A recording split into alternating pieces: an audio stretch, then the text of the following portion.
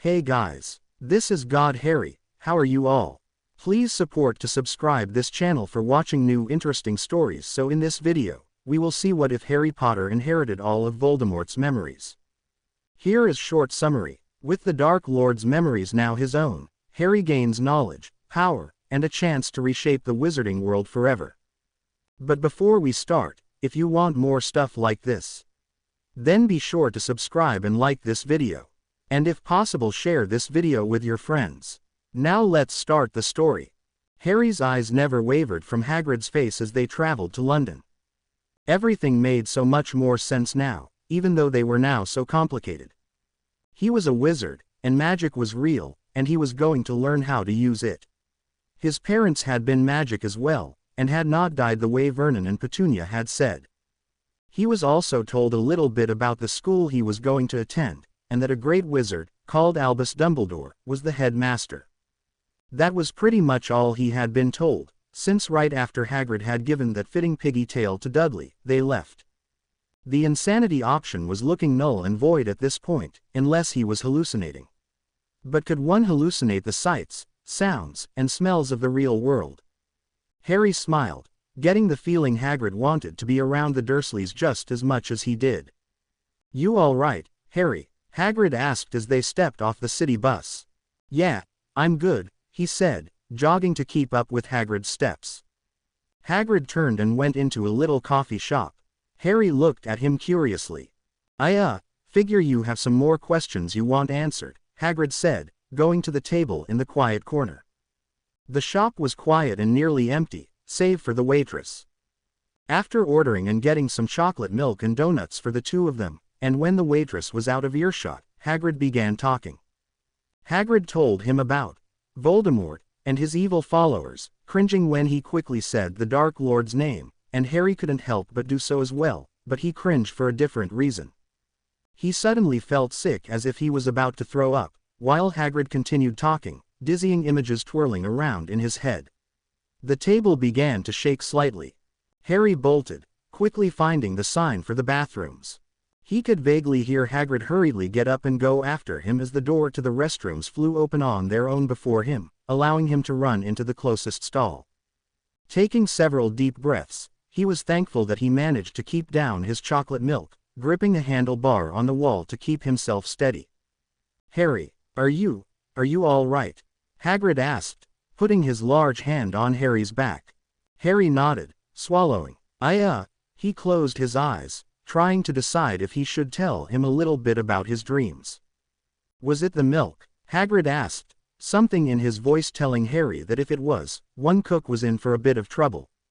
"No, I just have a name to go with the face now," he whispered, shrinking towards the floor a little.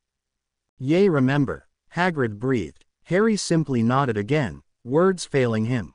Hagrid just stood there, trying to decide what he should do. "Thanks, Hagrid," Harry mumbled after taking a few more breaths. "Fair what? For saving me twice, first that night, and then from the Dursleys." Harry straightened his back, turning slightly. Hagrid was standing outside the stall, unable to fit through the doorway, his broad shoulders pressing against the wobbly metal walls. Harry looked up into his face. "How much do you remember?" Hagrid asked. "I remember that you rode on something that flew us away, after you picked me up. A motorcycle maybe." Hagrid had tears in his eyes now, and Harry knew he was barely holding himself together. "Hagrid, I thought I was crazy for dreaming all these things. You were real, right?"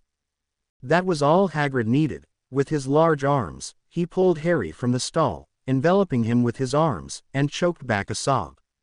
"I'm real." After nearly squeezing Harry's stuffing out, Hagrid released him.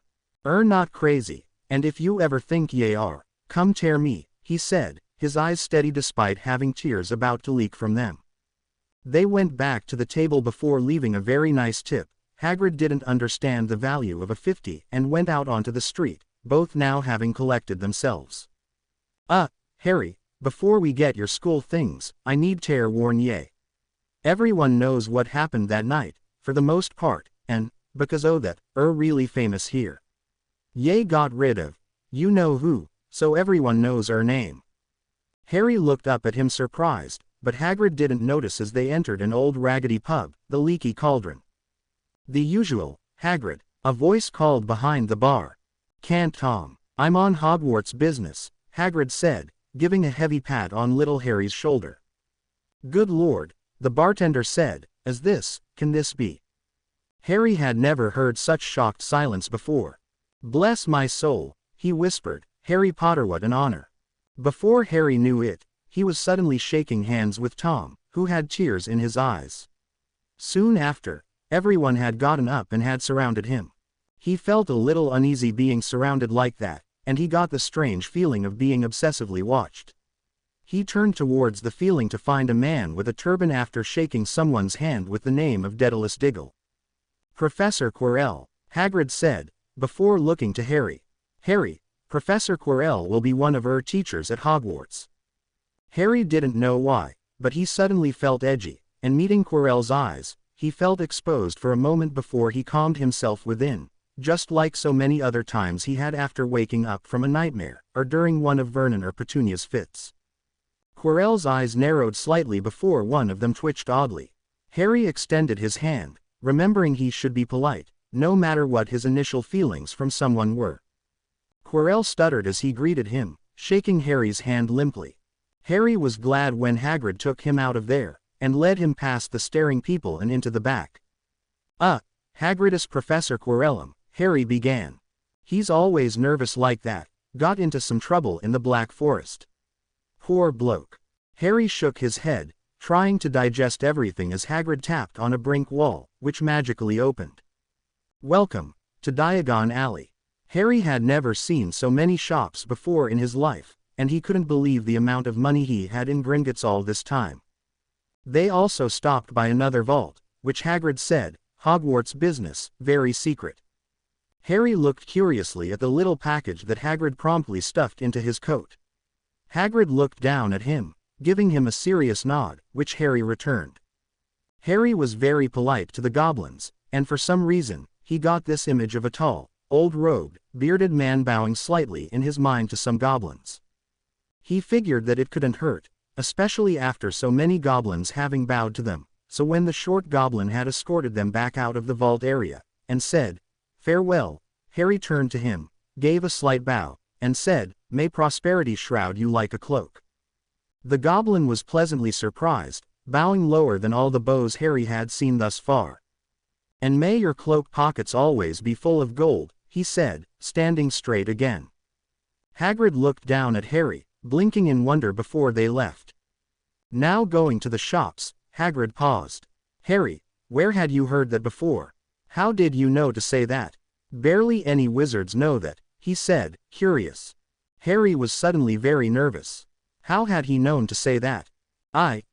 Suppose I must have heard it when we came in," Harry said, not knowing what else to say. "Blimey, Harry, you certainly notice the little things," he said, giving him an approving smile, before they began buying school supplies. It was uneventful for the most part, except for when he was fitted for his robes. He met a blond boy, who he could almost swear he had seen before in his dreams, or at least someone like him. He tried to quell the disturbing feeling that was growing as he talked to the unpleasant boy. He privately decided to try and stay away from him, and even without the strange feelings, the boy was rude, arrogant, and conceited. Harry was thankful for Hagrid, who seemed to sense his feelings and cheered him up.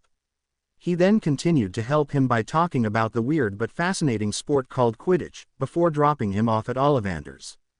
Well, at least Harry now knew what those sticks were that he had seen in his dreams.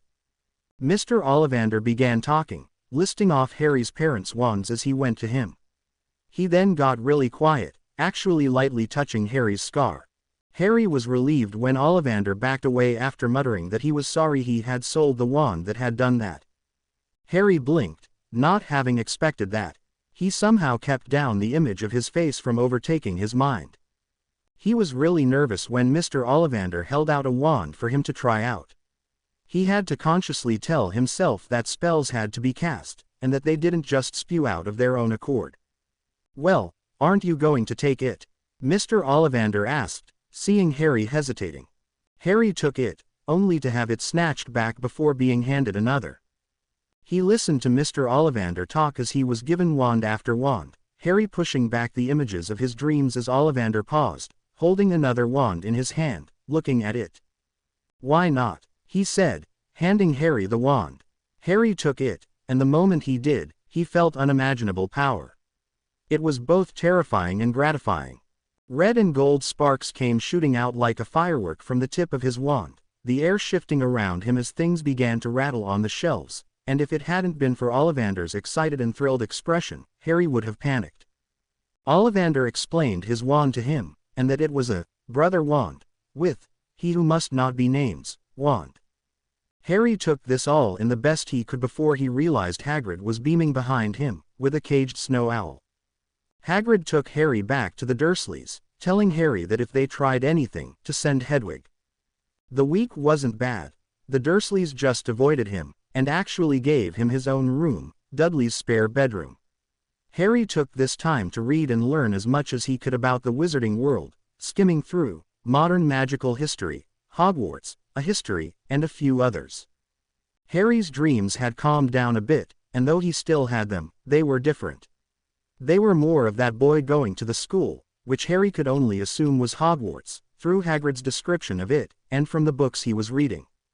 He went through lessons in these dreams, learning things in some kind of cooking class, maybe. No, it was called potions. Harry didn't know how he knew this, but he hoped what he was seeing and hearing in these memories were accurate, since he was learning the information without even trying. There were other classes as well, defense against the dark arts. He could feel the thrill that went through the boy as his own excitement of learning the subject grew as well. Harry caught himself whispering spells under his breath, thinking back to certain lessons in his dreams, including a weird class where they changed the forms of things. Finally, the day to go to Hogwarts came, and so, with ticket in hand, the Dursleys dropped him off, and left. He found 9 easy enough, but the 3/4 part was becoming troublesome, until he saw a family of redheads go past him, mentioning 9 3/4. Harry shook himself as a memory surfaced, triggered by the redheaded woman leading the red entourage. One of his memories. "We finally got Fabian and Gideon," a man in a hood stated. "It took 5 of us to take them down." "About time," he hissed. Harry felt the elation and glee from Voldemort upon hearing the deaths of these 2 men. This made Harry a little woozy, sad, and angry. However, understanding that this woman was somehow linked with the enemies of the Dark Lord pleased him, urging him onward and past the dark memory. The closer he got, the more determined he was to befriend these people, no matter how shy and uneasy he was about meeting strangers. Though, after that memory, should he consider them strangers? The woman was very nice to him, and even introduced him to one of her sons who was also going to Hogwarts for the first time. She told him how to get onto the platform, a young red-headed girl nodding encouragingly for him to do so. Harry did as the woman said, emerging onto the other side to find the platform Hagrid had told him about, people already boarding the famous train. He was surprised at how heavy his suitcase was when trying to put it on the train, and was relieved when a boy came and helped him. He was a little startled to find that it was another red-headed boy, but smiled as yet another, apparently this boy's twin, came and helped. After lifting the suitcase and putting it in place, they turned to him, focusing on his face, just barely glancing at his forehead. Their eyes grew wide. "Blimey, are you?" "He is," said the other twin. "Aren't you?" "What?" Harry asked, a little confused. "Harry Potter," they both said. "Oh, yeah, I am," Harry said, extending his right hand for a shake, before lifting his left as well since there were 2 of them. The twins gawked at him for a moment before collecting themselves and happily taking a hand. "I'm Fred." "I'm George," they introduced, simultaneously. A moment later, the twins' mom called, and they were off. Harry sat down in the compartment where they had put his luggage, and looked out the window to watch the entertaining exchange between the twins and their mom, though, the little thing about, you-know-who, had churned his stomach a tad. If only they knew, he thought as everyone who needed to be on the train got on. A moment later, they were moving. Harry was pleasantly surprised when the young red-haired boy entered. "Hi," Harry said, motioning for Ron to sit even before Ron could even ask. "Thanks, everywhere else is full," he said, taking a seat. I'm Ron, Ronald Weasley. I'm Harry, Harry Potter. His expression pretty much matched the twins' surprised faces from earlier. Wow, and have you really got? You know, he pointed uncertainly at Harry's forehead. Harry was surprised that he wasn't uncomfortable with showing Ron his scar, but proudly pulled back his bangs. Perhaps it was because he was looking at his scar in a different light, looking at it as a mark of survival, instead of as a curse, or something evil and unlucky. This way of thought was all thanks to Hagrid. So is that where you know who? Yeah, do you remember? Ron asked awkwardly. Yeah, Harry said quietly. Oh, sorry, I really shouldn't have asked. You're the first one who's really bothered to care. Well, besides Hagrid, Harry said, not wanting Ron to think he was upset with him for being curious. Ron opened his mouth to try to say something, but the door opened. A lady with a cart full of candy caught their attention. Anything off the cart, dears? Harry splurged, thrilled to be able to buy things, and to share those things with a new friend. Ron had been hesitant at first to take the things Harry offered him, but after a few seconds of prodding, he dug in alongside Harry. Harry was happy to hear all about Ron's family, and was eager to hear more about magic. While talking with Ron, a boy dropped by, asking if they had seen his toad.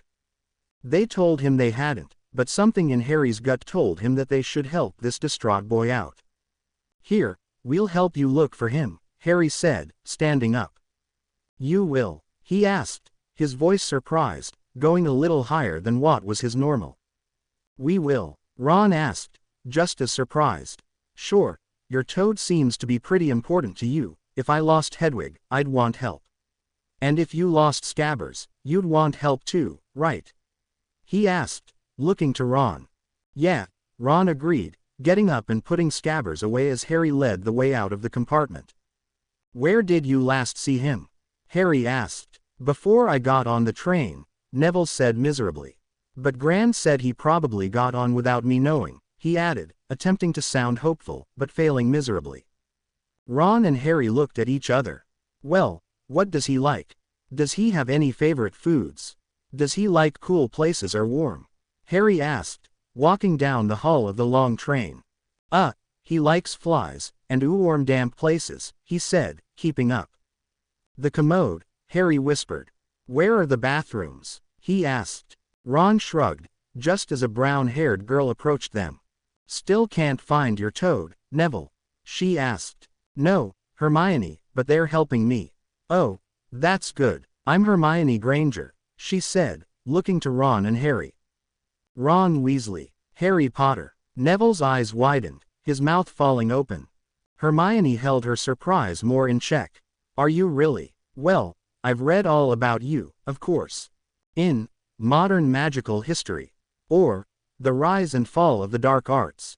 Harry asked. Both, she said, surprised, and in Great Events of the 20th Century.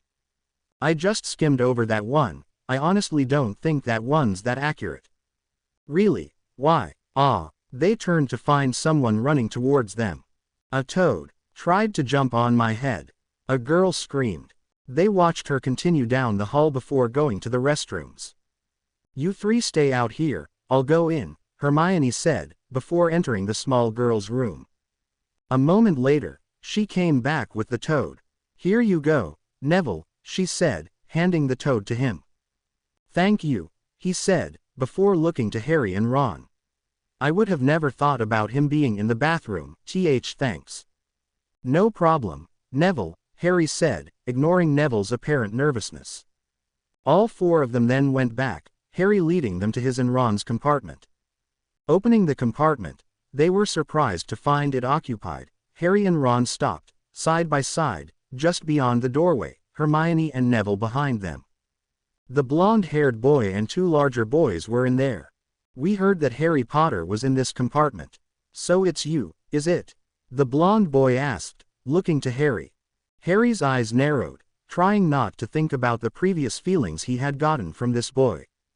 I suppose you are. All you had to say was, yes, you know, he said, taking a step towards Harry, his two buddies sitting by Harry and Ron's candy. Harry glanced at the pile of candy, finding it a little smaller than they had left it. Harry caught the boy to the left quickly swallow a mouthful. Mistaking Harry's glance at the candy for a curious look towards his two friends, the boy spoke again. "This is Crabbe and Goyle. And my name's Malfoy, Draco Malfoy." Harry felt the rush of memories pound through his mind.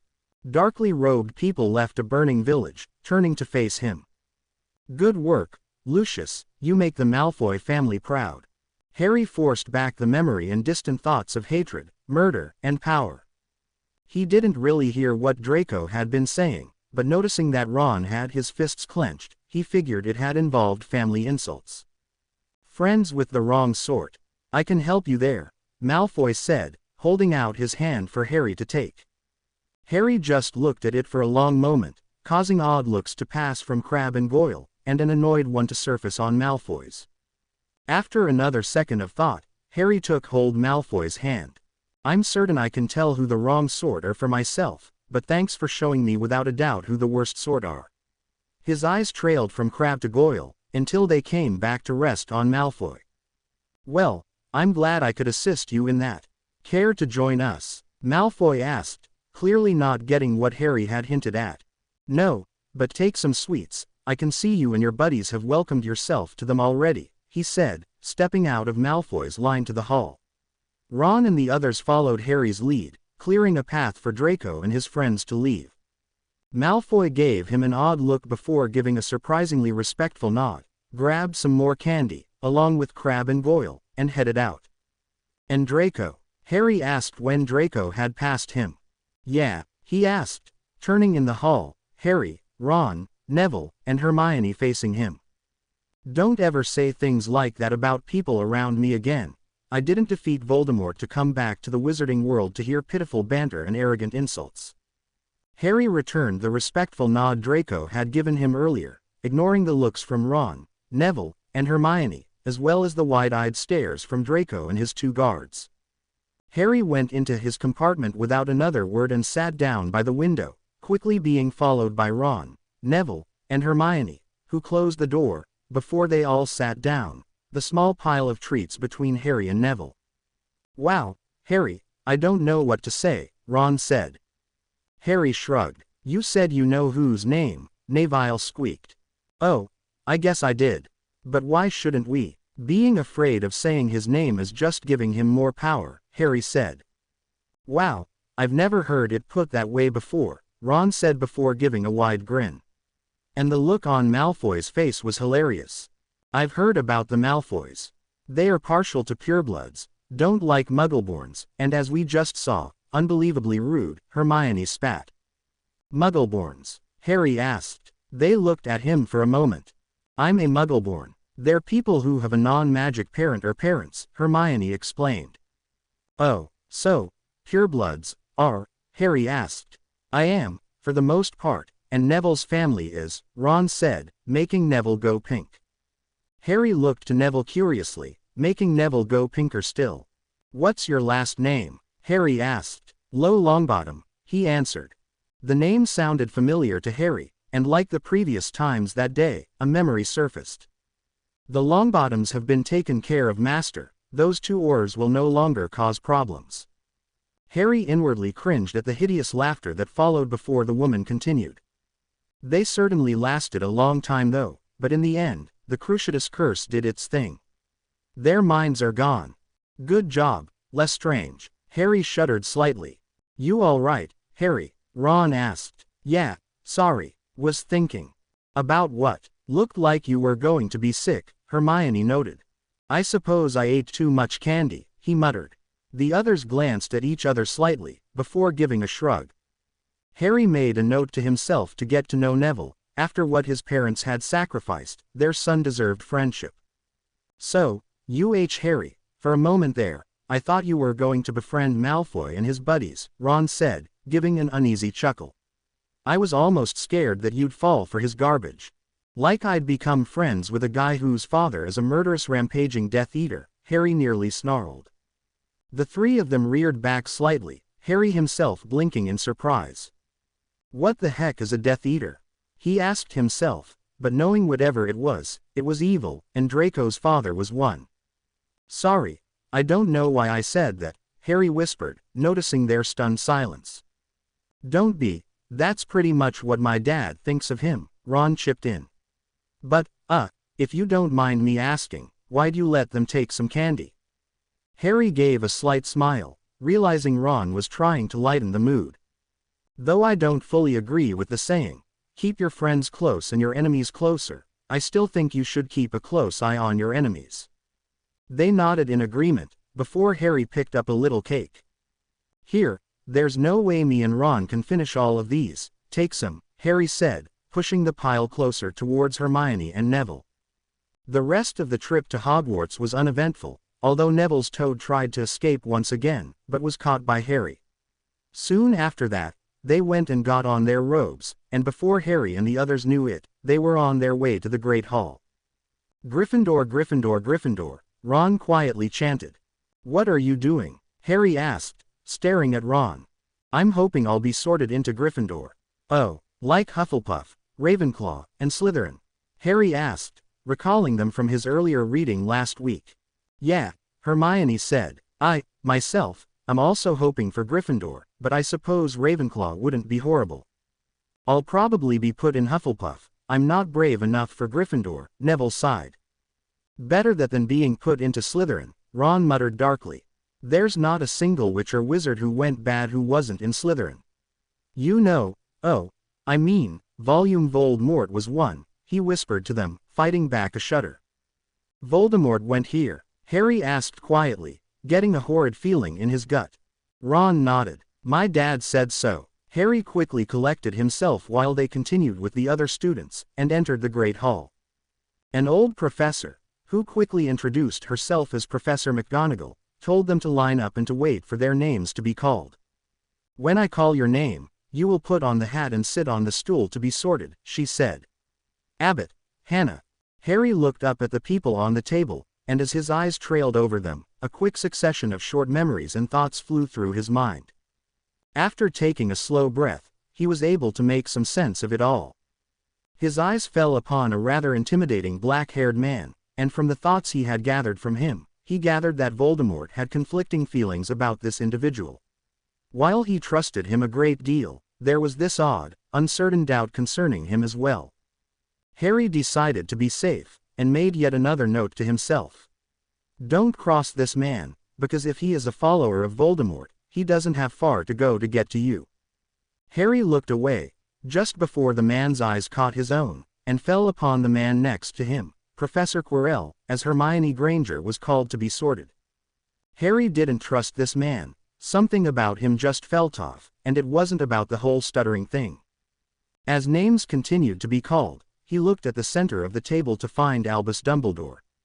He smiled, gathering that Voldemort was actually fearful of this man. Harry almost started when Dumbledore's eyes fell upon him, but he kept his gaze for a moment until he heard, Potter, Harry. Had he been that focused in his own thoughts that he hadn't even bothered to wonder where he would be placed? He heard the Great Hall go quiet, and then a rush of whispers. He knew he had turned a shade of red as the people in front of him parted like the sea and openly stared. Potter, did she say? No way, the Harry Potter. He shuffled forward up to the stool, put the hat on his head, and sat. A small voice began. Now let me see. Harry's only thought at this point was, not Slytherin, not Slytherin, anything but Slytherin. Anything but Slytherin. Oh my, the hat said, his voice trailing off as a memory emerged. A pale handsome boy was sitting on the stool, and a less battered-looking hat was upon his head. You could be great. You know, it's all here in your head, and Slytherin will help you on the way to greatness, no doubt about that, Slytherin. It's a rare thing when I see things I have not before, the hat said, speaking again. Harry felt everyone's eyes on him as he repeated his previous thought. Even though I have seen otherwise, you're sure, so, better be Gryffindor. Harry thankfully hopped off the stool, and went towards the ecstatic Gryffindor table and sat beside Hermione, the twins yelling, We got Potter. We got Potter. Neville was sitting across from him. He looked back up to the high table, finding Hagrid beaming with his thumbs up. Harry grinned. When everyone had settled down, More names were called, and more were sorted. He noticed that Malfoy and his buddies were already sitting at the Slytherin table. Wow, I must have been in really deep thought to have missed them being sorted, Harry thought as Ron Weasley was called. Harry's eyes snapped to his new friend, silently hoping he would be sorted into Gryffindor. He was. Harry happily joined in the cheering as an embarrassed Ron came to the table and sat beside him. Soon after that, the sorting hat was put away, and Dumbledore stood up. Welcome to a new year at Hogwarts. Before we begin our banquet, I would like to say a few words. And here they are. Nitwits. Blubber. Oddment. Tweak. Thank you. Food appeared on the table, and conversation spread across all of the tables.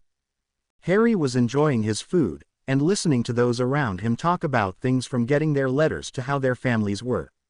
That was when he felt the same uneasy feeling of being watched he had experienced in the leaky cauldron. He focused himself as he looked to the source to find Professor Quirrell just beginning to turn his eyes away from him. That was when it hit, and hit hard. He gasped, slamming his palm onto his forehead as he bowed his head, trying to banish the pain. From someone watching, by the position of his hand, it looked as if he had gotten a stab of pain somewhere and was trying to collect himself, instead of displaying exactly what was hurting. Blimey, Harry, what's wrong? Ron asked. The pain vanished, leaving only a strain of queasiness. I bit my tongue. I'm good now. You need to be more careful. You're going to need to talk right when you start saying spells, Hermione warned gently. He went back to eating, his mind made up about Quirrell. Harry was going to be cautious around him, even more so than that black-haired fellow. Percy? He asked, having heard his name when the twins were teasing him earlier about something. Yes, Harry, Percy asked, a little too enthusiastically. Who's that teacher sitting beside Professor Quirrell? Ah, that's Professor Snape. He teaches potions, but he doesn't want to. Everyone knows he's after Quirrell's job. Knows an awful lot about the dark arts, Snape. Why am I not surprised? Harry sarcastically thought. The dinner ended, and after some disturbing words from the headmaster about not going to the third-floor corridor, they were led to their house dormitories. Ron, Dean, Neville, and Seamus shared the dorm room with him. Stepping into the room, Harry got an odd sense of déjà vu as, in his mind's eye, the room shifted slightly, and instead of red curtains around the beds, they were velvet green. He felt a feeling of belonging and strong purpose overtake him for a moment, before shaking himself slightly, and once again seeing red Gryffindor curtains. Harry lay awake for a time before going to sleep. His mind was buzzing with everything he had seen that day, and having learned that Voldemort was once a student, and had been in Slytherin, was troubling. And then that memory he had had that the hat apparently had also seen, was cause for serious alarm. Was he seeing Voldemort's earlier days in Hogwarts? And before he had turned dark? It was definitely a scary thought. He might one day see what caused Voldemort to turn, if the Slytherin boy wasn't already at this time in his memories. And why was he seeing these memories? Was it from that night? It would have to be. Though, could it be possible that he had more than one set of memories? Could he have some from two different people, not counting himself? Upon some thought about that, he decided no, not after everything he had just learned. The memory of the boy going into Slytherin was too much of a coincidence. He sighed, deciding to just take things as they came, and turned over, going to sleep. Harry slept well that night, to his utter relief, and woke up just in time to head to his first class. All along the way, Ron and Neville on either side of him, Harry was conscious of the stares and excited whispers. Ron and Neville helped ease the stares by glaring back at the rudely curious, and reminded Harry to ignore them, though Ron did more of the glaring portion. In herbology, Harry and the others quickly discovered it was Neville's favorite class, despite never answering any questions. In history of magic, Harry found himself phasing out, and what was worse, was that he sometimes had to endure 2 lessons in one day, one from memories and the other in reality. Parts of it were sometimes interesting, considering that it seemed that Professor Binns had a better memory in those yesteryears, but more often than not, it was dead boring, no pun intended. Charms was nice, and the spells came to him fairly easily, usually only needing to be repeated a few times before working right, but that was partly due to the fact he had memory of how to do them correctly. He helped Ron and Neville a few times, Hermione watching on curiously. Harry in turn, listened to Neville in herbology, since he had this amazing knack for plants. In Transfiguration, they went right into it, and Harry was thankful for the reading he had done that week before school. When they had been told to turn a match into a needle, Hermione was the only one who made any progress, well, towards a needle anyways. Harry must have done something seriously wrong, because his match wiggled. Harry could have sworn he saw the start of a silver snake being made, and that scared him. He blinked, and at that, the match exploded. You're putting too much power into it, Potter. Ease back a bit, but remember later, that amount of power will be needed in harder transfigurations. Here's another match. Try again. Look at Ms. Granger's match, she made a nice start. Finally, probably the only class he was consciously dreading, Defense Against the Dark Arts, came. It wasn't the subject, it was the professor. Harry was relieved when he got the bits of memories that came to him concerning this class, seeing it from the boys' point of view, a group of Slytherins really learning about spells and curses, instead of being bored out of his mind while drowning in the smell of garlic. From the memories, he had quickly learned that the boy's name was Tom Riddle. He stored that knowledge away, mildly surprised that such a common, simple kind of name was Voldemort's real one, though, that was assuming his assumption was correct. He was shaken out of his daze by Ron. You look just as bored as I feel. Come on, common room, he said. They were in the Great Hall eating breakfast when the mail came, Harry surprised that he actually had received a letter. Dear Harry, I know you get Friday afternoons off, so would you like to come and have a cup of tea with me after your classes? I want to hear all about your first week. Send us an answer back with Hedwig. Hagrid. Harry replied, yes, please, see you later, on the back of the note, and handed it to Hedwig. Harry could hardly wait. Harry and the other Gryffindors entered the dungeons, joining the first-year Slytherins. Neville, Harry, Ron, and Hermione sat together, in that order. Harry looked across some of the tables to find Draco and his buds staring at him. Harry gave an acknowledging nod, quite enjoying the confused expression on Draco's face. He clearly didn't know what to make of Harry, and that was how Harry liked it. Everyone suddenly went silent upon Snape's entrance, the door being slammed open.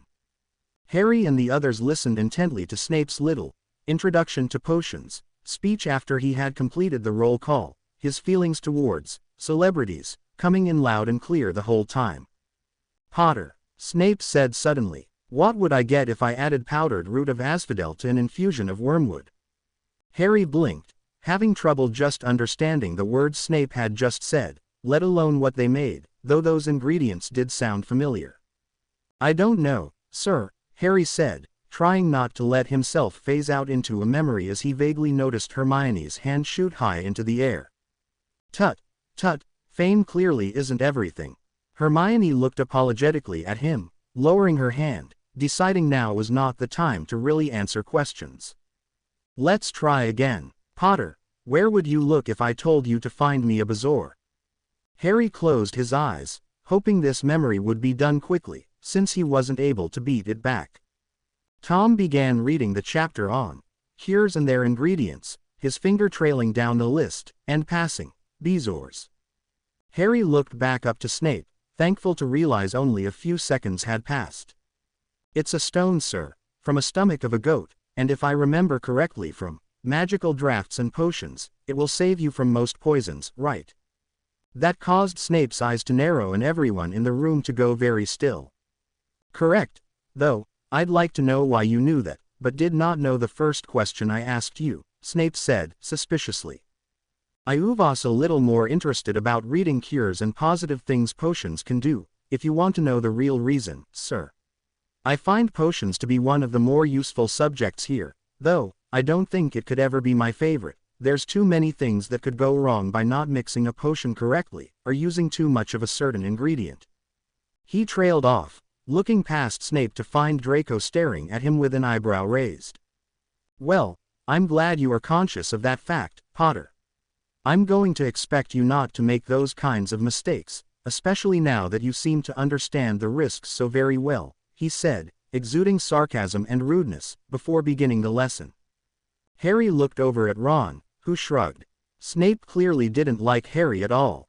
Mixing the potion for that lesson, Harry looked over at Neville, who was about to put porcupine quills in his cauldron.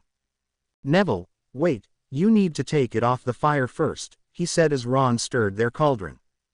"Oh, thanks Harry," Neville said, Seamus looking just as grateful.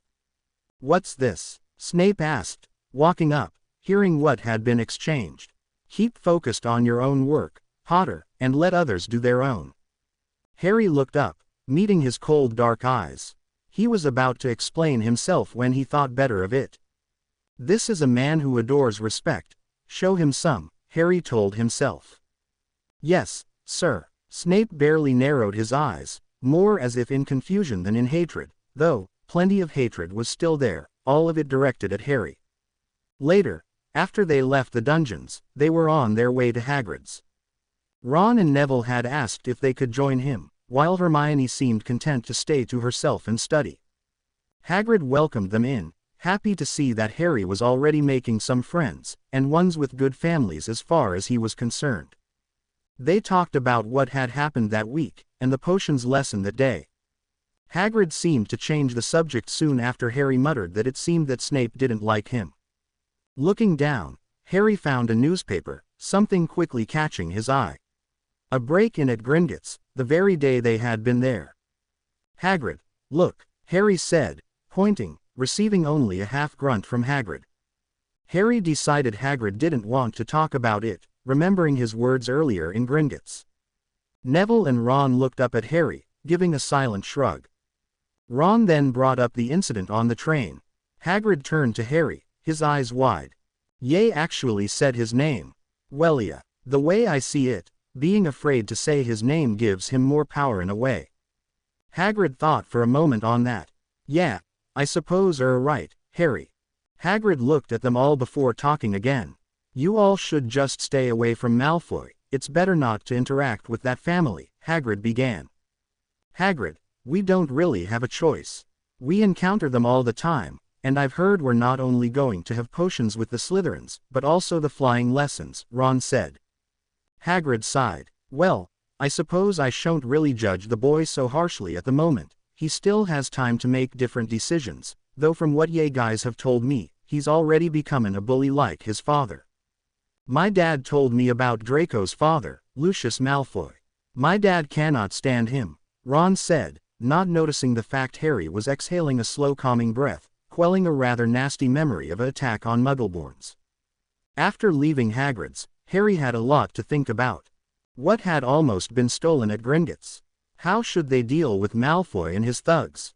Should he give Malfoy a chance, hoping he'd change his ways and not follow in his father's dark footsteps?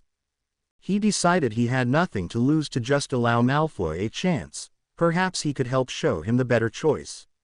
And if Draco still chose his father's path, at least Harry would enjoy the odd looks from him, like the one he had received on the train. Harry almost felt sorry for Draco. He had an odd advantage over him after all. Though, Harry paid the price of it through nightmarish memories. Later the following week, they got more mail, and this time, Neville got a gift from his gran, a remembrall. Harry looked beyond Neville to find Draco and his buds passing the table. Draco stopped, seeing the remembrall as Neville explained why he had it, just as it turned red. "What's the problem, Draco? Do you need one too because you're also forgetful?" "It's a common problem, I hear," Harry said civilly. "No, of course not. You sure?" "I'm sure Neville would let you hold it for a second to make sure," Harry suggested, Neville raising his eyebrows for a split second, but trusting Harry, he lifted it up, offering it to Draco.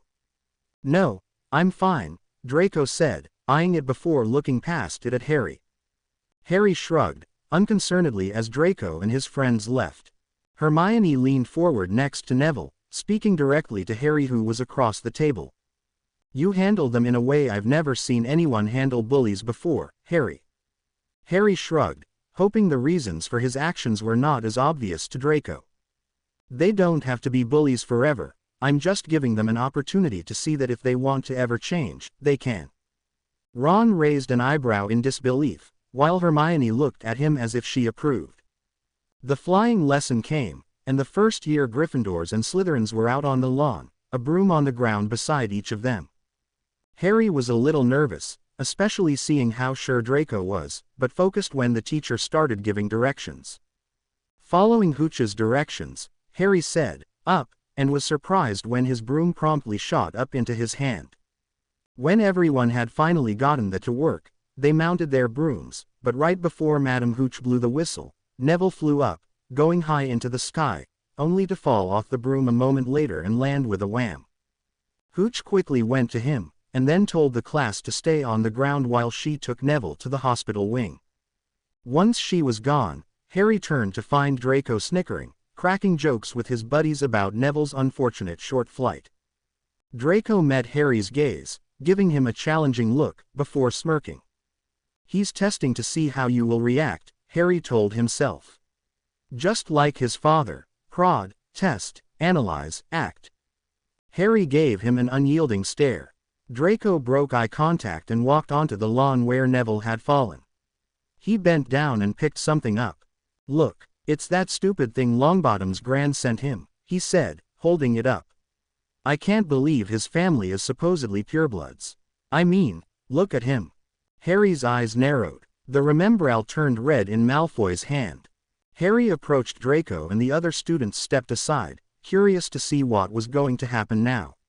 Harry continued forward calmly, actually making Draco back up slightly, even while alongside his pals. "Well, it looks like you forgot something, Malfoy. And I'm pretty sure what it is. Do I need to repeat what I told you on the train, or do you remember now?" Harry said quietly to Draco so only he would hear, the other students behind him far enough to allow some privacy, somehow knowing not to intrude in this exchange. Draco's memory of what Harry said went through his head. "Don't ever say things like that about people around me again. I didn't defeat Voldemort to come back to the wizarding world to hear pitiful banter and arrogant insults." At that, the smoke in the Remembrall instantly turned white. Draco's eyes narrowed slightly, as if there was a battle brewing inside him, and Harry was sure there was. Draco raised the Remembrall, as if he was going to hand it to Harry, but then, upon impulse, he mounted his broom and flew up, surprisingly well in fact. "If you want this back for your friend, Potter, come and get it."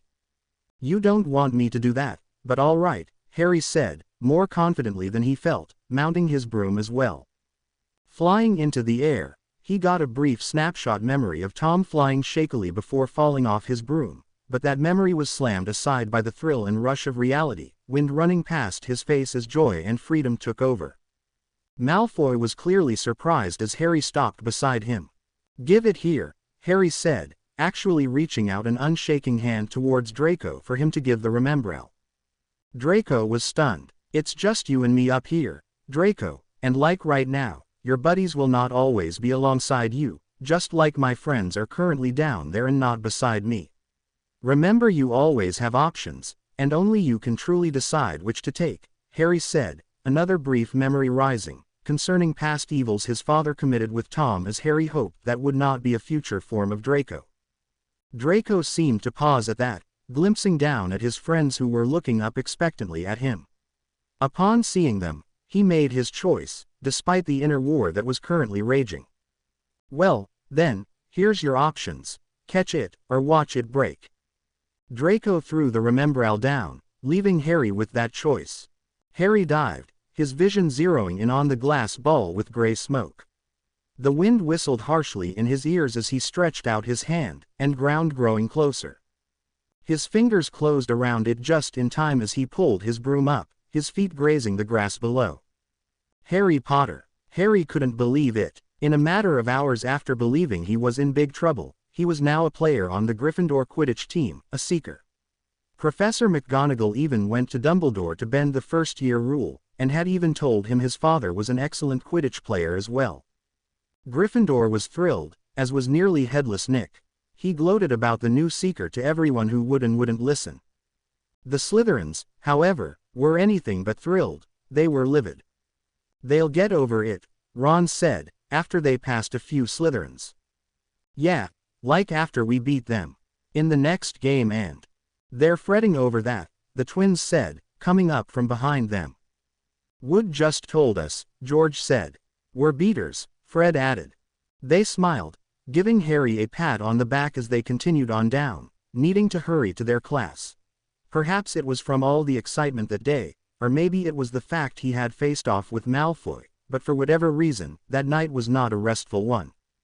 Harry had been happy with how well, being a relative term, his nightmares had been going thus far.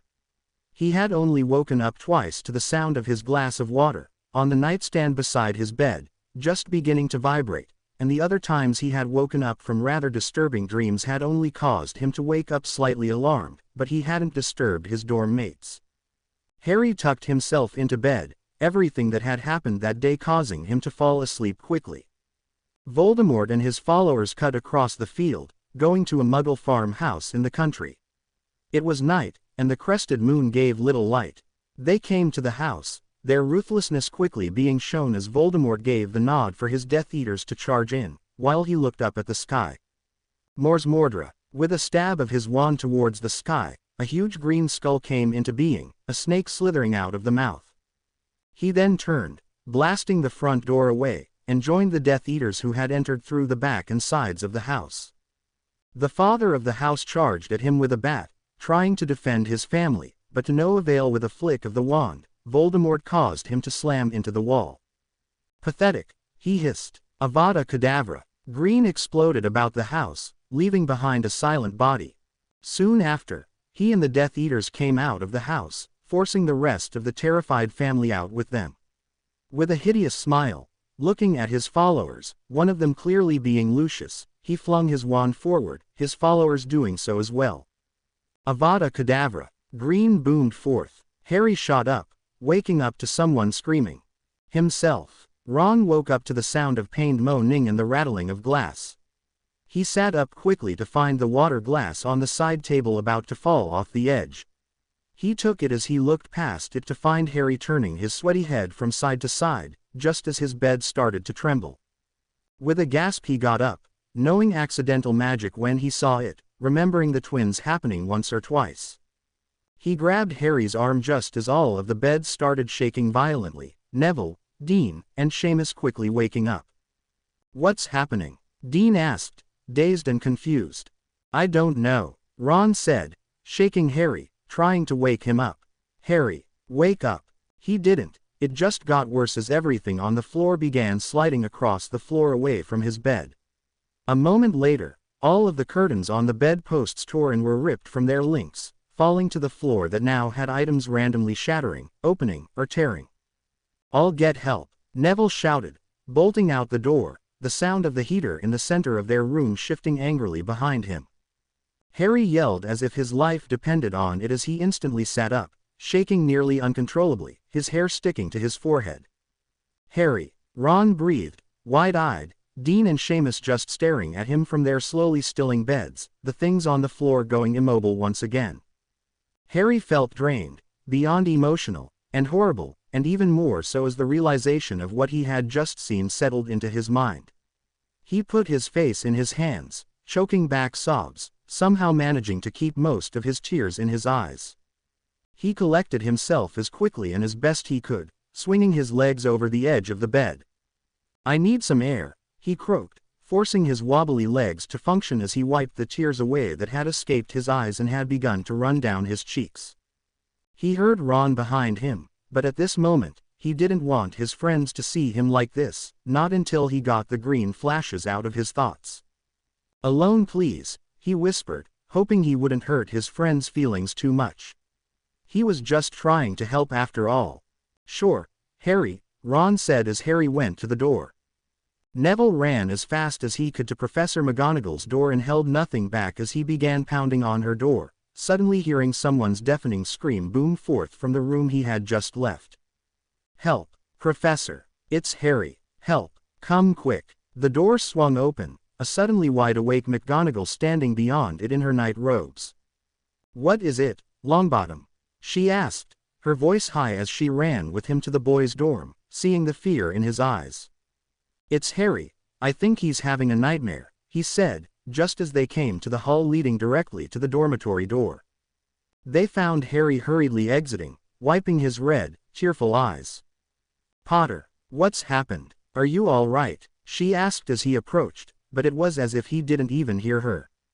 Nightmare. Need air, he stated, his voice hoarse and shaky. He went past them as McGonagall turned to Neville. Longbottom, tell your dorm mates that I'm going with Potter. He'll return to bed later, so try to go to sleep if you can, and stay in your dorm, she said, leaving no chance to ask questions as she followed Harry. Yes, Professor, he said, following her directions.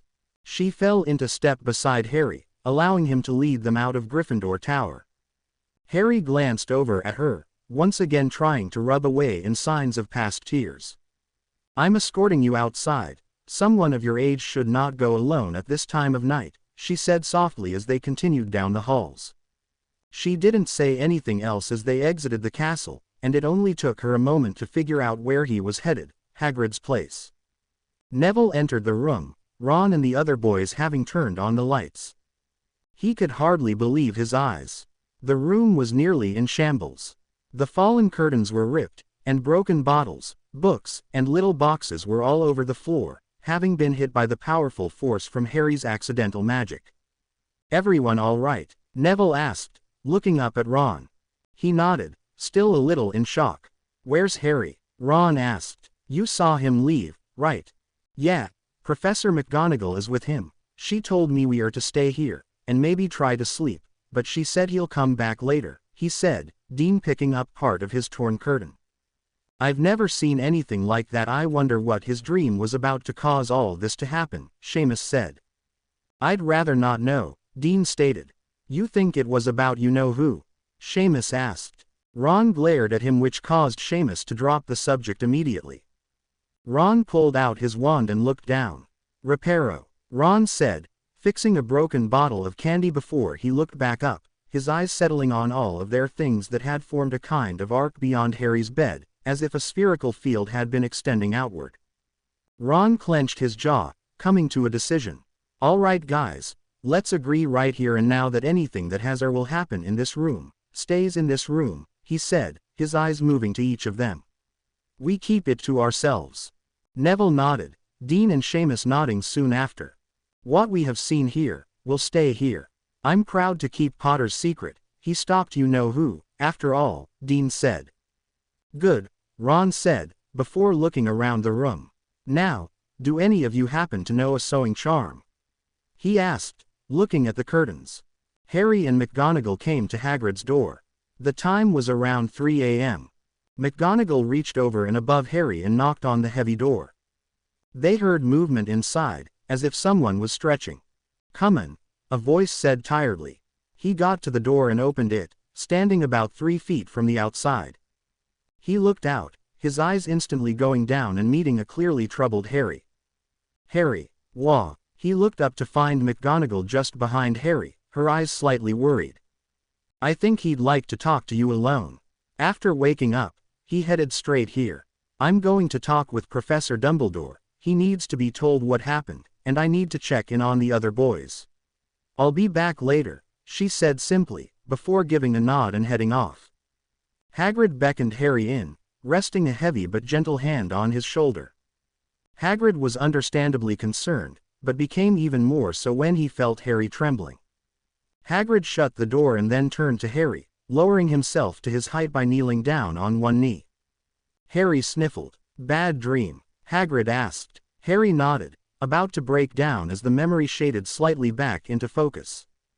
Hagrid must have noticed because he pulled him into his embrace, just as he had earlier before term. It's all right now, it's over, with me now, Hagrid said. Harry nodded against him.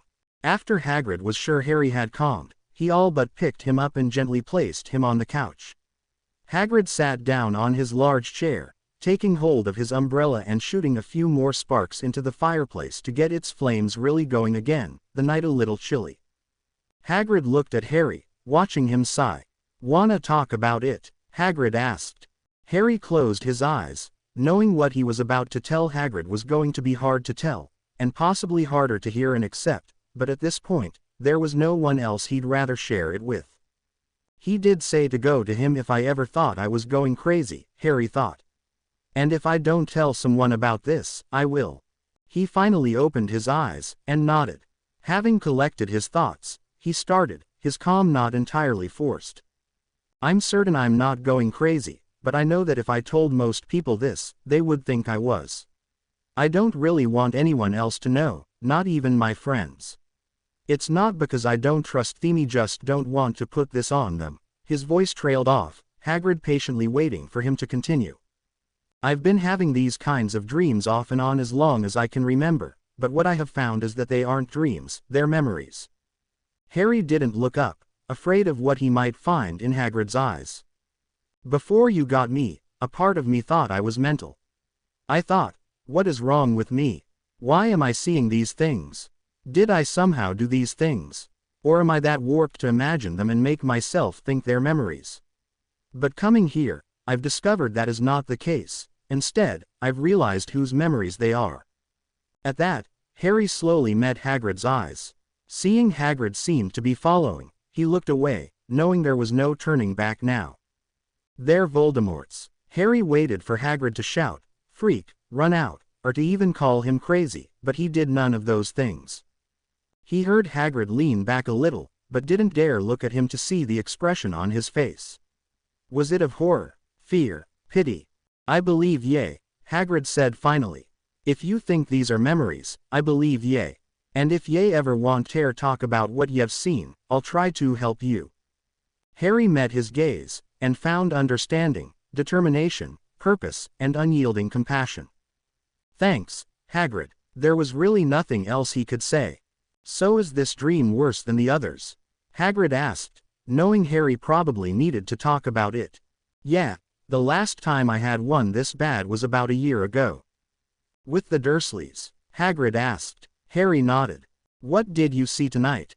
Hagrid asked. Voldemort and his Death Eaters. He put this big green skull thing in the sky. Before, he took a breath, willing himself to continue. They killed that whole family. I saw Malfoy's father. Lucius. Yeah. Hagrid's face was a mixture of being livid, serious, and grim. The Death Eaters are still here, aren't they? Harry asked quietly. I'm afraid some are, Harry. They're waiting for him to return, aren't they? Hagrid didn't answer, but by the look on his face, Harry knew the answer. Is there anything else you need to tell me? Hagrid asked. Well actually, there's something else, Hagrid asked. I've sort of been having these, I suppose you could call them, phase-outs. Phase-outs. Sometimes I get these quick flashes of memories when I see something that I guess triggers them. Harry looked down. I know what happened to Neville's parents. That was part of the reason I definitely decided to get to know him after helping him find his toad. When he got his toad back, and after that whole thing with Malfoy on the train we told you about, he introduced himself. When I heard his last name, I got this flash of this woman telling Voldemort that they had taken care of the Longbottoms, and that there were now two Lysire-Rors. Yes, they were great Aurors, dark wizard catchers, Hagrid said sadly, exhaling shakily, the realization that Harry was really seeing Voldemort's memories, shaking him more than hearing his name ever could. I've seen other things too, Harry said, progressing slowly and carefully, despite how much he just wanted to pour it all out. He had never been able to share this with anyone before. Like what? Things from when he was a boy. He wasn't very good on a broom, Harry said, smiling a little. Have you seen anything else? Just little things, like some memories about his classes. Professor Binns has always been, boring. Hagrid chuckled at that, before clearing his throat. There was a long pause. Well, do want anything? I'm gonna get a drink fair myself. No, I'm good, Harry said. Hagrid got up and went to some cabinets. When he came back, he found Harry sleeping soundly. Not having the heart to wake him, he instead retrieved a blanket, and covered him. Parents would be awfully proud of ye, he whispered, before quietly sitting back down, his eyes falling upon the lightning-shaped scar that seemed to gleam in the firelight. Where is he right now? Dumbledore asked. He's at Hagrid's at the moment. Right after he woke up, he seemed pretty determined to go to him. I figured there wasn't any harm in that, McGonagall said. Dumbledore stood up, his blue starred robe and matching hat upon him. Did you look at the dormitory? he asked as they left his office. No, I knew you would want to be told as soon as possible. Dumbledore nodded. Right assumption. They headed to the Gryffindor Tower. I think we should see the damage done. I don't want to make Harry any more uncomfortable than he already is. I agree. They came to the dorms, and gave a knock on the door before entering. Professor Dumbledore, Ron said, trying to keep his voice from shaking. He hadn't expected Harry to be back already, but upon quick observation, Ron and the others saw that Harry wasn't with them. The room was a little better. What little that could be properly repaired had been, but the curtains were beyond the repair abilities of a first year, so they had folded them the best they could and put them aside. The beds were still in the positions they had been shaken to, which could only be noticed by the careful eye of someone like Dumbledore or McGonagall. Dumbledore took in the room, taking into account that Harry's friends had cleaned it up some. What kind of dream he must have had to cause this, Dumbledore thought. And what power he must possess. I thought it best that I come and talk to you all before allowing Harry to come back. What happened? He asked, instinctively looking to Ron. UH woke up to a glass shaking, and saw that Harry was having a nightmare. I tried to wake him up, but he just wouldn't. Right after most of this happened, he said, motioning to the gathered broken things and folded torn curtains. Neville then left to go get help. Harry was really upset when he woke up, sir, Ron finished, not wanting to tell exactly how upset. Thank you, Mr. Weasley, Dumbledore said, stepping more into the room. He looked around, as if seeing more than what the others could, before pulling out his wand. With a few quick swishes, jabs, and some whispers, the room was transformed back to how it was. Ron and the other boys were dumbfounded. I suggest you four go ahead and sleep. Mr. Potter may or may not come back to sleep here tonight, Dumbledore said, dimming the lights, but catching the hesitancy from Ron and Neville. He has good friends and he's going to need them, Dumbledore thought, before leaving with McGonagall as the boys reluctantly tucked themselves in. Hagrid heard them coming, so quietly got up, and went outside. Professors, Hagrid greeted. How is he, Hagrid? McGonagall asked. Sleeping now, he said gruffly. Did he talk to you? McGonagall asked. Yeah, but he said he'd rather no one else know about what. Hagrid trailed off, looking at Dumbledore. Dumbledore put his hand up, not needing any other explanations. Harry trusts you, Hagrid. I'm not going to undermine what you have built with him, Dumbledore said. However, anything that you feel you can tell us would be appreciated. Of course, sir. Hagrid thought for a moment, trying to decide what he could tell them. I can't tell ye the details, obviously, but these dreams are of a serious nature, and I think I can safely tell you, without betraying Harry's wishes, that he has been having them for as long as he can remember. And the last one as bad as this happened over a year ago. Dumbledore gave a small nod. I think it would be best for Harry to stay here for the night. Doesn't really make much sense to wake him when morning will be here soon, Dumbledore said. That way also, you can keep an eye on him, in case he has another nightmare, Hagrid. Minerva will tell his friends to bring a set of clothes tomorrow morning. Luckily, tomorrow is the weekend, so no classes to fall asleep in.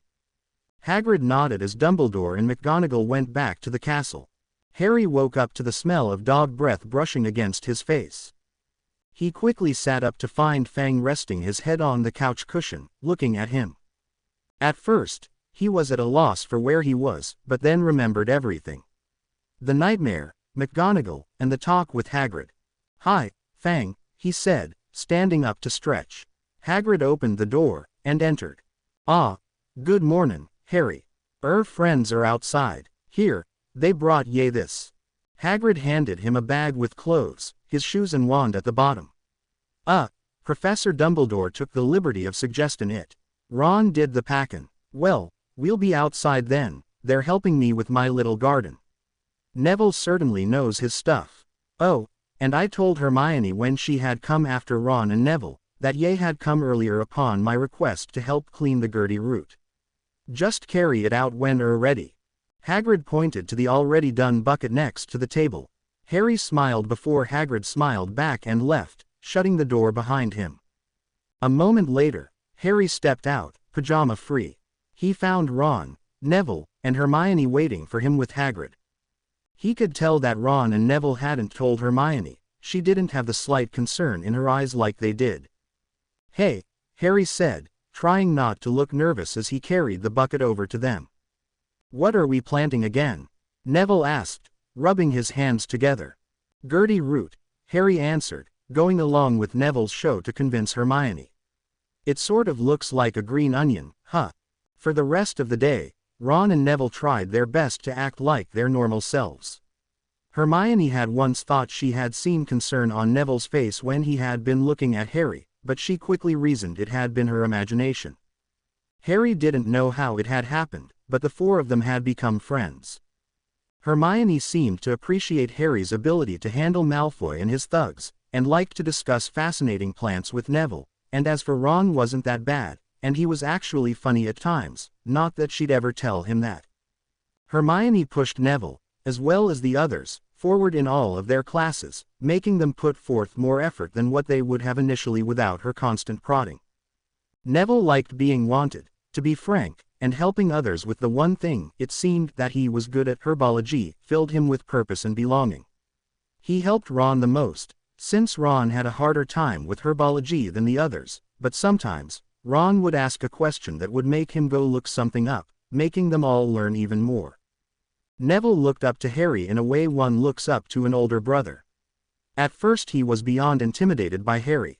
Harry had a take on anything kind of personality, whereas Neville was the opposite, or at least was before he became one of Harry's friends. Now he felt he could at least face some things, instead of none at all. Ron was the closest to Harry, and Harry was glad to know he had his back, especially now after the whole nightmare incident. Ever since he first met him on the train, he knew he was a vital ally to have. The way he stood his ground with Malfoy, even though he was taking a verbal beating, had not been overlooked by Harry. And having seen the memory concerning Fabian and Gideon, the brothers of Ron's mom, he felt a connection with Ron and his family, just like he felt with Neville after discovering what his parents had faced. Harry looked at his friends as they went to the Great Hall for dinner later, and smiled. No other time in his life did everything feel more right than here, alongside his friends. Their dinner was nice, but afterwards, due to the minimal amount of sleep Harry, Neville, and Ron had the previous night, they were about to conk out in their seats. Hermione urged them forward towards Gryffindor Tower when they were done. However, perhaps due to their sluggish and slow progress, the stairs moved. Whoa! They clung to the rails as it continued around and finally came to a stop. Ron and Harry looked at Neville, finding him very green. "I don't feel good," he groaned.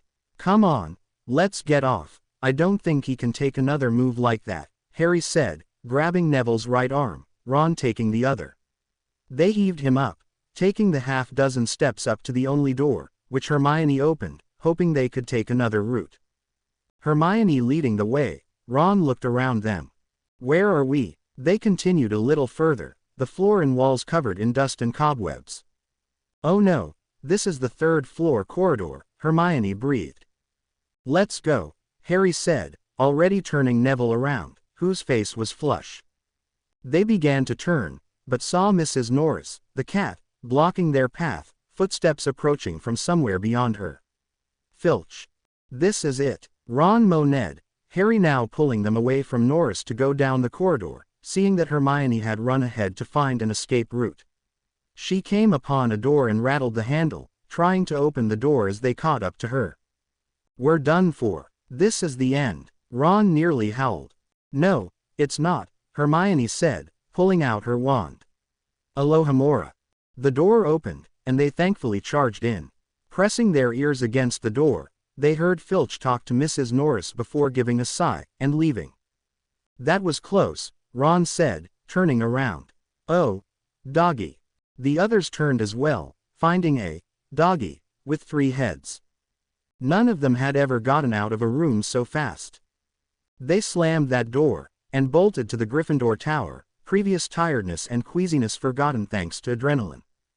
What do they think they're doing, keeping a thing like that locked up in a school?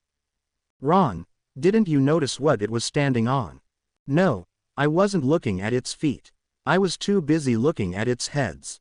Or maybe you didn't notice, there were 3. Hermione cracked a smile. What? He asked, still trying to catch his breath, especially after his outburst. You're pretty entertaining when you're stressed. Oh, glad you're enjoying my discomfort, he replied sarcastically. Hermione hid her next smile, and looked to Harry and Neville, who were both smiling behind Ron's back. Okay, so what was it standing on? Oh, observant one, Ron asked, and you better not say, the floor, or I'll hex you. A trap door, you're sure? Harry asked, stepping up beside Ron. Yeah, she said, that dog's guarding something. I wonder what it is, Neville said. It's either really valuable or really dangerous, Ron said. Or both, Harry added. Well, whatever's down there, the next time we have the choice to run or face Filch, let's pick the latter, Hermione said, turning towards her dorm. I don't know, Hermione, I've heard some things about Filch from my brothers. I think we made the right choice, Ron said. The others raised their eyebrows, but decided to just let it go. They were now too tired to discuss the topic further. Bidding Hermione goodnight, the boys went to their dorm. Harry was dreading having to face Dean and Seamus as they went up the stairs. He was fine with Neville and Ron knowing he occasionally had nightmares, but Dean and Seamus were on their beds, looking over charms. They looked up at Harry, and gave uneasy but slightly reassuring half-smiles as Neville shut the door behind him. Are you doing better, Harry? Seamus asked. Yeah, I'm sorry you had to see that. Harry was stumped as to what to really say. It's cool, we've all used accidental magic before, Harry. It's why we're all here, Dean said, trying to reassure him. I made my half-brother spew orange juice out his ears before, he continued, rather proudly Ron thought. And don't worry, Harry. Whatever happens in this room, stays in this room, Seamus said. Harry smiled, relieved and grateful. Thanks, I really appreciate that, he said, welcoming the possibility of 2 more friends. They all then jumped into their beds, a blissful and undisturbed sleep welcoming them. The weekend went quickly, and before they knew it, they were at breakfast, getting ready to go to their next class. Looking up, Harry and the others saw an owl swoop down and drop a rather large package in front of Harry. Picking it up, Harry found a little note on it. Do not open the parcel at the table. It contains your new Nimbus 2000, but I don't want everybody knowing you've got one or they'll all want one. Oliver Wood will meet you tonight on the Quidditch field at 7 o'clock for your first training session. Professor M. McGonagall. Harry showed the note to his friends who gaped. After breakfast, the 4 of them could hardly wait to get to the tower to open it. Even Hermione was excited for Harry. Going down one of the many halls, they found Malfoy and his buds blocking their path. Ron and Neville were on either side of Harry, and Hermione was a little behind him. What have you got there? Draco asked. Harry could tell he was trying to make a show for Crabbe and Goyle, especially since Harry had unintentionally made a fool of him a few days ago by catching that Remembrall and then becoming the youngest Seeker in a century. Harry hoped the little progress he had made with Draco hadn't been ruined because of that. Though, Harry was beginning to doubt whether his influence really mattered. A Nimbus 2000, since you asked, Harry replied calmly. Oh, really? I thought first years weren't allowed brooms, he retorted, moving forward.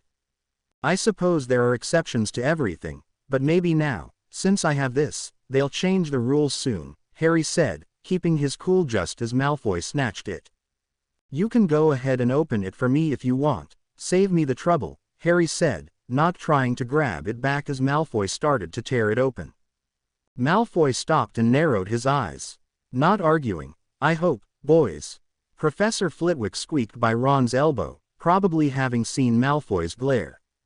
I was just showing Malfoy my new broomstick, Professor. We had been wondering if the first-year rule would be changed now since I'll be playing Seeker, Harry said. Ah, Professor McGonagall told me all about the special circumstances, Potter. What model is it? He asked, ignoring Potter's comment on rule changes. A Nimbus 2000, sir, Harry said, seeing the jealousy all over Draco's face. Very nice. Well, best be off, have things to grade, he said, heading off. What model do you have at home, Malfoy? Ron asked, trying to match Harry's carefree attitude, while at the same time, honestly being curious. A Comet 260, he replied. What do you have, a shooting star? Ron narrowed his eyes, knowing Draco had said that as an insult. Shooting stars were specifically made to be affordable for less well-to-do families, while still being good enough to ride for sport, meaning that if you had one, it was because you couldn't afford anything else. Not exactly a bad thing, but to the Malfoys it was. Harry didn't know this, but saw the effect it had on his friend, and went into action. He stepped forward, his face just a foot from Malfoy's, and snatched his broomstick back. Why can't we come to an understanding, Draco?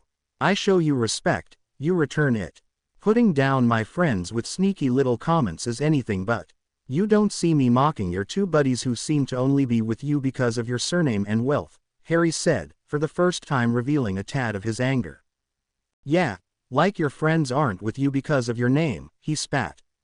For your information, Draco, they befriended me before they even knew my name, Harry stated. Harry took a step back with his half-open broom package, resting it on his left shoulder and holding it with his left hand. You could be so much more than you are, Malfoy, but instead you are going to waste your time with hatred, greed, and power. And if you say I don't know what I'm talking about, just remember that I met the individual who founded his life on those things, and look where that got him. Like I told you Friday, you always have options, and only you can truly decide which to take. Harry then gave a parting nod to Draco and his pals, his green eyes laced with sincerity and his expression solemn. Draco's eyes blazed with a mixture of defiance and defeat. Harry now knew, without a doubt, there was a struggle within Draco, and one he had initialized. With that, Harry led his friends around Draco and his Neanderthals, the whole time keeping his right hand secretly poised to retrieve his wand. Dumbledore reclined back in his chair, thinking about a great deal of many things, someone in particular being in the center. It was now Halloween, and like his students, he could hardly believe they were already 2 months into the school year. From the first day of term, Dumbledore had noticed how quickly Harry's 3 friends had come to him, and he found it slightly odd how even Neville had become one of them, though he was glad of it. Hearing things from the gossip chain, he knew Neville's grandmother had often admitted how Neville was not like his father, and that he lacked confidence, ability, and courage. I wonder what she's going to think when she hears the boy who lived has taken him under his wing. Dumbledore asked himself in amusement. It was obvious that Harry had a soft spot for Neville, very similar to what an older brother has for a tentative younger brother. He couldn't count how many times Harry said something to Neville in the Great Hall, and see Neville nod in agreement and improved confidence. Harry gave Neville exactly what he needed most, belonging and encouragement. The staff kept him informed of how Harry was doing. How could they not when Harry and his friends were excelling in all their classes, and for the most part, even potions? Dumbledore, of course, knew how Snape felt about Harry's father, and though those feelings had passed down to Harry, he was surprised that those feelings hadn't hindered Potter or his friends' learning of potions, for the most part. Through the mighty grapevine of Hogwarts, which included the students, ghosts, portraits, and professors, Dumbledore had learned what had happened in that first potions lesson. Harry had utterly surprised Snape, knowing when and when not to speak, and though Dumbledore knew Snape would always resent anyone with Potter for a last name, he was certain the hostility had dimmed, if ever so slightly, thanks to Harry's odd approach. With all that Dumbledore had gathered, Harry's approach was simple and subtle. Show respect and submission in most situations, but then reveal confidence and boldness when necessary. Dumbledore paused as he realized Harry's strategy. Why does he do this? Is it from growing up in his aunt and uncle's house, or is it from something more? Dumbledore shook himself, continuing on in his thoughts. It seemed to Dumbledore, and his staff, that Harry and his friends had a system when concerning their classes. When one of them was gifted in a subject, they would help the others, and when one was struggling, the others would focus their attention to assist. Dumbledore knew they didn't actually do this on purpose, but that it just happened that way, a perfect balance they had conceived in the first few weeks of term, and each had a part. Harry was the head, and perhaps the inspiration for the others to do their best. He also was the one who acted as their protector. Dumbledore knew things went on between the Slytherins and the Gryffindors, they always had, but he got a strange feeling that something else was going on. Potter the source. Dumbledore had recently caught a few subtle glances Draco had given Harry when he thought Harry wasn't looking, the hatred not as evident as what he had expected to see from a Malfoy. Instead, there was confusion, uncertainty, and, maybe, contemplation. He had also been told by Professor Flitwick that the day Harry had gotten his broom, he and his friends had run into Malfoy and his two constant companions. Apparently, nothing was the matter, and Harry was just having a conversation with the rich Slytherin. However, Dumbledore was sure there had been more going on than just that. Hermione seemed to be the enforcer, reminding the others when they needed to get back on track, and the one who figured things out when none of the others had a clue. Dumbledore chuckled to himself, remembering just earlier that day, Professor Flitwick had told him how Hermione had gotten them to focus on their making objects fly lesson by making her feather attack one of theirs. Neville was the quiet, hesitant one, but it was clear that he trusted Harry enough to do what Harry told him, even if he was unsure. Dumbledore had seen that little scene with the Remembrall in the Great Hall, and quietly marveled at how Harry had handled it, and how Neville followed Harry's lead. And then it had been Neville who had banged on McGonagall's door to get help when Harry had that nightmare. McGonagall later told Dumbledore how fearful Neville had been, but it wasn't fear for himself, but for Harry. Neville had changed from that awkward, clumsy boy, who had tripped on his way to the Sorting Hat, to a boy who was loyal and supportive. Not like his father, he's nothing but, just needed some help getting there, Dumbledore muttered. Ron was definitely the comic relief and the rare source of educational inspiration, coming up with oddball questions that would make one of the others find something useful. Dumbledore also gathered that Ron was Harry's direct support. When Dumbledore and McGonagall had entered that room after Harry's nightmare, it was clear who had been leading the cleanup and who had taken control. And when Dumbledore had asked what happened, Ron had laid it out for him plain and simple, while at the same time, keeping certain things about Harry to himself, such as exactly how upset Harry had been. Ron had also been the one to pack the set of clothes for Harry the next day, Hagrid had told him that. Yes, Harry certainly has made good friends, Dumbledore thought. Dumbledore sighed, other things coming to mind. Hagrid, surprisingly, hadn't let anything important slip, but what he had gotten from him was still troubling. He could only imagine what kind of nightmare would result someone with magic to cause that much accidental disturbance. When he had initially been told of what had happened, he had assumed some things had been rattled, maybe a few things broken, but not that, not what he found. It had affected the whole room, and later, some people had come to Professor McGonagall asking what had been going on the night before, because they could have sworn their room had been shaking for a moment. After hearing that from at least 4 people, each in separate rooms, Dumbledore realized Harry's accidental magic had reached over half of Gryffindor Tower in some way. They blamed the disturbance on a few ghosts, which, after being told of the situation, gladly agreed to take the blame. McGonagall had told him of Harry's condition when he left the room. There was no doubt he had been brought to tears because of his dream, and his set determination to get to Hagrid's had also been surprising. What happened before term between the boy who lived and the groundskeeper to cause such trust? Dumbledore continued to dwell on the subject, running the things Hagrid had told him that night and afterwards around in his head. He knew it had to be extremely serious. Hagrid had never been that serious before in his life when he told him, and had never kept a secret so well guarded. He was certain the nightmare was at least linked with what had happened that night years ago. With such a powerful curse, there were bound to be long-lasting effects, most, if not all, unpleasant.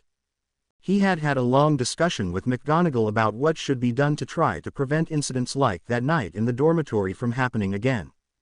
Minerva had suggested the dreamless sleep potion, but the prospect of making Harry drink that every night was anything but convenient. Not only would it mean for Snape constantly having to brew the potion, but it would probably make Harry feel even more out of place. And how would Harry respond to the suggestion of him drinking a potion every night before bed? Dumbledore doubted he would immediately consent, though, if he'd been having those dreams for as long as he could remember, would he be grateful for the freedom of nightmares? But what about dreams? Good dreams. And what about when Harry returned to the Durleys? Dumbledore doubted they would allow jugs of the potion to enter their house. And though the research on the dependency on the potion had been looked into and was promising, should they take the risk? What if he forgot to take it one night, and because he had grown accustomed to not having to deal with such intense dreams, he had a terrible nightmare that rivaled all the others due to the previous suppression? Dumbledore sighed, shaking his head absently, pushing away all of those excuses and forcing himself to face the real reason for not wanting Harry to go on the dreamless sleep potion. What if Harry needed to wake up one night, but he couldn't wake up due to the potion? Was Albus Percival Wulfric Brian Dumbledore willing to take the chance? Was he willing to take the guilt and blame if something were to happen? Was he willing to risk the dire consequences of such an event? No, not with everything that had happened, not with everything that was at stake. If it cost Hogwarts a few nights of shaking floors and walls, if it cost him a few interrupted nights of needing to repair a dormitory, and if it even cost Harry and his dorm mates a few nights of little or no sleep, then so be it. He paused, looking at the time. "Ah, dinner time," he stated. "Harry, could you pass the bowl of potatoes?" Fred asked. He did so, pumpkins and Halloween decorations all over the Great Hall. They had fallen into a nice routine, and with Harry's Quidditch practices, his friends would take any homework and do it there. Harry had grown accustomed to the rising memories and feelings, and took them as they came. They were occasionally helpful, since they sometimes gave a review or a preview of lesson topics. They had also proven their usefulness in giving him a feel for who most everyone was, or at least who their families were. And as for the more violent memories, he stomached those the best he could, often having to privately center himself before going into any classroom with the Slytherins. "So, have you guys heard what happened?" George asked, leaning in. "What?" Ron asked, obviously curious. "Do you see Draco anywhere?" Fred asked slyly. Harry glanced at the Slytherin table and found that Crabbe and Goyle were without their leader. "Where is he?" Harry asked. "Well, apparently, Marcus Flint had suggested doing something to you, Harry. And Draco said something like he'd rather not waste his time with something that trivial. Flint then accused Draco of having no nerve and he is shaming the Malfoy name, and Draco has now been avoiding most of the other Slytherins," George finished. "I saw him in the bathroom. Before he knew I was there, he had been pacing, muttering under his breath," Fred said. Harry and his friends glanced at each other, their eyebrows rising slightly. "Why do you think he would do that?" Ron asked. "Though, our run-ins with him recently have been short and less troublesome, now that I think about it." Ron was right, things had seemed to have at least leveled out. There was this odd understanding between Harry and Draco now, ever since Harry's seriously direct statements to him weeks prior during the shooting star incident. Harry had also been making sure he always somehow acknowledged Draco and his buddies when they came around, usually by a short, respectful nod, which Draco and his companions surprisingly returned. For right now, their understanding involved something along the lines of, "Show me no reason to trouble you, and I will do the same." Harry zeroed in on his plate, thinking, as he suddenly got the urge to look up at the high table. "Quirrell, where's Quirrell?" Harry asked himself. Suddenly, Professor Quirrell came bolting through the doors and ran up to Dumbledore. "Troll. In the dungeons. Thought you ought to know," he puffed, before promptly fainting. Dumbledore immediately took control of the panicked students, issuing orders. In a matter of seconds, they were all on their way to their dormitories. "How could a troll get in?" Harry asked, following the rest of the Gryffindors. "Don't ask me, they're supposed to be really stupid," Ron said. "Maybe Peeves let it in for a Halloween joke," Hermione suggested. "I wouldn't put it past him," Neville said. Harry suddenly stopped and grabbed Ron and Neville's arms, Hermione nearly bumping into him from behind. "I've just thought. Draco. What about him? He doesn't know about the troll, he's probably still in the bathroom." "You cannot be serious, Harry," Ron said, but knew he was. "Come on," he said, leading them back the way they came, blending in with the other scurrying students before hurrying off to a deserted side corridor into the boys' restroom.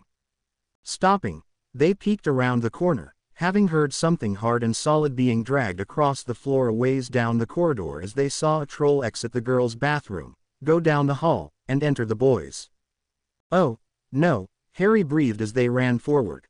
"Wands out," Harry ordered, just as they heard a loud crash and a blood-curdling scream.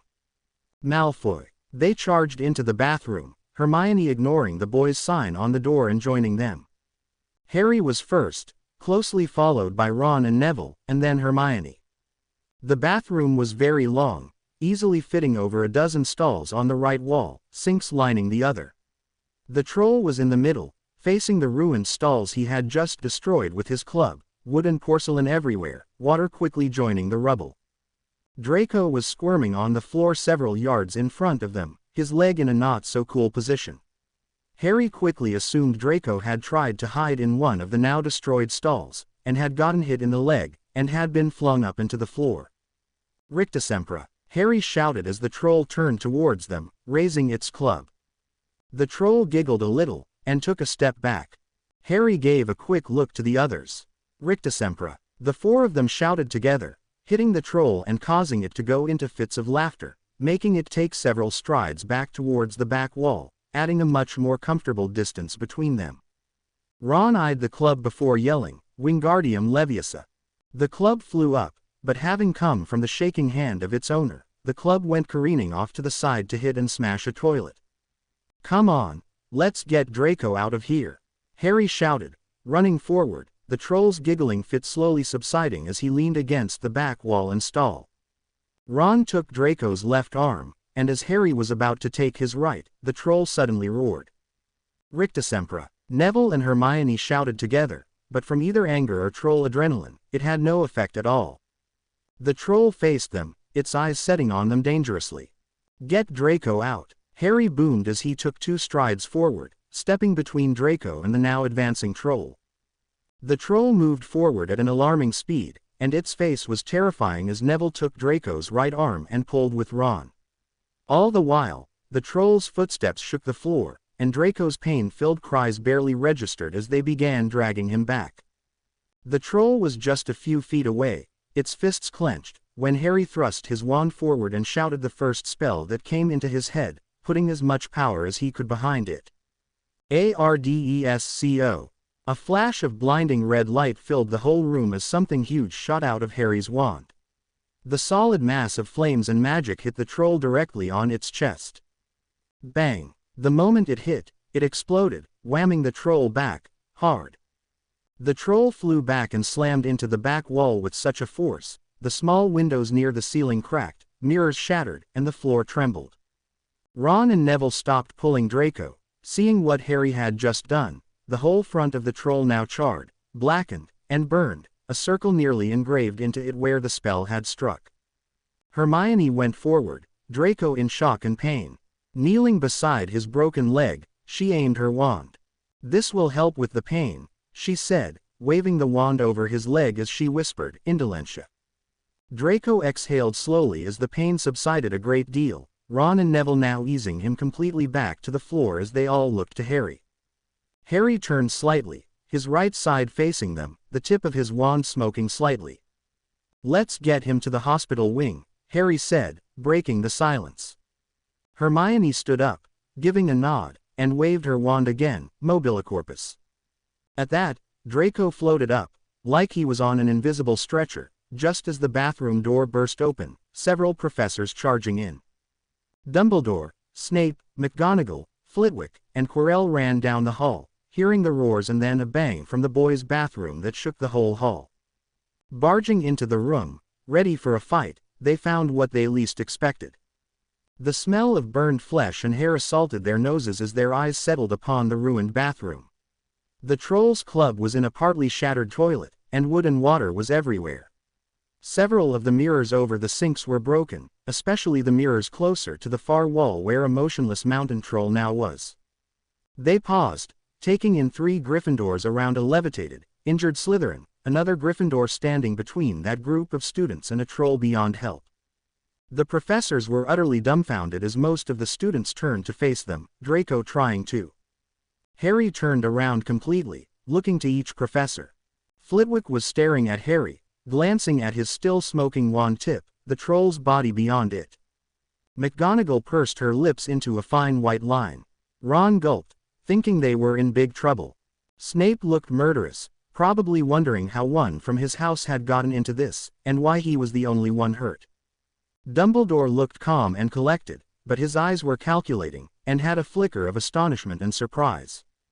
Harry then looked beyond Dumbledore, and to Quirrell.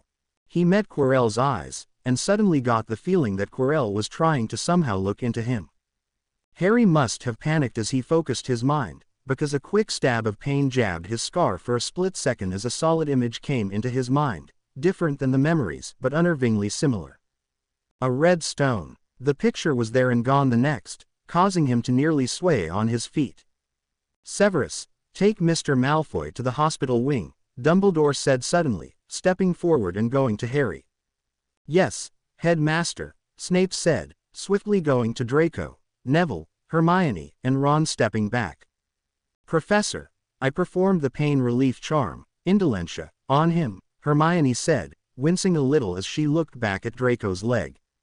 "Thank you for informing us of that," Professor Flitwick squeaked, surprised a first year had performed such a spell, but then went back to wondering what spell Potter had used against the troll to cause that.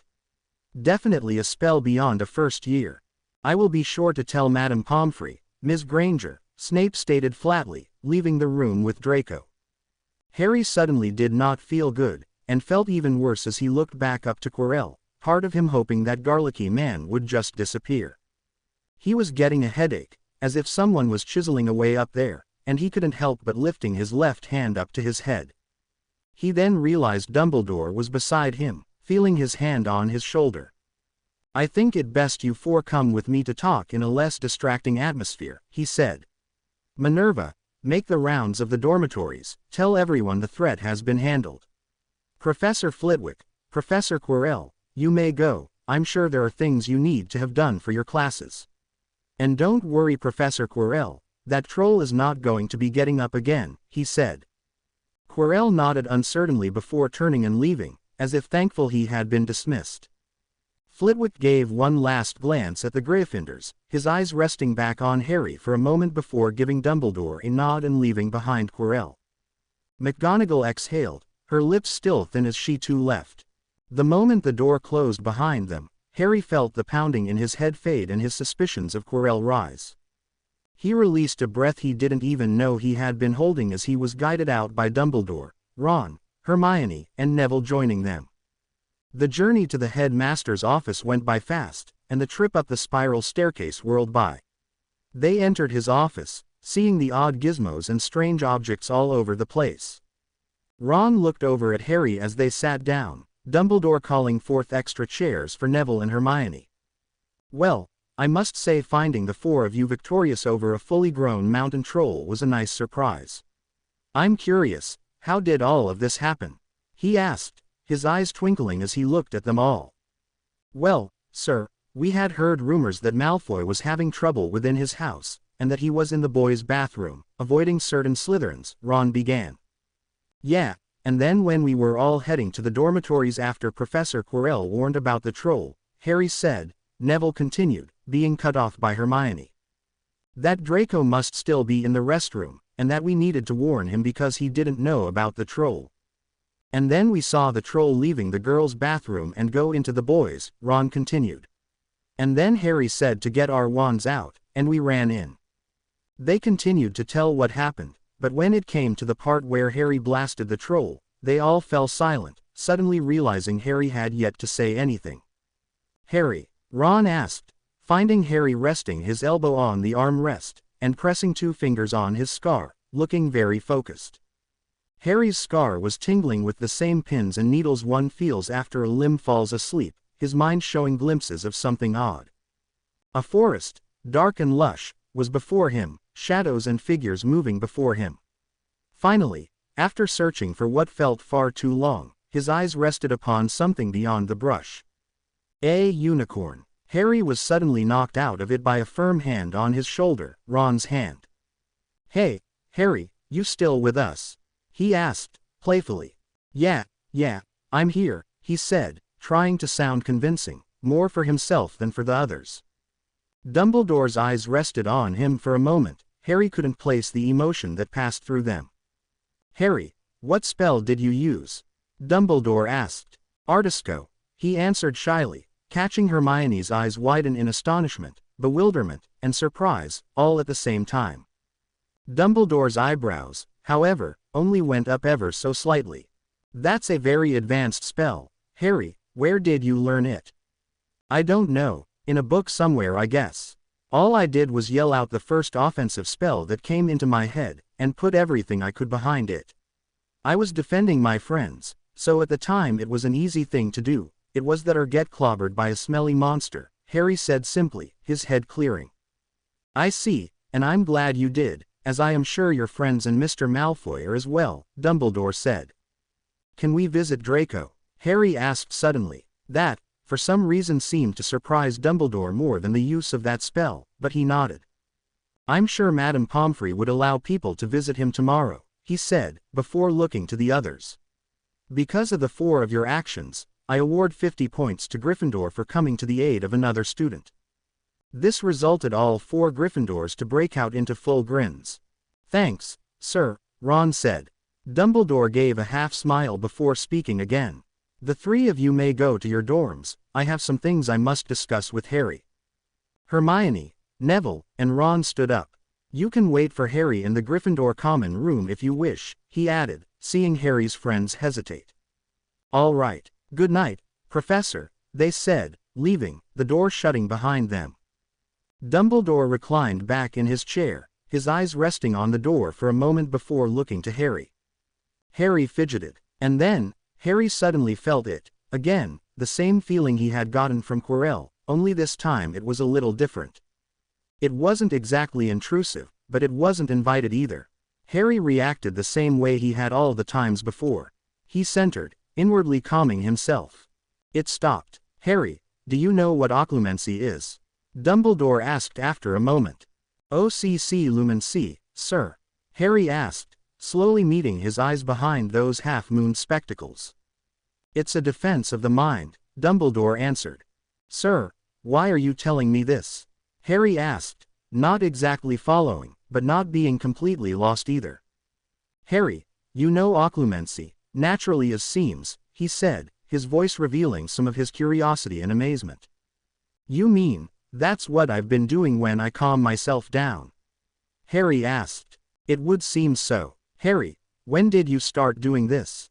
he asked. "Well, I suppose I started doing it after I realized it calmed me down after." "Your dreams," Dumbledore provided. "Yeah." There was a short silence, before Harry spoke again. "How do you know I can do, occlumency?" Harry asked. "Because of my position, it is my responsibility to know the magic levels of my students. I don't go digging around or anything, that wouldn't be appropriate, obviously. I just graze over students occasionally." "Oh, and I apologize, Harry. Just before I started this conversation with you, I did a little more than just graze with you. I did so to confirm my suspicions, and they were confirmed when I didn't get past your defenses." "Oh, well, at least I'll know what's happening when I get that feeling again," Harry said, seeing the sincerity in Dumbledore's eyes. "Have you felt that feeling before?" he asked. "Yeah, a few times, but they were a little more aggressive, I suppose." "Why?" "Harry, I don't want to alarm you, but I think if I didn't warn you, it would be a serious risk. There is a threat a little too close for comfort at the moment, and I want you to come to me if you feel threatened, ever." "All right, sir, I will," Harry said, trying not to let the warning unnerve him. "Harry, pardon my curiosity, but like a cat, it seems I cannot help it," he said as he pushed a little bowl of candy towards him and grabbed one for himself. "Drop." "Thanks." Harry took one. "But it seems your dreams are at least mildly serious." "I'm sorry, sir, I thought I had them under cont." Dumbledore cut him short by raising a hand. "I'm not angry with you, Harry. One does not have control over their dreams. If one did, I doubt you would be allowing yourself to have ones like those." Harry said nothing, but waited. "I'm glad you talked with Hagrid, and he has kept your secrets, so you have nothing to worry about there," he said with a smile. "Do you want me to tell you?" Harry asked simply, his voice neutral. Harry wasn't sure if he would tell him, but Hagrid seemed to trust him, and with Hagrid saying, "Great man, Dumbledore," all the time, there was no doubt he thought he was great too. "Only if you want to. I'm not here to force you to do anything." "Sir, don't take this the wrong way, but right now having Hagrid know is enough for me," Harry said after a moment of thought. Dumbledore gave an understanding nod. "Sir, does Hagrid know what happened?" he asked. I'm sure McGonagall told him, but I'm sure he'd like to hear the full story from you," he said, his eyes twinkling. Harry smiled, understanding that to be a dismissal of sorts, and departed. Hagrid heard the knock at his door. It was dusk, and Hagrid had been told that Harry and his friends had been taken to the headmaster's office to talk about what had happened. McGonagall had told him everything she could, Hagrid nearly begging to be told every detail, and asking if Harry and the others were all right. "Potter used a powerful spell against that troll, Hagrid. I've never known of a first year doing anything like that, but he did it.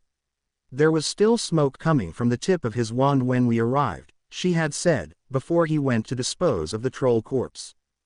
Hagrid and Filch had gone into the destroyed bathroom. Some of the other professors had helped with the cleanup already, but the troll was still there. Harry did that, Hagrid had thought, finding the large charred circle and all over burned troll. Even Filch looked surprised. Hagrid got up from his chair and opened the door. "Harry, come on in," he bellowed. Harry went in, suddenly remembering that his friends were waiting for him in the common room. He decided to make this quick. "Are ye all right?" Hagrid asked, sitting down across from him. Harry nodded. "Professor McGonagall told me what happened. Blimey, Harry, ye took down a fully grown mountain troll," he said, unable to hold in his excitement. "How'd ye do it?" "Well, that's part of the reason I came here tonight. I don't really know how I did it, I just shouted the first spell I could think of." "Harry, McGonagall told me it was a high-level spell, most adults would have trouble with a kind-o spell like that." "I know," he muttered. "But Hagrid, it was one of the spells I saw used against one of the Death Eaters in my dreams. I had that dream a long time ago, and just today remembered that I had dreamt it after I shouted that spell." "So unknowingly learning them?" Hagrid asked. "After seeing some of Riddle's earlier memories, I found myself pretty much instantly knowing how to do those spells he was trying, so I guess." "Did you tell Professor Dumbledore?" he asked. "No." "Well, I think if anything else happens, ye should," Hagrid said. "Okay, I will. I don't know, just having you know is enough right now. Besides, I don't know how he would treat me after he knew. I don't want to be treated differently. I hate attention, and get more than enough already." Hagrid chuckled. "Yeah, I suppose right. Professor Dumbledore also told me that I know occlumency," Harry said after a moment. A natural occlumens. Crikey. Full of surprises, Harry," Hagrid said. Harry gave a half-felt smile. "That's a good thing, Harry. You know." Harry raised an eyebrow. "Fine. Voldemort was an expert legilimens, one who can see into people's minds." "Are there other legilimens?" Harry asked suddenly. "Yeah, sure. Dumbledore is one, and I'm sure Snape is as well. Why? I've just a few times this year, I guess you could say, I've felt someone trying to look in my mind. I thought I was just being paranoid when it happened, or that a weird feeling from a memory was coming on." "Do you get those often?" Hagrid asked, referring to the feeling of a memory coming on. "Not a lot, but they've sort of told me who to watch out for, if you know what I mean." "I do," Hagrid said. Harry paused, going through his head if there was anything else, before remembering that there was.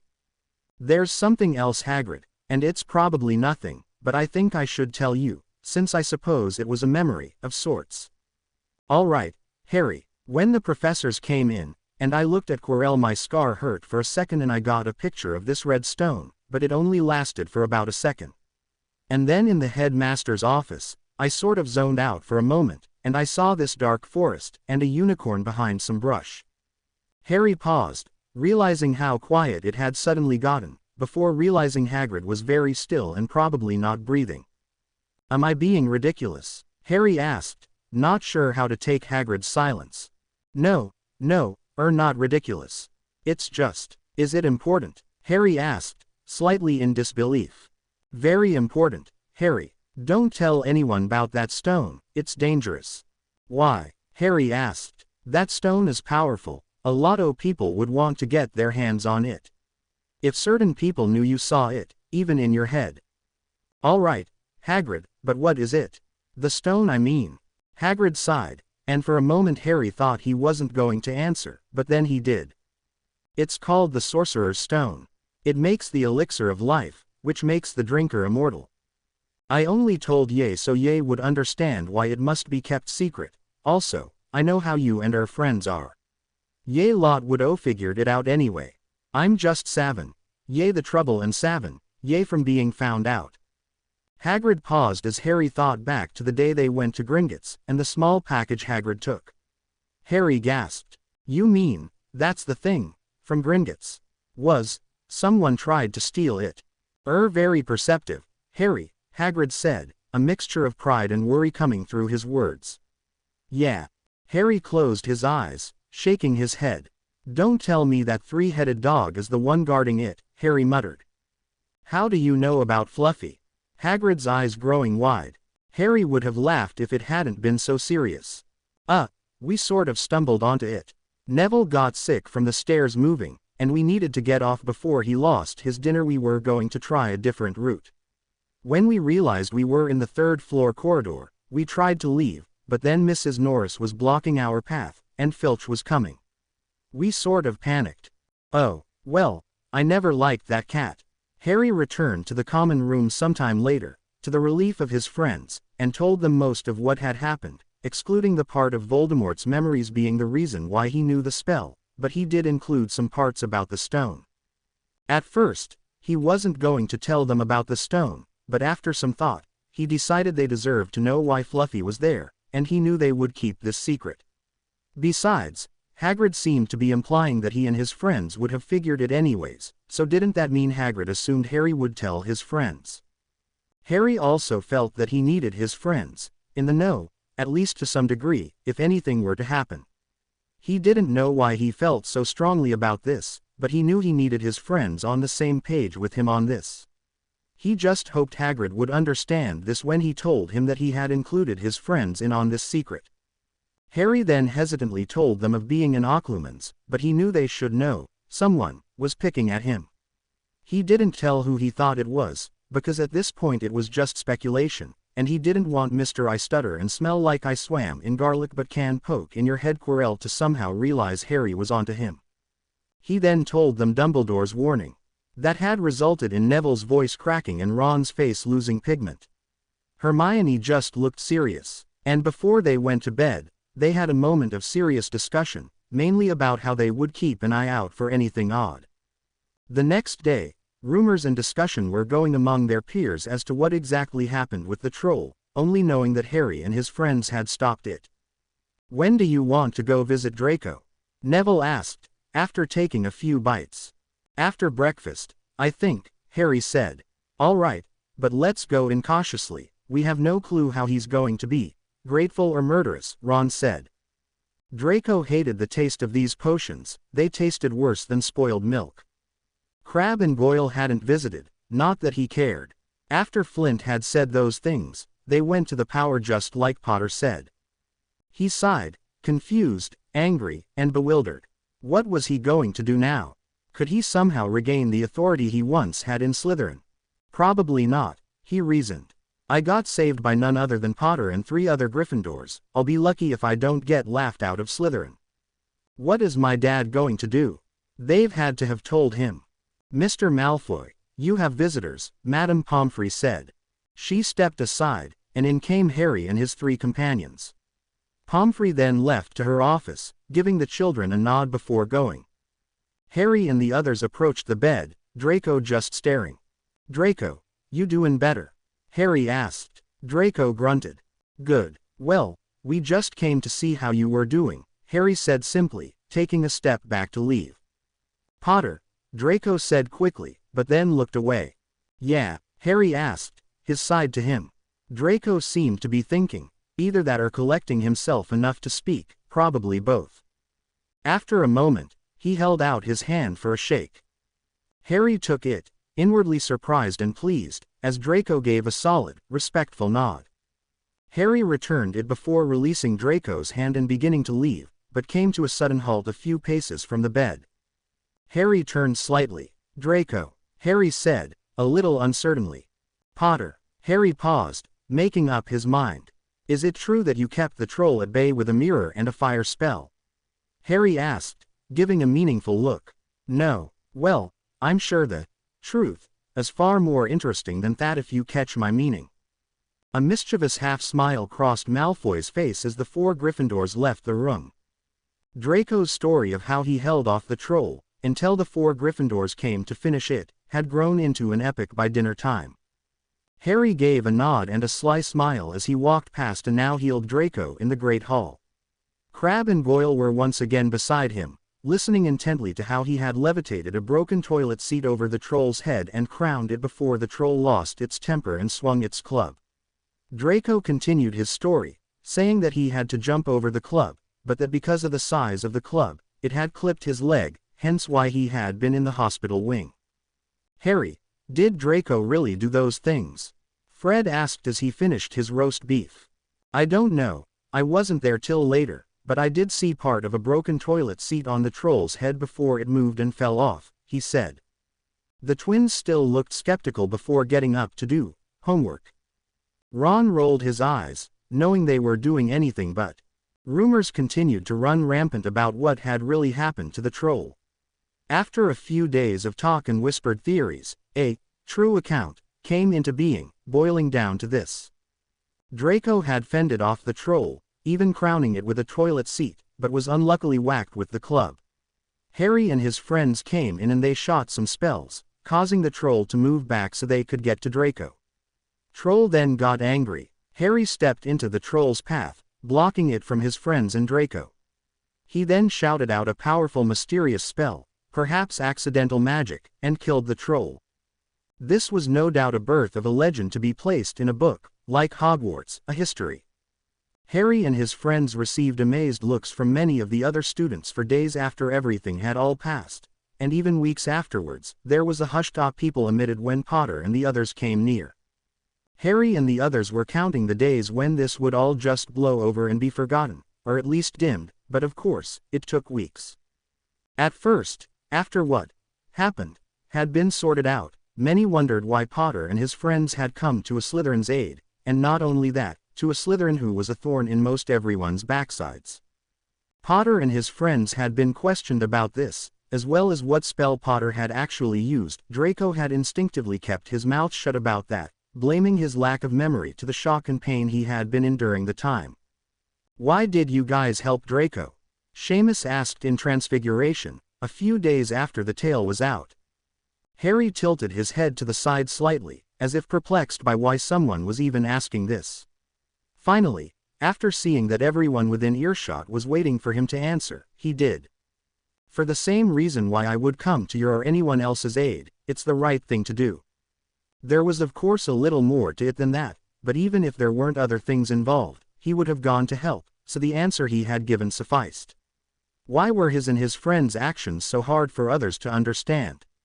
A few hours after he had given Seamus his answer, he heard another question aimed at him, this time being in the Great Hall, during dinner. "Potter." Harry turned to find a large Ravenclaw prefect standing behind him. This older boy was slightly intimidating to be honest, but Harry hid his uneasiness. "Yes," he asked. "What spell did you cast? Me and my buddies have been arguing about what you used." Harry blinked. Is this really such a big deal that even upperclassmen are talking about this, even arguing about it? Harry asked himself, slightly annoyed. His mouth was suddenly dry. "Come on now. We already know it wasn't a simple spell or curse," the prefect prodded. "Should I lie?" Harry wondered. "Don't tell me it was accidental magic," the prefect said, in disbelief. "Well, if you want the honest truth, it did happen by accident," Harry admitted. That wasn't a lie. Apparently this was so impressive that both tables, Gryffindor and Ravenclaw, had grown quiet and two more prefects suddenly came over, one from Hufflepuff and the other from Slytherin. "Your accidental magic killed a troll," A fully grown mountain troll. The female Slytherin prefect asked, the Hufflepuff prefect coming to a stop beside the one from Ravenclaw to just stare. Harry could feel his cheeks growing hot. It just sort of happened, Harry mumbled, hoping this interrogation would end soon. Unbelievable. So what other things have you done? She continued, clearly taking over from where the Ravenclaw prefect had left off, just as Percy stood up, went over, and entered the conversation. We are all impressed with the actions surrounding the troll incident, but I think that is enough questions, Percy stated, talking his fellow prefects. I think Mr. Potter would like to eat while his food is still warm. Percy stood his ground, causing the other prefects to nod and retreat to their own tables. Percy turned his face to Harry, his eyes having paused upon Hermione, Neville, and Ron for a moment before focusing onto Harry. Looked like you had had enough and wanted a break from questions, he said. Yeah, thanks, Mr. Weasley, Harry said, being formal since Percy had been earlier. Please, Mr. Weasley is my father, he said, before happily turning and going back to where he had come from. Harry looked at Ron, who had just managed to close his gaping mouth, surprised at Percy's actions. Harry had no doubt earned the respect of most everyone in all of the houses. People who he didn't even know would just come up and talk to him, even a few seventh years. The Slytherins gave him a large berth of space, some doing it as a sign of respect, while others seemed to be intimidated by him. Whatever the reason, it was hard not to notice how certain tensions between Gryffindor and Slytherin had changed. For the most part they had improved, at least where and when Harry was concerned, but there was a certain group within Slytherin that had seemed to grow more ominous, the head being Marcus Flint. Draco and his two pals had distanced themselves somewhat from Flint and that group, even though the troll story had reinstated Malfoy into the winner's circle. Lucius Malfoy had not paid a visit to his son, but, through rumor, had sent him a letter. No one knew the contents, but Harry was now really glad he had allowed Draco to stretch the truth. After seeing certain things in his memories, he was sure Lucius would not want the main focus to be that his pureblood son had been saved by the boy who had killed his master, a mudblood, the son of two tortured Aurors whose minds were lost, and a son of his sworn enemy at work, not to mention the fact that they were all from Gryffindor. It was much better to focus on how his son had been keeping his own for a time before reinforcements, of sorts, had arrived, no matter who they had happened to be. Through the memories Harry had seen that involved Lucius, he knew he was not forgiving, patient, merciful, or tolerant. Knowing this, he understood Draco a little better, understanding that to Draco, he had to prove himself to his father, and had to keep an image that was worthy of a Malfoy. The professors looked at Harry and his friends a little differently now. For the most part it was subtle, like a few quick curious glances when they thought they weren't looking, but Flitwick was anything but subtle. Not even 2 days after Halloween, he commented in charms that Draco and Ron had both used Wingardium Leviosa in the fight against the troll, saying that even first-year spells are important to truly learn. Of course, Harry and the others knew that Draco hadn't used Wingardium Leviosa, and Malfoy knew they knew, but how else was the tale of Draco putting that toilet seat on the troll's head supposed to make sense without that little detail? And later, when passing them in the hall, Flitwick told Hermione how impressed he was that she had used the pain relief charm on Draco, and that she should perhaps look into becoming a healer.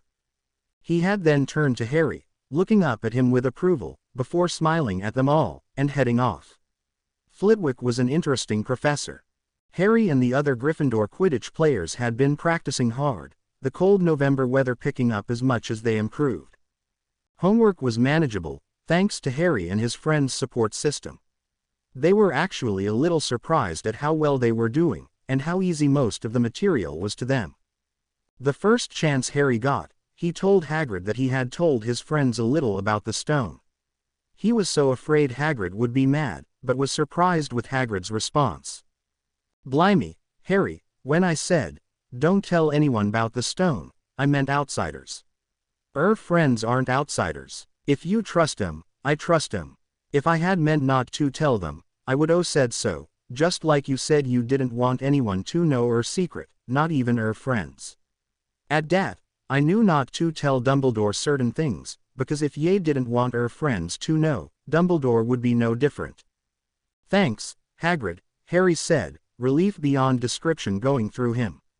He was amazed at Hagrid's way of thought. It was so simple it was almost impossible to grasp, like how children can trust certain things, and adults just can't. Hagrid, a child in a giant man's body, so simple, yet somehow wise. Harry was glad to count him as a mentor and a friend. Harry's dreams came and went, and he had only once woken up Ron, who, after seeing he was all right and that it was only a little dream, went back to sleep. After these dreams, Harry usually went back to sleep as well, but when he found that he couldn't, he went down into the common room and read a spell book or his potions book. He would rather have Tom's memories over Voldemort's any day. Quirrell didn't look his way that often anymore, to Harry's great relief, and the intrusive feelings he got were few and far between, but when they came, he rose his defenses which quickly exceeded those of Fort Knox. Finally, the day to his first Quidditch game came. Harry stared at his food. "You've got to eat some breakfast," Ron said. "I don't want to eat anything," Harry said. "Just a bit of toast," Hermione prodded. "Is there something wrong, Harry?" Neville asked. Harry sighed. Actually, there was something wrong, he just didn't know what. He was getting the feeling someone was gunning for him today, and that someone was going to try something. "You're going to think I'm being paranoid," he muttered. "No, we won't," Ron said.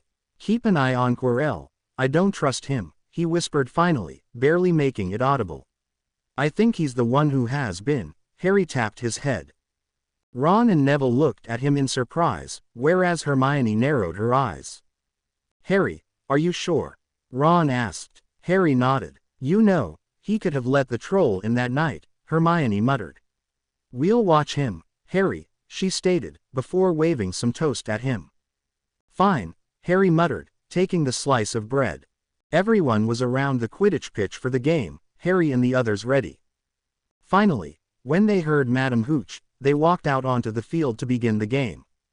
Harry took in the crowd and tried to banish the butterflies from his stomach just as the whistle blew, and the game started. Harry stayed out of the way, keeping his eyes open for the snitch. After a few plays in the game, he saw something gold. He went after it, but as he shot forward, a green and silver uniform came out of nowhere, whamming into him, and forcing him off the path to the snitch. Marcus Flint. The whistle blew. Hooch angrily spoke to Flint. Gryffindor was given a free shot, and just as quickly as they had stopped, they were back in the game. After a few more plays, a dangerously close bludger whizzed past him, and that's when it happened. He nearly fell as a sharp pain ripped through his scar, the feeling of pure hatred tearing through him, but even without that mental assault, staying on the broom was a job and a half. The broom was like a bucking horse, only worse. It wasn't bound by gravity, and was capable of sharper turns. Hagrid stood up, looking with his binoculars at Harry. "Dunno what Harry thinks he's doin'," Hagrid mumbled, "but if I didn't know better, I'd say he'd lost control of his broom, but he can't have." It didn't take long for more people to notice Harry's troubles, just as the broom did a jerk and suddenly flipped, swinging Harry off the broom, making him dangle from it, one hand gripping on the handle. "Did something happen to it when Flint blocked him?"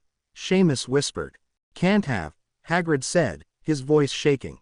"Can't nothin' interfere with a broomstick except powerful dark magic." At those words, Hermione snatched Hagrid's binoculars, and scanned the crowd. "What are you doing?" Ron asked, Neville petrified beside him. "Look," Hermione gasped. "Quirrell, look. He's jinxing the broom," Ron said, flabbergasted. "What should we do?" Neville asked, his voice going high. "Leave it to me," Hermione stated. Harry was nearly in tears as his scar continued to pulse in pain, something trying to dig into his mind. He felt his fingers slipping when he suddenly had enough. "If this punk wants a piece of me, then he'll have one."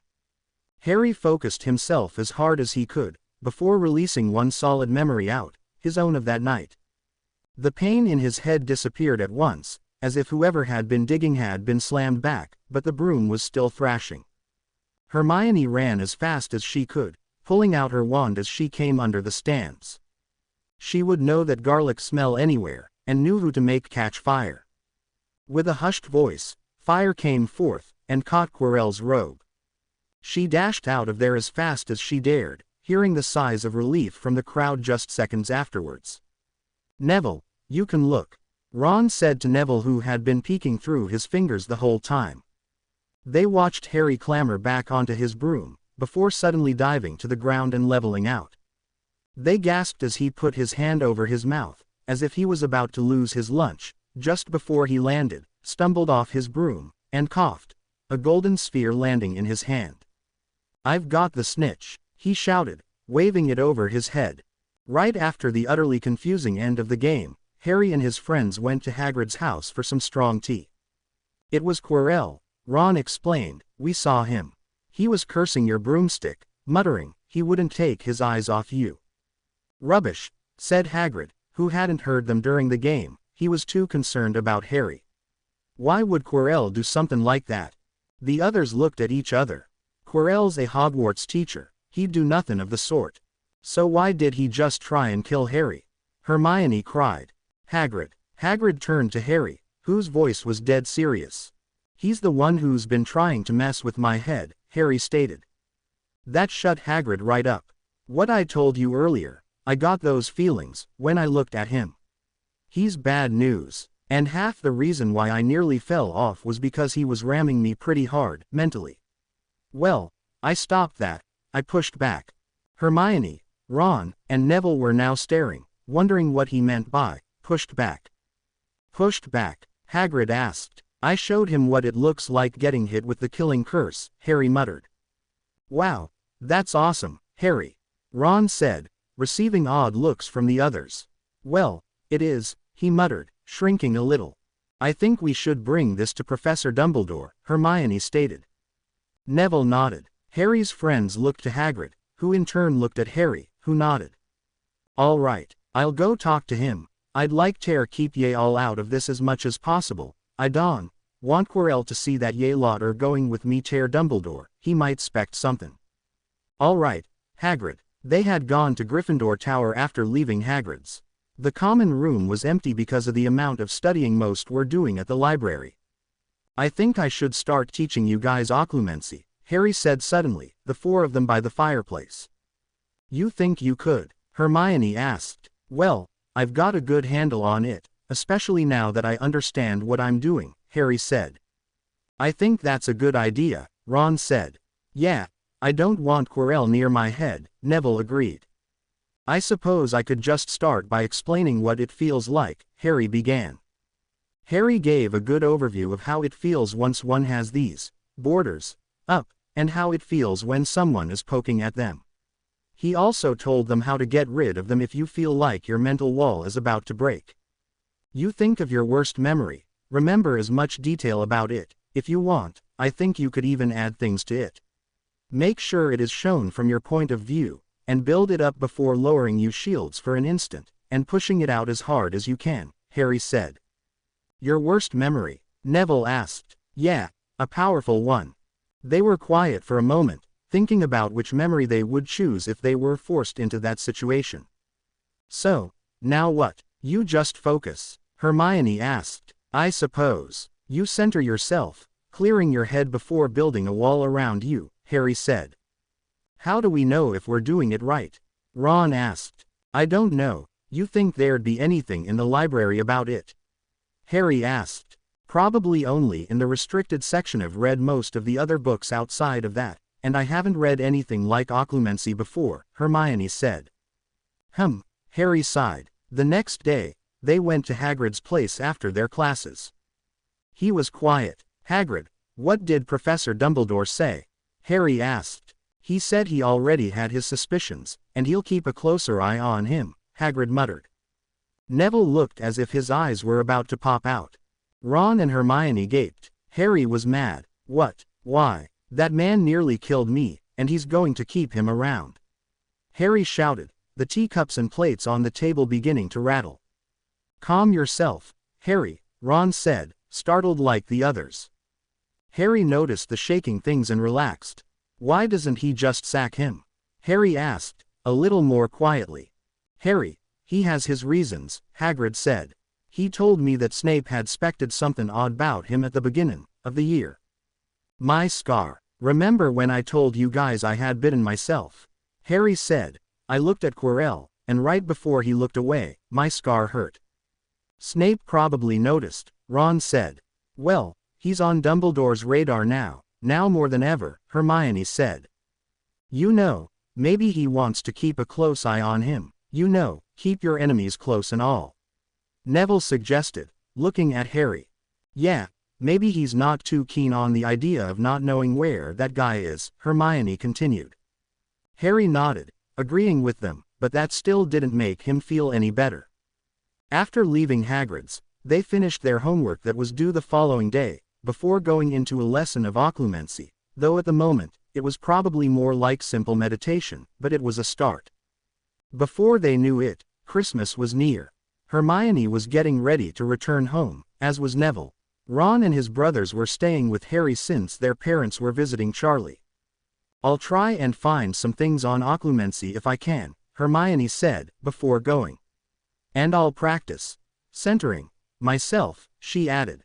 I will too, Neville said, though, if I asked Gran about occlumency, she'd probably think I was mental. All right, well, have a Merry Christmas, Harry said. Ron and Harry enjoyed the empty dormitory, and the nearly empty common room. Harry and Ron played wizard chess, Ron trying not to beat Harry too hard. Finally, Christmas morning came. Harry was sure he wasn't going to get any presents, but was in for a surprise. At the foot of his bed was a pile of presents. I've got presents, Harry said, turning to Ron who was turning to his own pile. Yeah, Ron said, sort of surprised at how excited Harry was. Harry got a large box of chocolate frogs from Hermione, and an enchanted Venus flytrap from Neville that changed colors depending how full it was. Harry then came upon Hagrid's gift, a wooden flute. Nice, Ron said, before looking to the other gifts to Harry. Oh, my mom. I told her you didn't expect any presents she's made you a Weasley sweater, he said, not sounding excited. Every year she makes us all sweaters. That's cool, Harry said, looking at his green sweater next to the box of homemade fudge. Harry then came upon his last gift. Opening it, a silvery light cloth poured onto his hand and onto the bed. Whoa, I know what that is. Ron gasped. What is it? Harry asked, feeling it in his hands. It's an invisibility cloak, they're really rare. Put it on, Ron said, turning towards him more. Harry got off the bed and put it on. It is, Ron said. Harry looked down and found that his body was gone. Wow, look, there's a note, Ron said, pointing to a piece of paper on the floor. Harry picked it up, and read it. Your father left this in my possession before he died. It is time it was returned to you. Use it well. A very Merry Christmas to you. Soon after, the twins came bounding in. Harry quickly put the cloak away, the words, use it well, echoing in his mind. That night, after the amazing Christmas dinner and a few games of wizard chess, Harry got up, unable to sleep, and pulled out the invisibility cloak. He had already decided how he would use this gift, well. He looked to Ron who was sleeping, and decided if he didn't wake him, Ron would be mad at him later. Ron, Harry whispered, shaking him awake. Wah, he asked before jumping, seeing Harry's head floating in midair. Want to go to the restricted section? Harry asked. Ron smiled, getting up, both of them setting off to the library. The cloak easily covered them both, and they made it to the restricted section without a problem. What kind of book do you think it would be in? Ron asked as they began scanning the titles. Maybe this, Ron asked, pulling a book off the shelf and opening it. Ah, quote, he slammed it shut at just the start of the scream. That's a bad book, Ron whispered. They continued looking through the books, searching for anything on occlumency. Maybe this, Harry whispered, pulling down a book titled, Occlumency and Legilimency, The Light and Dark of Mind Wars. They cautiously opened it, and were relieved when it stayed silent. Look, there's an incantation to do legilimency, legilimens, Harry said, flipping through the book. They flipped through it for a good hour, storing directions and quick tips for later in doing occlumency and improving it. They stayed away from legilimency for the most part, only skimming through the basics of how to do it. They were more focused on learning occlumency. Their study time was cut short, however, by a meow and footsteps. "Filch," Ron said in a rushed whisper. They both got under the cloak, put the book back and went around the perimeter, all the while Filch saying, "I know someone's in here. Come out." Finally, they got out of the library, and were too concerned about just getting out that they didn't care where they went. Going down a narrow corridor, they went through a door and hoped they could wait there until the coast was clear. Looking around the room, they found themselves in a kind of deserted classroom. Old desks and chairs were piled up against the walls, but the wall facing them was clear, all except for a large mirror. "Wow, that's a big mirror," Ron whispered as they went forward, Harry stuffing the cloak inside his pajama shirt. The mirror was big, going all the way up to the ceiling. It was fancy too, having a golden frame and clawed feet, and at the top it read, "Arised straw eru oytube kafru oyt on woshi." They stepped before it, both of them leaning towards it. They both gasped, leaping back. "Are you seeing what I'm seeing?" Ron breathed, walking forward again, now that he knew it wasn't going to bite. "I don't know. Are you seeing people?" Harry asked, stepping beside him, looking at the countless faces happily staring back at him. "No, I see me, only I'm head boy, and I'm holding the Quidditch cup." He paused, turning to look at Harry. "What do you see?" Harry walked closer, actually stretching his arm out and touching the glass with his hand.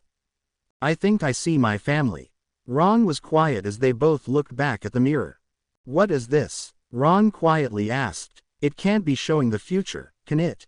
"No, unless there's a way to bring people back," Harry muttered. Ron looked down, sorry for his friend. Seeing himself as head boy and as Quidditch captain suddenly didn't seem that important anymore.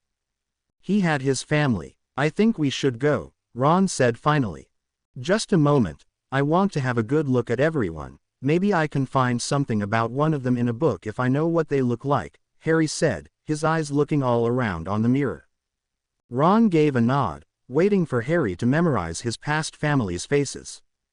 Harry looked from his parents, pushing aside the memory of Voldemort killing them as he looked beyond them.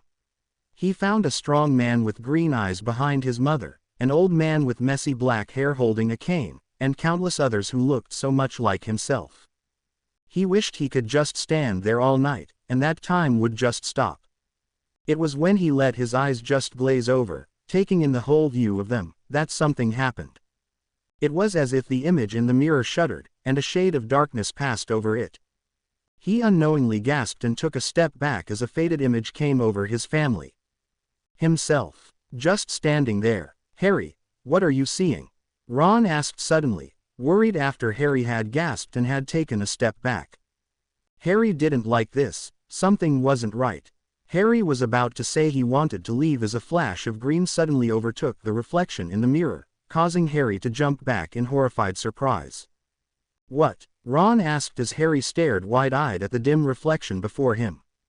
"I'm dead." Harry turned and looked at Ron, whose eyes were just as wide as his own. At that, Harry pulled his cloak out and they bolted to the door, both of them quickly getting under the protection of invisibility as they ran out of the room. By the time they got to the common room they were huffing and puffing. "I don't like that mirror," Harry got out as they entered their dormitory.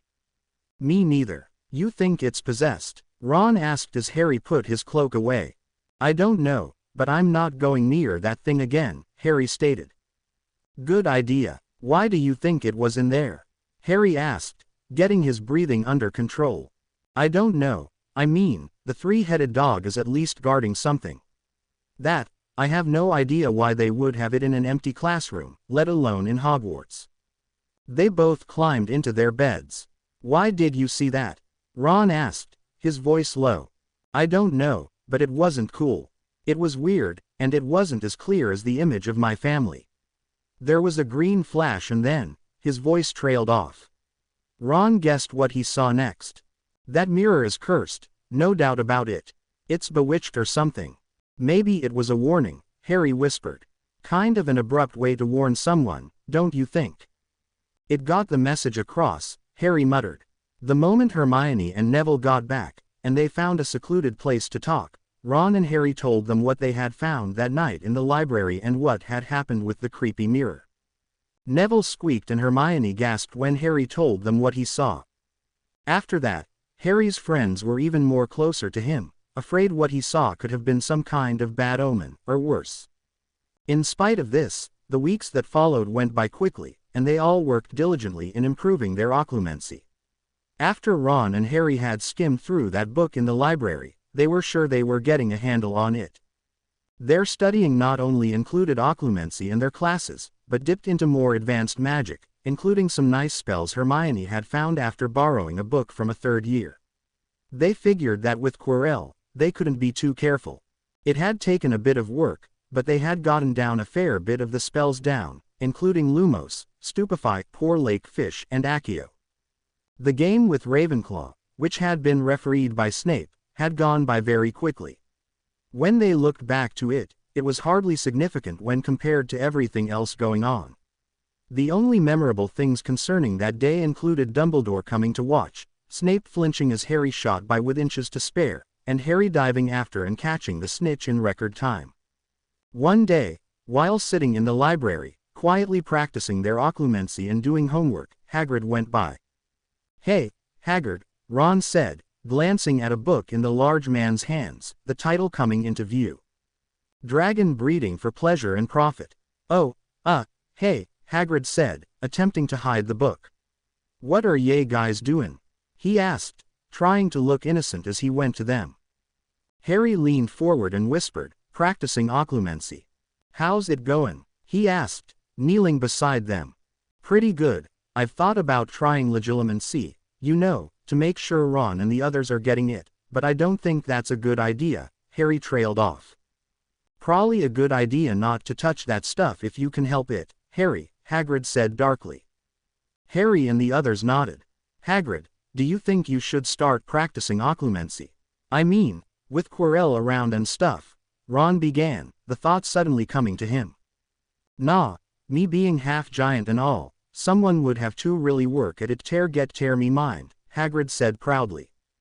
Hermione looked back to the book in his hand by his side.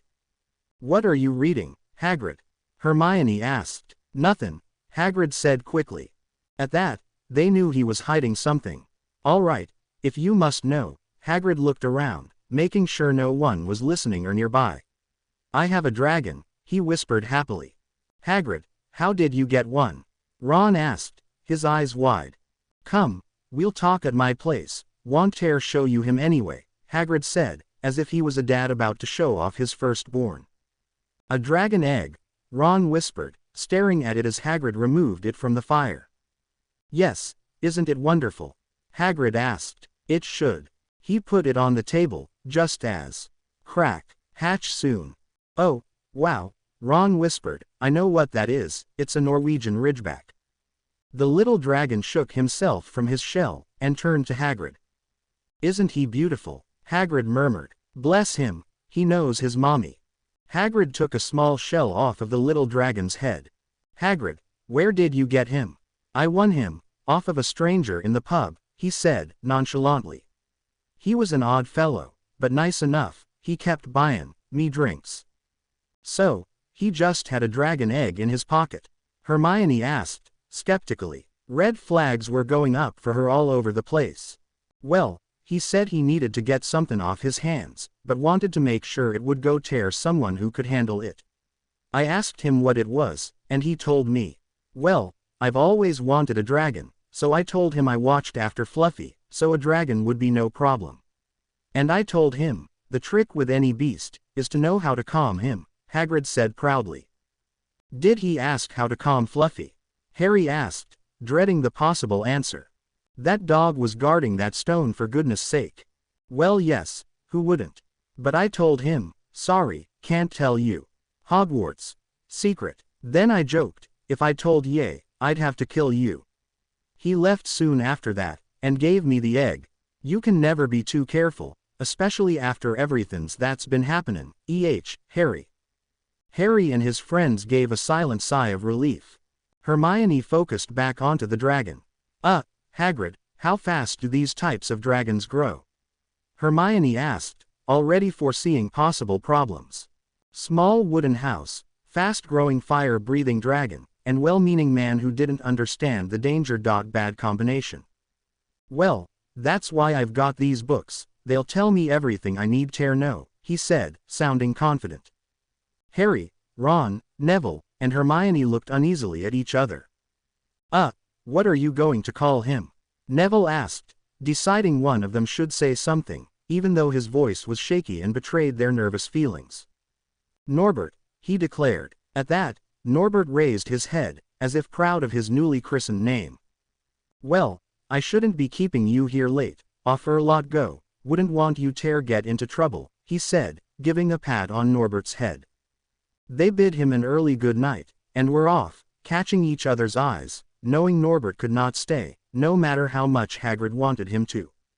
The weeks that followed included more homework, all of the teachers getting them ready for the end-of-year exams. Quirrell was as odd as ever, and Harry could have sworn he had caught a few glares from the smelly garlicky man, and a few times in class, he had felt someone tapping his mind, but he had his shields up, and they weren't going to give.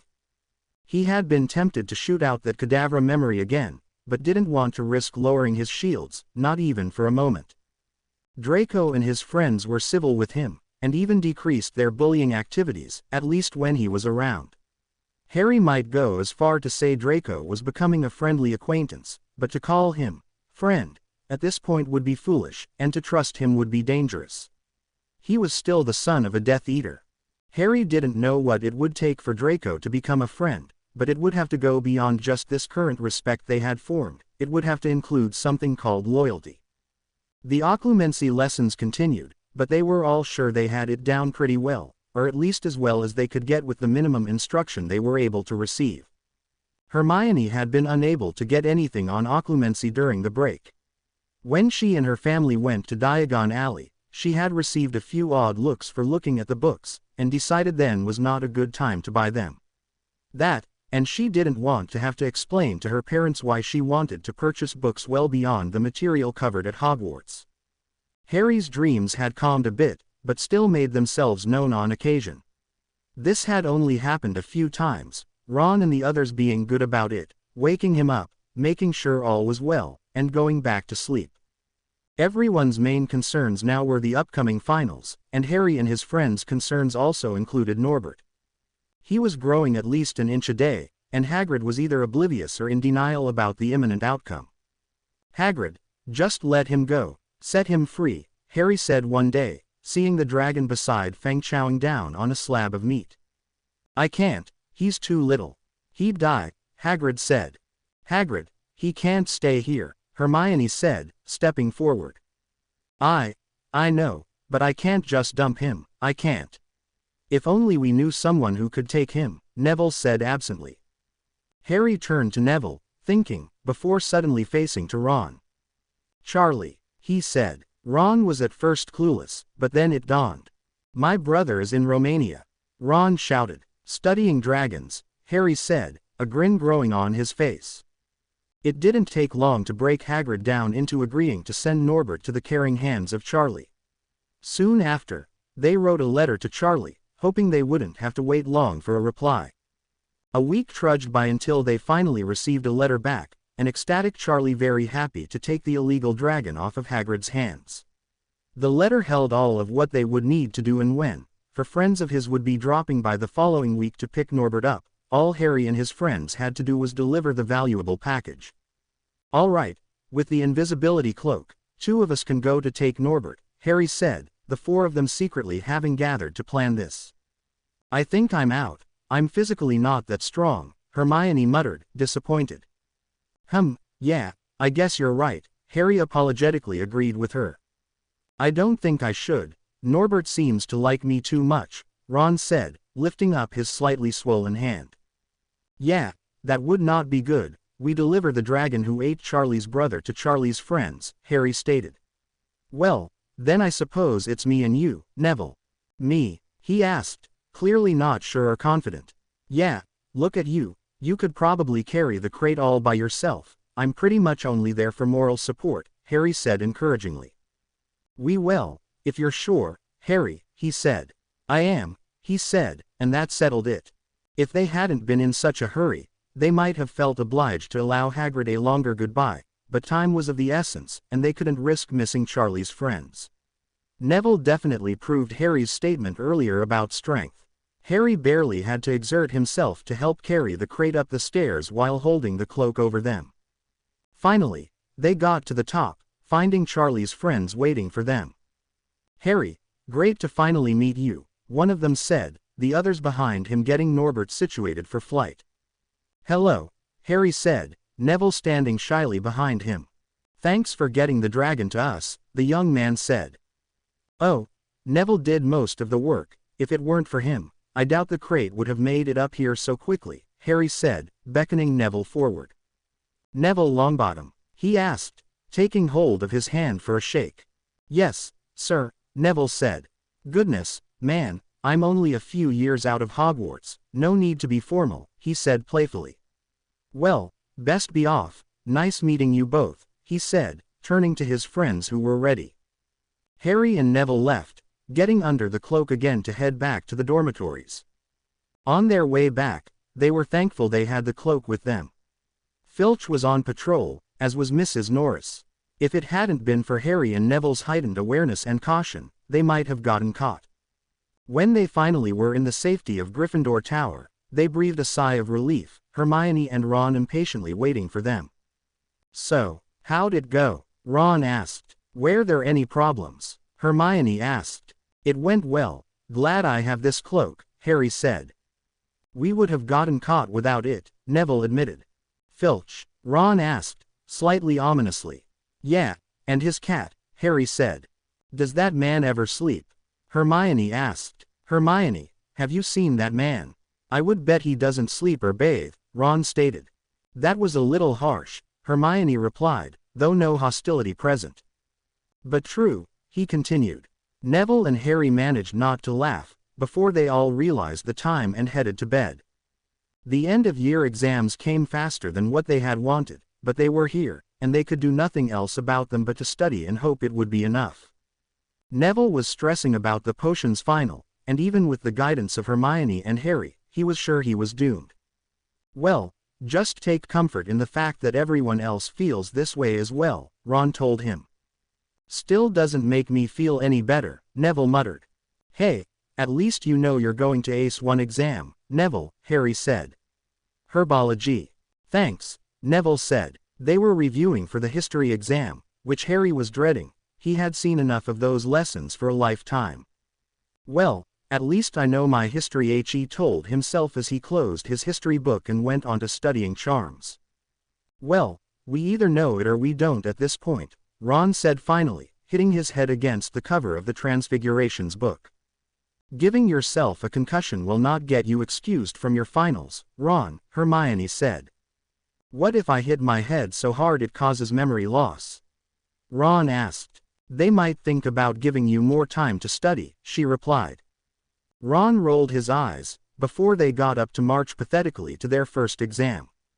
The tests were going reasonably well. Hermione was of course fretting over having possibly missed one of the problems, while the others were just glad it was over.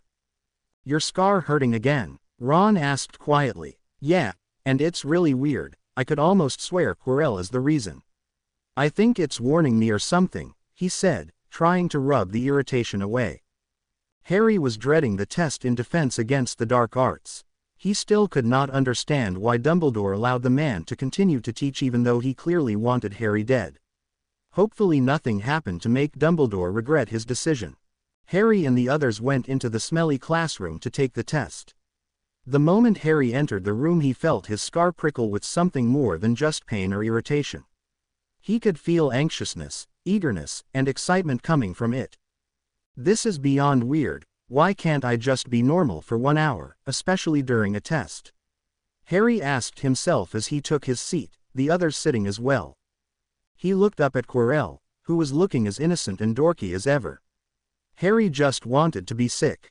The man's disguise was a good one, that was for sure. Harry met his gaze, and for an instant it was just like the time after he had taken out the troll mixed with the time on that broom. The red stone. It quickly shifted to something else entirely, Harry's hand grasping on the edge of the desk as he rose, his mental shields well beyond the point necessary, but better safe than sorry. The dark forest was before him, the unicorn coming into view once again. RRRRAAAHHHRRRR. Harry nearly fell 1L out of his seat as the being he was seeing through the eyes of rushed and attacked the unicorn. Whoa, Harry, this test isn't going to be that bad, Ron said, trying to make it seem like Harry was just overreacting instead of having some kind of attack, which Ron was certain he was having. Harry looked at Ron and the others. They knew something had just happened. You're right, let's just get this test over with, Harry said, grabbing his quill and beginning his test that was already laid out on the desk before him.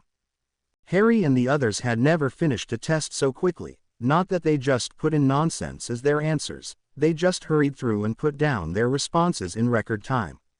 It was also nice that they knew the material well, no thanks to Quirrell, but thanks to their own instruction and studying. When they got out of the class and entered breathable air once again, they gathered at the side of a corridor well beyond the Defense Against the Dark Arts class and Quirrell. What happened in there, Harry? Ron asked, Harry's back to the people walking past in the hall.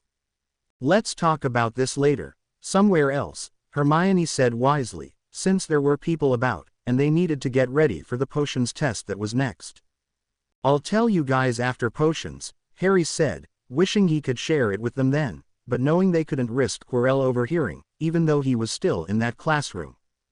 Potions is next, huh? Neville asked, changing the subject and losing pigment at the same time. I'm just glad Defense Against the Dark Arts is over, Harry said. So am I. I think that was the most boring test I have ever taken, Hermione said. Yeah, and was it just me, or was over half of the stuff that test covered completely pointless? Ron asked. Yeah, that's one thing I'm glad about potions, Harry said, not knowing a particular set of footsteps were approaching as he continued.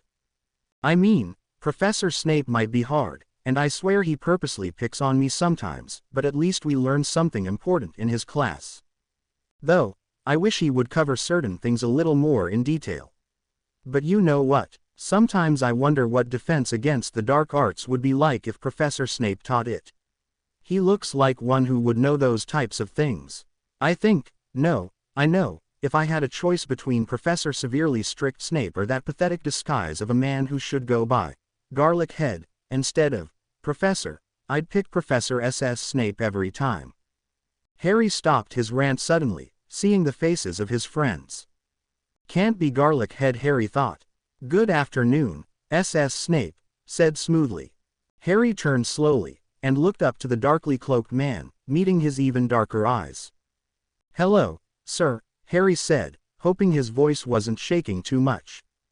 Professor S.S. Snape, glad my efforts to endeavor in being such a professor has been reached, he stated, his face completely neutral, his voice emotionless. Well, at least he hasn't taken any points so far, Harry thought. Snape came closer, secretly making sure no one was being too curious nearby as his eyes narrowed. Neville gulped. Potter, I think you and your friends would be wise to tread a great deal more cautiously concerning Garlic Head. As you had said, that is just a disguise, his real nature has yet to be revealed. 5 points from Gryffindor for carelessness.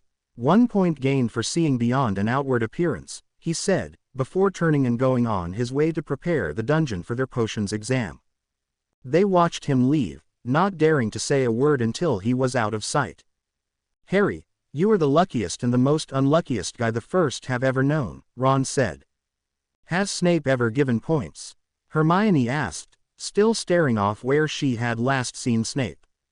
No, I don't think so, Harry said, thinking. At least not to non-Slytherins. I think we should listen to his advice, Neville muttered, looking behind them to make sure Garlic Head wasn't near before continuing. After what he said, I think Quirrell is a lot more dangerous than what any of us had initially thought. Neville, after what I saw today, I think you're right, Harry said. The potions final went by rather well, and even Neville was confident he didn't fail. Snape had been his normal severely strict self as they took their test, but Harry could swear that the hostility that usually immersed the room when Snape entered had faded a noticeable amount, which helped them in taking their tests. Draco and Harry had exchanged their subtle nods, respectfully regarding each other as they started their tests. After leaving the dungeons, and going to the Gryffindor Tower, Harry and the others found a secluded spot to talk, and due to the end-of-year exams, most people were elsewhere studying for their tests. "Okay. What happened earlier, Harry?" Ron asked. "I don't know. I saw a red stone, and I think Quirrell attacking a unicorn," Harry fumbled out. He had been holding in these two things for over 3 hours. "A stone, as in the stone?" Hermione asked. Harry nodded. "He wants it, really bad," Harry said. "And you saw him attacking a unicorn. Does that mean he wants to or what?" Hermione asked. "I've seen the dark forest and unicorn from him before. I think he either has or really wants to," Harry said. "He's a dangerous man. It's a good thing he didn't overhear that garlic thing earlier then, huh?" Ron said. Harry shrugged. "I knew he wasn't anywhere near us. My scar would have been tingling like mad if he was close." "It's that bad now?" Hermione asked. "You can feel if he's close." Harry nodded, unconsciously placing 2 fingers over his scar. "Is it hurting now?" Neville asked, quickly looking around them and sniffing the air for any hint of garlic. "Yeah, I think he's up to something," Harry said, trying to rub out the unnerving feeling in his scar. It was late, and the darkness that had gathered in his office was oddly calming. Snape watched the candlelight flicker across the walls, his dark robes blending into the shadows around him. "What is wrong with me? This is James's son." Snape took a relaxing breath, collecting his thoughts. "But he is also Lily's," he whispered in the empty room. Severus leaned back in his chair, letting himself mentally drift. He thought about his exchange with Potter before the potions exam, recalling how utterly surprised and privately pleased he was upon hearing the boy's words. No matter how much he had wanted to hate him, he couldn't. From day one, his hate had been forced. He tried so hard to despise the son of the man who had tormented him in his youth, but found himself unable to. Harry James Potter. Despite his appearance being so like his father's, he got his mother's eyes, and despite having his father's ability and love of Quidditch, he got his mother's heart. Harry confused Severus, and his attitude and actions helped to confuse him even more. He could not fathom why or how Potter was befriending Malfoy, but he was. There was mutual respect between them now that he would have never thought possible between a Gryffindor and a Slytherin. He knew Draco had gotten into trouble because of this during Halloween, but since that time, for whatever reason, the Slytherins accepted his peaceful interaction with Potter. It was probably due to that troll. Somehow Harry had earned a strange respect for destroying a troll and protecting a Slytherin. And from Draco's tale, it seemed to have convinced the Slytherins, and most others, that Draco, Harry and his friends had worked together in taking out that troll. What was really getting to Snape was why Potter and his friends weren't letting the truth be known. Draco hadn't held the troll off. He was lucky they had gotten there in time to find him with just a broken leg. Potter and his friends had saved Draco's life, and if it hadn't been for Potter's freakish display of magic, Draco and the others would have been in serious trouble. And why did Potter and his friends visit Draco the next day in the hospital wing? What words had been exchanged? Was that when this true mutual respect began? Or was it then that it was understood and accepted by both of them? Snape did not have the answers to these questions, but he was beginning to get a vague idea of certain parts of them. He knew Harry and his friends had been looked at oddly for a time after that as well, but he also knew that the Gryffindors and the other 2 houses respected Potter, due to how he dealt with the trouble Malfoy and his friends brought about during the beginning of the year, and especially now after the troll. Harry Potter was an enigma, that much was certain. Most of the staff knew of his nightmares. After needing to cover for him, it was necessary. Dumbledore had not gone into detail about what condition he had found the room in, but by the look in his eyes and the expression on Minerva's face, he knew it had to have been serious. A part of him had been surprised when the headmaster had not requested him to make a large batch of dreamless sleep potion, but then he realized why. It wasn't safe, not with a nutter like Garlic Head running about. And how did these children know about Quirrell? What had Garlic Head done to tip them off? And why were none of the other students aware, especially the older students? Surely if a prefect had suspected something they would have told. Dumbledore had told him of Potter and his friend's suspicions, and how Hagrid had come to him and said that Potter and the others suspected Quirrell of trying to kill him during that Quidditch game. Snape had no doubt now of Quirrell's loyalties, and how dark the man truly was.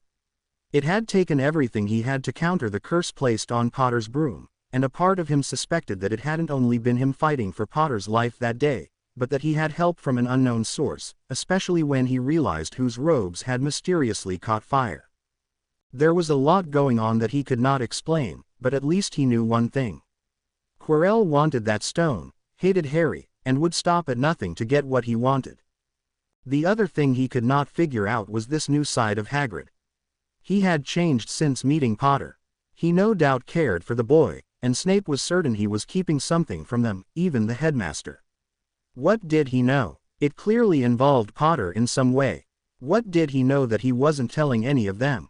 What secret could be so important that even the bumbling gentle giant could keep it from Albus Dumbledore, the greatest wizard of their time? Did this secret involve Potter's nightmares? Potter was powerful, there was no doubt about that, no matter how much he wanted to deny that such a young boy and the son of his childhood enemy could possess such sheer strength. This fact having been proven when he had killed the mountain troll with one spell. How did Potter know that spell? It certainly isn't in any books he should be able to get to, and finding it in the restricted section in the library is highly unlikely. And not only having knowledge of such a spell, but to actually be able to use it, and to use it perfectly against an enemy that should have been the victor, instead of the conquered. There is something more to Potter than just being the boy who lived. Knock knock. Snape got up, being torn from his thoughts, wondering who would be knocking this late at night. Who he found was one of the last people he would have expected. Draco Malfoy. Mr. Malfoy, what brings you to my office at such a late hour? He asked. Professor, I would like to have a few words with you, without anyone else knowing, he said, hesitantly. Certainly, come in, Snape said, letting him in and shutting the door behind him. What is this about, Mr. Malfoy? He asked. Well, sir, about a few things actually, mainly what you think about them, he said. I respect you, and know I will get straight answers. I especially need them with these things. All right, what things? He asked, motioning Draco to sit down, while he leaned against the edge of his desk, crossing his arms calmly. Harry Potter, I know it is sort of pointless now, since it's nearly the end of the year and all, but he'll be here next year. What is expected of me? How should I really be treating him? Should I even associate myself with him? He asked. Clearly these things had been weighing heavily on him for some time, and he just wanted to lay it all out for his mentor. Snape took a long hard look at Draco before forming his answer to his lips. Draco, who should dictate your life? Snape asked, causing Draco to look at him in wonder and surprise, not only with his question, but the fact he called him by his first name. Your father. Me. Tradition. No, you. You choose how you act, you select who your friends are, and you decide what kind of person you become. There is nothing wrong with having acquaintances or even friends with those of other houses. We all have our strengths and weaknesses, which is why it is good to associate with those who are different from ourselves. You see me and Professor McGonagall with our differences and with our disagreements, and yet we still work together and tolerate each other's company. I respect her, and she respects me. Do you understand? He asked. Draco nodded, appearing more at ease, and happy he had come. Thank you, sir, he said, standing. Snape was now standing straight as well, no longer leaning on the desk. Draco turned to the door to leave. Mr. Malfoy. Yes, Professor. Don't ever repeat what I said or what I am about to say. All right, sir. Count yourself lucky that you have found a worthy Gryffindor to befriend, hopefully more will follow. You have realized something that took me decades to see, he said, his face shaded in candlelight and shadow. And what's that, sir? What a mighty force a Slytherin and Gryffindor can become when friends. Good night, Mr. Malfoy. Good night, Professor. Harry had trouble going to sleep that night. He was anxious, as if he was waiting for something to fall, and fall hard. When he finally went to sleep, it was not restful at all.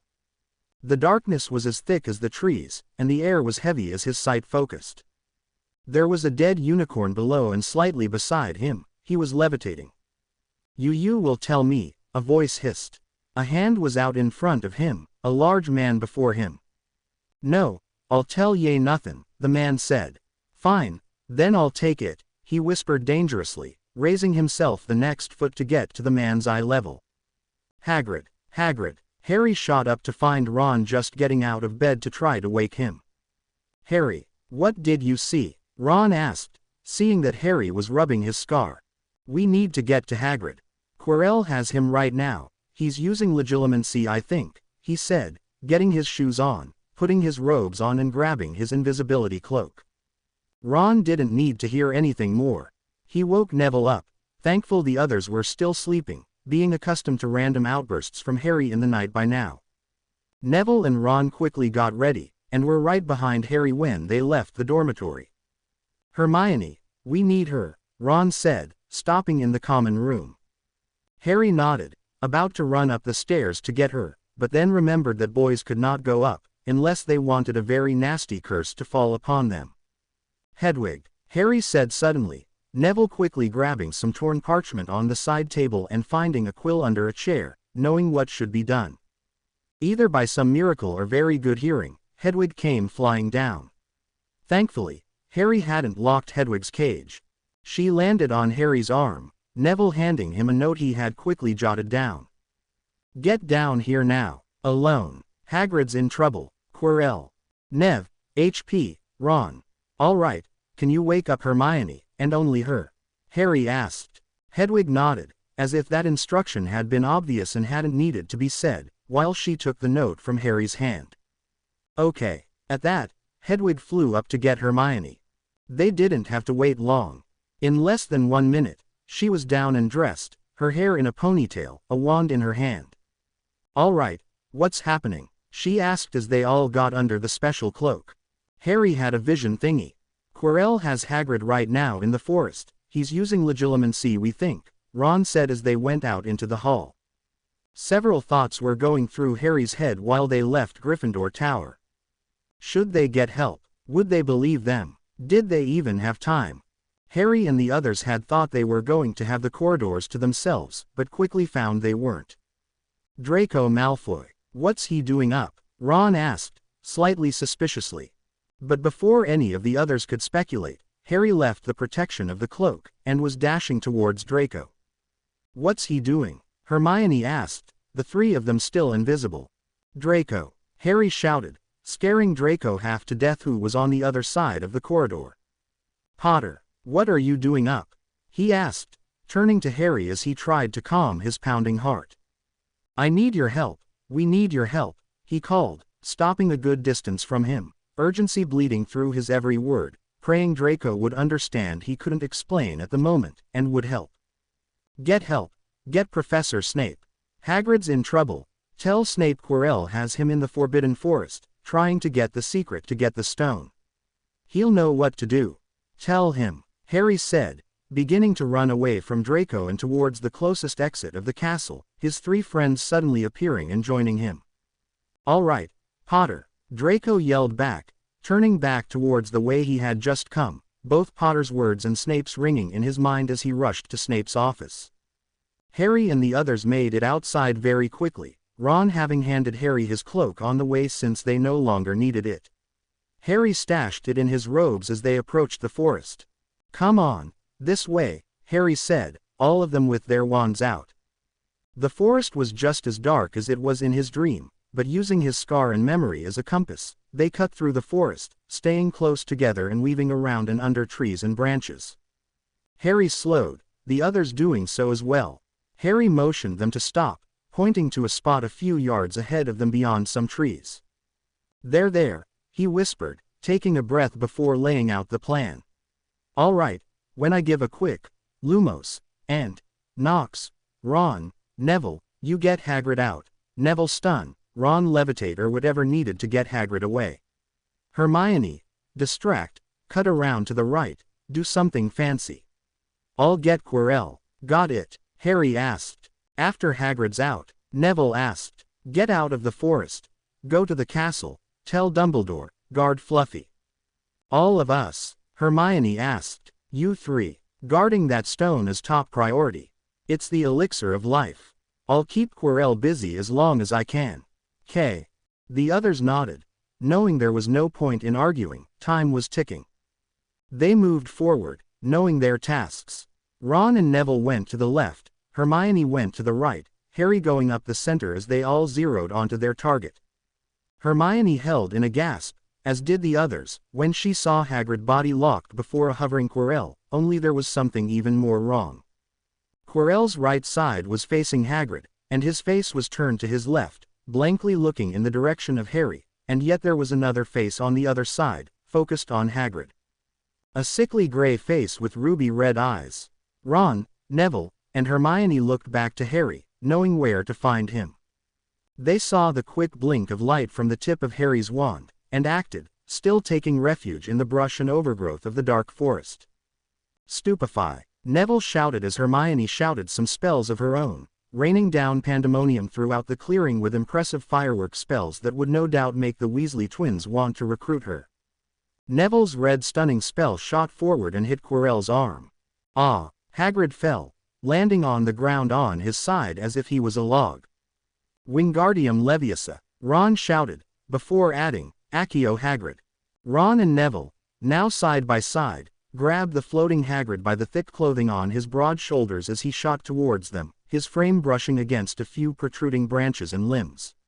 Taking hold, they ran, hauling him away, vowing to complete the task Harry had given them, Hermione continuing to give them cover. Red, white, blue, gold and silver spells raining down all over. To say Quirrell was mad would be a vast understatement, but it was beyond understanding of how angry the gray face was on the back of his head. The red-eyed face turned, Quirrell still standing as he had been when the stunner had hit his arm. Stupefy! Harry shouted, just moments after Ron and Neville had grabbed Hagrid. Harry charged forward out of the brush as Hermione's spells eased up. Harry knew Hermione had followed his order and was now running to the castle to help guard the stone, running to safety. The gray face narrowed his eyes as Quirrell waved his wand and blocked Harry's curse, despite his face looking the other way. Harry stopped, now close enough to make out the hideous face as he raised his wand, ready to cast another curse. Harry Potter, the gray face whispered. See what I've become. Mere shadow and vapor I have form only when I share another's body, but there have always been those willing to let me into their hearts and minds. Unicorn blood has strengthened me these past weeks, and once I have the elixir of life, I will be able to create a body of my own. We won't let you, Voldemort, Harry said, squeezing his wand firmly, ignoring the rising pain in his scar. Bravery, Voldemort asked, raising Quirrell's wand, and swished it hard to the right. Harry's wand flew out of his hand, despite how hard he had been holding it, and landed somewhere into the bushes to his right just as Hermione's voice boomed through the trees, screaming, Expelliarmus. Quirrell, Voldemort's wand was flung away, the Dark Lord having been completely caught by surprise. Hermione, run, run, Harry shouted, turning to run as well, hoping to lead Quirrell away from her and the castle. Kill him, Voldemort shouted. Harry braced himself as Quirrell charged, Voldemort's face turning away to let Quirrell see properly. Harry brought his hands up as Quirrell plowed into him, knocking him hard onto the ground. He felt Quirrell's hands go around his neck, but Quirrell quickly let go. Master, my hands, my hands. Kill him. Quirrell struggled to obey, bringing his hands down again, but this time he attacked differently. His right hand landed hard on Harry's chest, over his heart, as his left went at Harry's throat again. Harry responded by grabbing Quirrell's face with one hand, his other taking hold of the thing on the side of Quirrell's head that was supposed to be an ear. Ah arg, everything was so confusing now. Harry's chest began to throb as he felt and heard a multitude of things around him. He felt Quirrell's breath close to his face, the smell of garlic rank as he heard harsh mumbled words coming from Quirrell between the man's cries. All the while Voldemort continued to scream, Kill him! Kill him! The sound of rolling thunder roared towards him as he heard more voices shouting over everything. Get off him! Get off him! He then felt himself being torn away from Quirrell by two pairs of hands. Harry! Someone called. just before all went silent and dark. This is an overlapping scene happening during the scene above. Should be self-explanatory. Draco ran to Snape's office as fast as he could and didn't bother to knock as he simply barged in. "Mr. Malfoy," Snape said, slightly surprised. "Sir, Potter just ran into him. He told me to get you. Something about Quirrell having Hagrid in the forest, trying to get the secret about a stone." Snape immediately went to him, quickly guiding him out. "Tell Professor McGonagall this and that I'm heading to the forest. The headmaster, tell him he's needed here, and briefly mention stone. He's at the ministry. The Gryffindor password is Virtudes. Go," he said, both of them now jogging down the corridor. "Yes, sir," Draco said, turning and heading to Gryffindor Tower. Snape didn't waste any time as he sprinted out to the Forbidden Forest. Cutting across the grass, he saw something exiting the forest at a decent pace. Ron and Neville, towing a floating Hagrid behind them. "Professor, they're back there, deep in the forest," Ron shouted, pointing but not slowing as they continued towards the castle and Snape. "Get to the castle, and don't stop.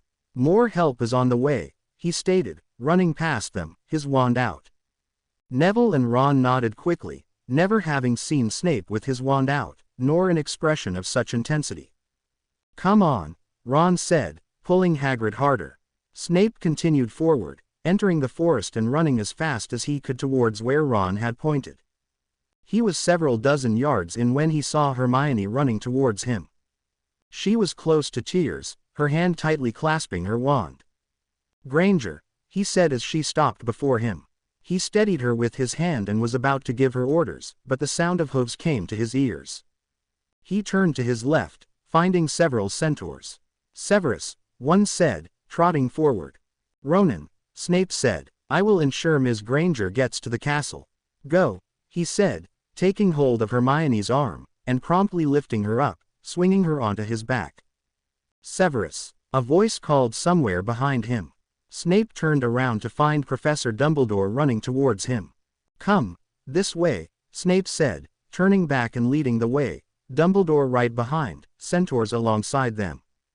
They dashed forward, screams, shouts, and words coming to their ears. "Ah arg, kill him, kill him." They saw Quirrell on top of Harry, no doubt performing dark magic through his pain-filled shrieks. The sound of thundering hooves whirled around them as Snape and Dumbledore came to Harry's aid. "Get off him! Get off him!" Snape roared. Both he and Dumbledore took hold of Quirrell, just as a dark mass pulled itself free from Quirrell's body. "Voldemort!" He shot away from them, into the darkness of the forest. Snape and Dumbledore quickly removed the now limp Quirrell from Harry's grasp, finding Quirrell's skin badly burned where Harry had touched him. Pushing Quirrell's body aside, it was clear that Harry's strength was melting away. Dumbledore pulled Harry up into his arms, kneeling beside him. "Harry," he shouted as the boy's eyes closed. Dumbledore put his hand over Harry's heart, quickly mumbling spells under his breath, and praying it was not too late. Draco gasped as the doors opened for Ron and Neville, pulling a floating Hagrid behind them. McGonagall, Flitwick, and Sprout ran past his momentarily stunned frame, going to the two boys and large unconscious man. Draco ran down the front steps soon after shaking himself, joining the professors. "Professor Dumbledore is coming," McGonagall told them, helping them take Hagrid down the hall, Malfoy now at Hagrid's side, taking hold of the large man's stiff arm to assist as well. "What happened?" Draco asked, his voice shaky, afraid to learn what had done this to Hagrid, but needing to know. "Quirrell. It was Quirrell and this thing with him." "A face," Ron said, adrenaline the only thing enabling him to walk and talk at the same time at the moment. "Where's Potter?" McGonagall asked as they approached the infirmary. "Last thing we heard was Hermione scream, Expelliarmus, and Harry yelling for her to run," Ron answered. Neville's face was solemn and focused as he remained silent. They quickly entered the infirmary, and after placing Hagrid on the bed, Neville and Ron quickly ran back out, knowing the stone still needed protection. Quirrell still might be coming. Ignoring the professors' shouts to stop, they continued out, Draco, Flitwick and McGonagall on their heels. "Where are you going?" Draco shouted breathlessly as they ran towards the entrance staircase that led to the corridor that went to all the other staircases. "Third floor corridor," Neville answered, just as the entry doors burst open again, a grand centaur at the threshold, a trembling Hermione on his back. "Hermione, where's Harry?" Ron asked, running towards her, the centaur gently lowering himself for her to get off as McGonagall went forward to search for injuries. I don't know," she sobbed. "It was him. Voldemort." The professors gasped. Harry told me to run. And he. McGonagall pulled Hermione into her embrace, inwardly as scared as she was. "I shouldn't. They left him," Hermione cried. Ronan, the centaur, turned suddenly, his hooves hitting the stone and causing the others to look up to see what had caused his movement. "They come," he stated, stepping aside to allow the professors, Ron, Neville, Hermione, and Draco to see the grounds in front of the school, and who were coming. Dumbledore and Snape were running alongside a floating Harry, half a dozen centaurs galloping alongside and behind them as sentries. "Minerva, potion! Vena Resarcio!" Dumbledore shouted, seeing Minerva and the others staring down at them from the entrance. At that, Minerva turned and ran ahead, leaving the others in the entry. Somehow not skidding on the stone, she dashed into the infirmary, quickly digging through the items on the shelves of ointments and potions, searching for the artery repair potion, alerting Pomfrey, who was currently working on Hagrid, that the worst was about to come. Snape and Dumbledore, a suspended Harry between them, entered the infirmary soon after, the doors magically shutting behind them, leaving Flitwick, Ron, Hermione, Neville, and Draco outside to wonder what was happening beyond the enchanted doors. Dumbledore's fear-filled order to Minerva ringing in their ears. Draco stared at his hands, sitting beside Neville, Ron between Hermione and Neville. They were sitting on the floor, leaning against the wall across the infirmary doors. Flitwick had attempted to get them to leave, to go to their common rooms, but didn't even finish his first sentence when he decided to quit and let them be. Ron looked up at the doors, as if he was trying to look through them. It had been nearly an hour, and they could still hear urgent movements coming from the room. Hushed spells, murmured incantations. Flitwick and the other professors not in the room were just as clueless and worried as the students sitting against the wall. After a few more minutes, the rest of the professors left to busy themselves in preparing the day that was about to start for the students who were still sleeping soundly in their beds. Draco lifted his eyes up to the doors after having fidgeted with his hands for a time, becoming lost in his thoughts. What had happened? Ron and the others had told him and the professors everything, but they couldn't answer what had happened after they had left. The centaurs had told them Quirrell was dead, but said little about Harry, and no one knew, save for Harry, what had happened after he had told Hermione to run. And what of Voldemort? What had he done to Potter, and where was he now? What kind of man, if one could call him that, lets his follower die so he can escape? Draco shifted his thoughts, realizing he had never seen Snape in such a state before today. He had never seen his eyes in such a terrifyingly steady focus, his lips moving so fast, muttering spells no one could hear, passing his wand over Potter's limp body during the journey to the infirmary.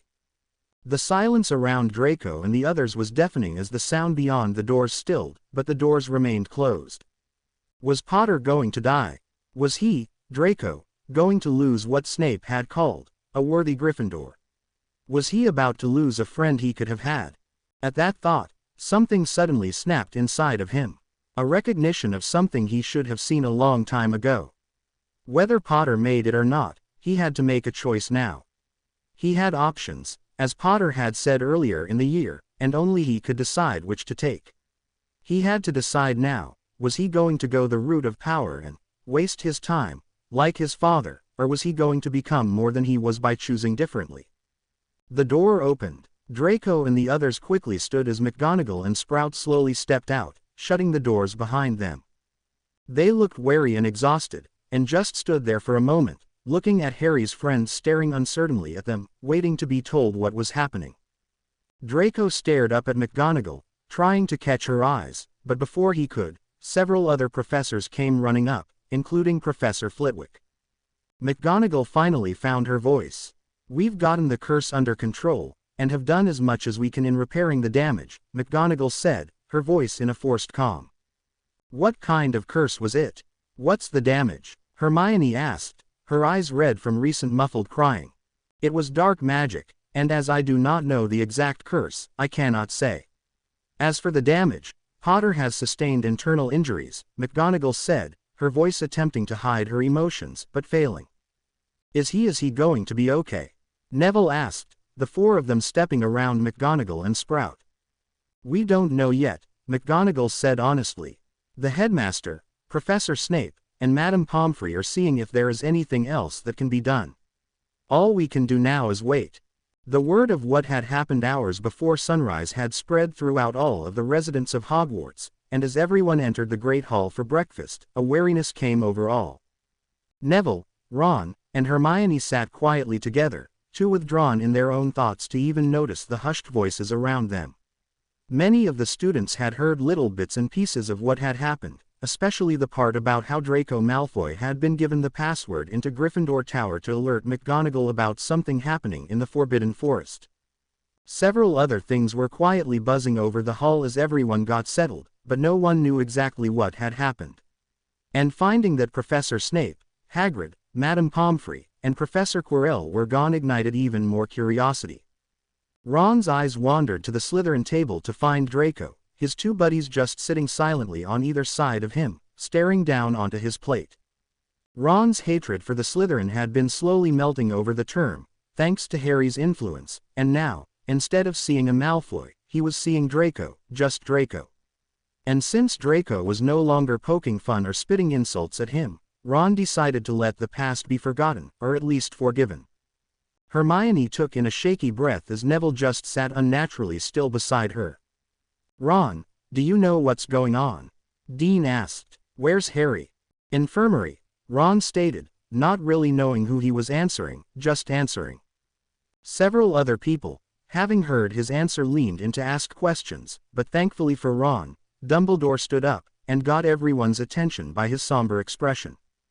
The Great Hall went silent, all eyes on the man who was currently showing every year of his age.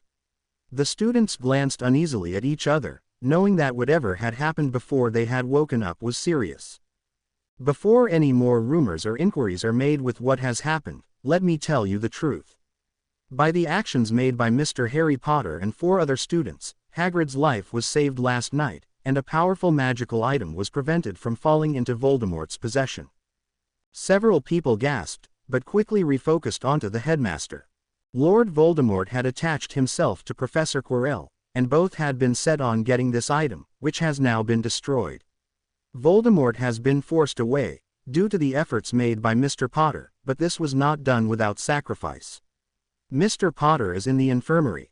Professor Snape and Madame Pomfrey have done all that they can, but for right now, all we can do is to wait. Hagrid is in the infirmary as well, and is thankfully recovering. I would appreciate you all to go about your normal routines. If there is pertinent news, I will tell you. The students before him were dumbfounded, well, save for the 6 counting Crabbe and Goyle students who knew the full story. The following days went by in a kind of haze. It didn't take long for the whole school to know everything that had happened. Once it was discovered who the 4 students were who helped Potter, the school was granted further knowledge of the events by them, mainly Ron, who told to just shut them up, figuring the truth was better than their made-up tales, though, not by much. Hagrid was released later on the first day. He was ordered to go and rest, and everyone was told not to disturb him. By the second day, it was common knowledge that Draco and his 2 pals now hung out with the 3 Gryffindors by the infirmary, waiting to be let in, or to be told of any news on Potter's condition. They had only briefly been allowed to visit Potter's sleeping form on the end of the second day.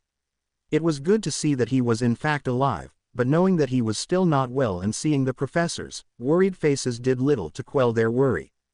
By the third day, there were hushed rumors going around about Potter's condition. Everyone of course knew it was due to dark magic, but no one could comprehend the seriousness of the situation. Professor Snape was rarely seen, and when he was seen hurriedly going to from the infirmary with old parchment or bottles of potions, most of which he had gotten from the dungeons. Everyone knew not to stop him to ask questions, and only the 4 students who had participated with Potter in stopping the Dark Lord ever received a glance from him in passing. Coming once again into the corridor which led to the infirmary, Ron, Hermione, Neville, Draco, and his 2 friends who had for some reason been accepted to join the worried group, stopped. Professor McGonagall had just stepped out of the infirmary and was going towards them. Professor," Neville asked as she approached. "He's still asleep. Professor Dumbledore and Professor Snape are with him now. I think you will be able to visit him after dinner if you would like though," she said, looking at both the Gryffindors and Slytherins before her. "Thanks, Professor," Draco muttered, his eyes glancing past her to the closed doors of the infirmary. McGonagall sighed, patting Draco and Ron on the shoulders before going by them, cutting between this odd group of friends, a group she would have never thought possible. Professor Snape eased himself into the chair across the occupied bed, his eyes sore from keeping them open for so long, his feet welcoming the break from dashing back and forth through the corridors, and his hands mildly upset with him for making them stir so many cauldrons in such a short amount of time. He watched the boy's chest rise and fall, the child's eyes stubbornly staying closed. There was nothing else Severus could do now. It was now up to the boy. Potions and spells could only go so far. Snape had seen Potter's friends a couple times during the past few days, each of them just as concerned as he was, though he did more to hide his emotions. The headmaster was sitting on the bed beside Potter's, every one of his years being shown on his face, before bowing his head into his hands. Snape slowly exhaled, seeing and feeling the anguish of the headmaster, before closing his eyes for a short rest. He heard breathing, 2 people in the room with him, just breathing. Where was he? What had happened? Why did his chest feel as if he had been hit by a sledgehammer? He assessed the rest of his body, finding no other injuries, save for his throbbing chest, and decided it was time to open his eyes. A white room. The infirmary, he reasoned. He trailed his eyes across the ceiling, down the wall along the blurry window, and stopped upon a fuzzy sleeping man across from him. Even without his glasses, he knew it was Professor Snape. He would know that dark cloak, dark hair, and dominant posture anywhere, even if the man was asleep. "Well, that's one of the people I'm hearing. Who is the oath?" He began to turn his face, only to stop suddenly as the smiling face of Albus Dumbledore shifted into view. "Good afternoon, Harry," he whispered, giving him his glasses to put on. Harry was startled to feel relief and intense joy ebb from the old man, feeling his old weathered hand upon his small shoulder. However, after this feeling passed, everything that had happened immediately came back to him. His first thoughts went to his friends. Were they okay? Did they save Hagrid? Did they protect the stone? Where were they now? Where was Garlic Head and Voldemort? Fearing the worst, Harry moved his hand and grabbed Dumbledore's arm, trying to sit up while sputtering out questions. "What happened? Are my friends okay? Is the stone safe? Were Squirrel?" Barely pausing between his questions and ignoring the pain in his chest as Dumbledore tried to calm him and prevent him from sitting up. "Calm yourself, dear boy, everything is all right. Your friends are all safe, the stone has been destroyed, and Quirrell is dead." "Dead? But Voldemort," Harry began, no longer fighting to sit up, and barely noticing Snape, who was now awake and quickly approaching the other side of the bed. "Voldemort escaped, and because of that, Quirrell died," Dumbledore said. "He killed his servant?" Harry asked, though it was barely a question, more like a horrified statement, a known truth, as if he knew he shouldn't be surprised, but was anyway. Dumbledore nodded. "How long have I been here?" Harry asked. 3 days, Potter," Snape said. Harry turned his head toward Snape and found his tired dark eyes. Harry, too drained to fight the oncoming memory, let it come. Severus looked up at him, looking into his eyes, something that few of his servants ever dared do. Snape's eyes showed vague signs of exhaustion. "Good job, you serve me well." "Thank you, my lord," Severus said, bowing low and backing away. "Potter, are you all right?" Snape asked, his eyes actually revealing concern. This confused Harry immensely. Whose side was he really on? But the more he looked into the dark eyes of the man who he had been certain had hated him at the start of the year, the more he was certain of the answer. Harry swallowed and nodded, before looking back to Dumbledore. What happened? He asked. They told him what Ron and the others had said, and then told him what they had seen and done when they got to him. They continued by telling him what injuries he had suffered, and of the curse Quirrell had used, it being one that attacked the arteries and blood vessels. Dumbledore told him why Quirrell was burned when he touched him and continued by telling him how they had worked diligently to repair the damage and reverse the curse. So I'm all right now? Harry asked them. Yes, though you will need to stay here a little while longer, Dumbledore said. Harry looked down at the white sheets, placing his hand softly on his chest, and gently letting it glide across the cloth. I could have died at that moment. Voldemort wanted nothing more than for me to die. He wanted me to die more than he wanted the stone. Why? Now, Mr. Weasley said something about you having, I believe he said, a vision thingy, that told you Hagrid was in trouble. Could you tell us what you saw exactly? Dumbledore asked, pulling Harry out of his thoughts. Harry glanced over at Snape, not knowing how much he knew, and wondering how much he should say. He still didn't want to tell Dumbledore about the memories, but this wasn't about the memories, this was actually, what was this? Anything you tell me, you can say to Professor Snape. Unless you truly feel you would rather only tell me, Dumbledore said softly. How much should I say? Should I tell him everything about what has been happening involving Quirrell? Does it matter now? Finally, after a pause in thought, he made his decision. Over the past year I've been getting these flashes from Quirrell. Flashes? Snape asked. Yes, since the troll. I've been getting flashes of a red stone and a unicorn. Now I know I was seeing what Quirrell had done, or was thinking about doing. The stone? Snape asked, his tone unreadable. Ooh, the Sorcerer's Stone. After seeing a couple flashes of it, His voice trailed off. He didn't want to lie, but he also didn't want to get Hagrid in trouble. It's all right, Harry. Hagrid told me a few days ago before he left the infirmary that he told you, he said gently. So, these flashes, when did you see them? When I looked in his eyes for the most part, he answered. Legilimency, Snape breathed, showing a glimpse of surprise. Yes, Severus, Mr. Potter is a natural occlumens and legilimens. Dumbledore leaned forward, closer to Harry. Harry, what do you mean, for the most part? After the whole thing with the troll, and when we were in your office, while my friends were telling you what had happened, I was seeing him seeing through his eyes, I saw a forest and a unicorn.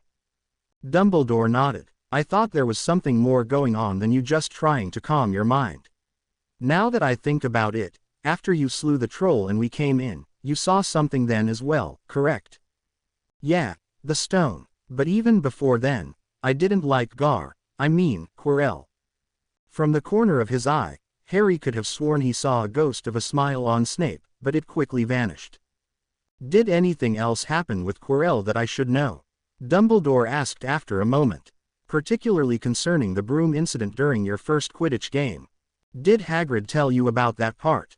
Harry asked. What part? Clearly the old geezer was going to play dumb, but Harry knew he knew, at least that Harry had been mentally bombarded by Quirrell during the match. He used legilimency to try and help me fall from the broom, nearly worked before I decided I had had enough and pushed back. Dumbledore smiled at that. What did you do, Potter? Snape asked, since it seemed the headmaster already knew the answer, and wasn't going to ask. I pushed out a memory of my own. My memory of seeing the killing curse hitting me. Got him out of my head real quick. Dumbledore nodded approvingly. Snape attempted and failed to mask his shock. Well, if you ever experience flashes from someone again, or experience anything else that you don't understand, or feel is important, please tell me. And I apologize, Harry. Hagrid had told me of your suspicions, but with what I knew, and the circumstances of everything, I could not risk that man disappearing from my sight. Harry could see and feel the old man's sincerity, and understood the man's previous choices and actions. He just wished this whole thing could have been prevented from the start. Potter, you wouldn't happen to know anything about Quirrell's cloak catching on fire, would you? Snape asked, his previous shock having passed. Harry grinned. That was Hermione. She saw what was happening, went over there and took care of it. Snape raised his eyebrows, surprised and amused. Well, Harry, do you have any questions? Dumbledore asked. I do have a few that are bugging me, now that I think about it. Ask away. I will answer them if I can, Dumbledore said, his eyes twinkling. Why didn't Quirrell and Voldemort run to the castle and try to get the stone or do something else? Why attack me at all? It seemed like a whole waste of time. I mean, he could have tried to escape, but instead, he just went after me. And Voldemort seemed pretty adamant about killing me. Doesn't make much sense. Why does Voldemort want me dead so bad? And why did he come after me that night? Snape leaned back, not about to get in the middle of this, he would watch from the sidelines. Dumbledore sighed, appearing defeated. I cannot answer that right now, the truth is too dangerous for you to know at the moment. I will tell you when you are ready. Isn't it dangerous for me not to know? Harry asked. He didn't quite understand it, but a very large part of him was wanting, demanding, to know the answer to this. Yes, but not as dangerous as it would be for you to know the truth right now. Harry looked down. A part of him wasn't surprised. How could he expect Dumbledore to share answers when he himself was keeping secrets? Harry blinked, a flash of a memory passing through his mind. "My lord," a voice said behind him. He was sitting in a large chair, facing the fire. "You are sure, Severus?" he asked. "Yes, the oracle prophesied. The one with the power to vanquish the Dark Lord approaches. Born to those who have thrice defied him, born as the 7th month dies." Harry calmly exhaled, not revealing to either men that he had just seen something. What the heck was that? He asked himself. Whatever that was, I'm keeping it to myself, or at least until I've had time to think. Don't need them to think I'm having delusions right now. Well, I am sure your friends would like to see you, Harry, Dumbledore said, standing up and allowing Harry to see the stack of gifts, cards, and candy beyond where Dumbledore had been sitting. Seeing his face, Dumbledore smiled. Tokens from your friends and admirers, he said, before leaving with Snape and getting his friends. Harry, that is amazing, Ron said. A part of me almost feels sorry for Garlic Head. Harry had just finished telling them what he remembered from the fight, and some of the discussion he had with Snape and the headmaster. I'm not, Hermione said. He made his choice, and sealed his own fate. Neville and the others, including Draco and his buds, looked at her oddly, surprised at her ferocity. It is sad, I'll admit that, she continued, a little more softly. But that man made his choice. I'm not going to feel bad for an evil man. Harry nodded, agreeing with her. Draco and Goyle were sitting quietly near the foot of Harry's bed. Ron and Hermione were to his left, Draco directly beside them, and Neville and Crabbe were to Harry's right. So, he's gone? Draco asked after a moment of thoughtful silence. Harry focused onto Draco, who was at the left corner of his bed. For now, Harry replied. He was never dead, was he? Draco asked quietly. No, as he told me, he is, mere shadow and vapor, his soul is still here. He is not dead. You mean, he can still come back? Neville asked. With my Horcruxes, I am immortal, I cannot die, his voice hissed proudly. Harry's mind was then quickly whammed with several images. A black book with the initials, TM. Riddle. A locket with a Slytherin, S, on it. A ring with odd scratch marks on it. Nagini, the snake. A kind of blue and silver crown. And a cup with a badger on it. Harry, you all right? You sort of phased out for a sec, Ron said, giving his shoulder a gentle shake. Yeah, sorry, was thinking, he said, recovering quickly. Sort of sad how I'm getting used to these things. About what? Neville asked. Harry's eyes passed over them all, not understanding why he had seen those items, or what Horcruxes were, but knowing it was important. His eyes fell upon the 3 Slytherins before him, his mind going over what he had seen, and knowing Voldemort could and would return. He was too powerful and evil not to. What did these items have to do with these Horcrux things? Were they Horcruxes? Did they belong to Voldemort? What were they for? What was Harry supposed to do about them? Did these things, as the memory had suggested, make Voldemort immortal? Harry's friends looked at him in wonder, eagerness, and hidden concern, watching the boy who lived inwardly decide a course of action. If, no, when, Voldemort returned, they would need to be prepared. When Voldemort returned, he would no doubt go after Harry. Even without that confusing memory mentioning an obscure prophecy, it was easy to see that Voldemort had a vendetta against him. And when he comes, my friends will be in danger, and Draco and the other Slytherins will probably be expected to follow. There will be more Luciuses, more Death Eaters. No, they have a right to choose, they don't need to become murderers. I will give them a choice. They do not need to follow hatred and evil. The reason why the Slytherins are hated and assumed to be evil is because no one has given them a chance to prove otherwise. Well, I'm going to change that. Harry knew what a risk he was taking, he knew who their parents were, and what it may mean for all of them whichever choice they made, but as Hagrid had said a while back, they have a choice, so Harry was going to give them a chance to choose. Voldemort will come back, he stated suddenly, the Slytherins cringing at the Dark Lord's name. The four of us, he said, motioning to Hermione, Ron, Neville, and himself, have seen him and his evil, and have lived to tell about it. He ran away and let his servant die. And though this might be blunt and probably seems sudden, we need you to make a choice now. Are you with us, or are you another Quirrell? Ron, Hermione, and Neville stared in shock at Harry's sudden directness. What is he thinking? He's still in the infirmary, for goodness sake, couldn't this have waited? Hermione and the others asked themselves. Draco, Crabbe, Goyle, are you my friends? Crabbe and Goyle glanced at Draco, who was staring hard at Harry. Draco suddenly stood up. Ron and Hermione backed away slightly as Draco moved closer to Harry's side. Draco extended his hand. Friends. Harry looked into his eyes, finding fierce honesty and loyalty there, and firmly took hold of his hand. A split second later, Crabbe and Goyle shot up, appearing on either side of Draco. You have our friendship as well, Crabbe and Goyle grunted, their shoulders straight and proud, their eyes revealing an allegiance that matched Draco's. This was mildly surprising to the Gryffindors. Both of Draco's pals barely ever spoke a word, let alone a whole sentence, and to speak with such conviction was not a little thing. This year had changed them, it had changed them all. Ron and Hermione went to the other side of the bed with Neville so that there were now 3 Slytherins to Harry's left, and 3 Gryffindors to his right. This is so cool and weird, Hermione blurted out. We should do something to make this official. Draco looked up at her thoughtfully. The formation of a mighty force. A group of Gryffindors and Slytherins, united, Draco whispered, recalling his discussion with Snape, knowing the man was right and that this was the start of that force. All right, I have an idea, everyone take out your wands, Hermione said.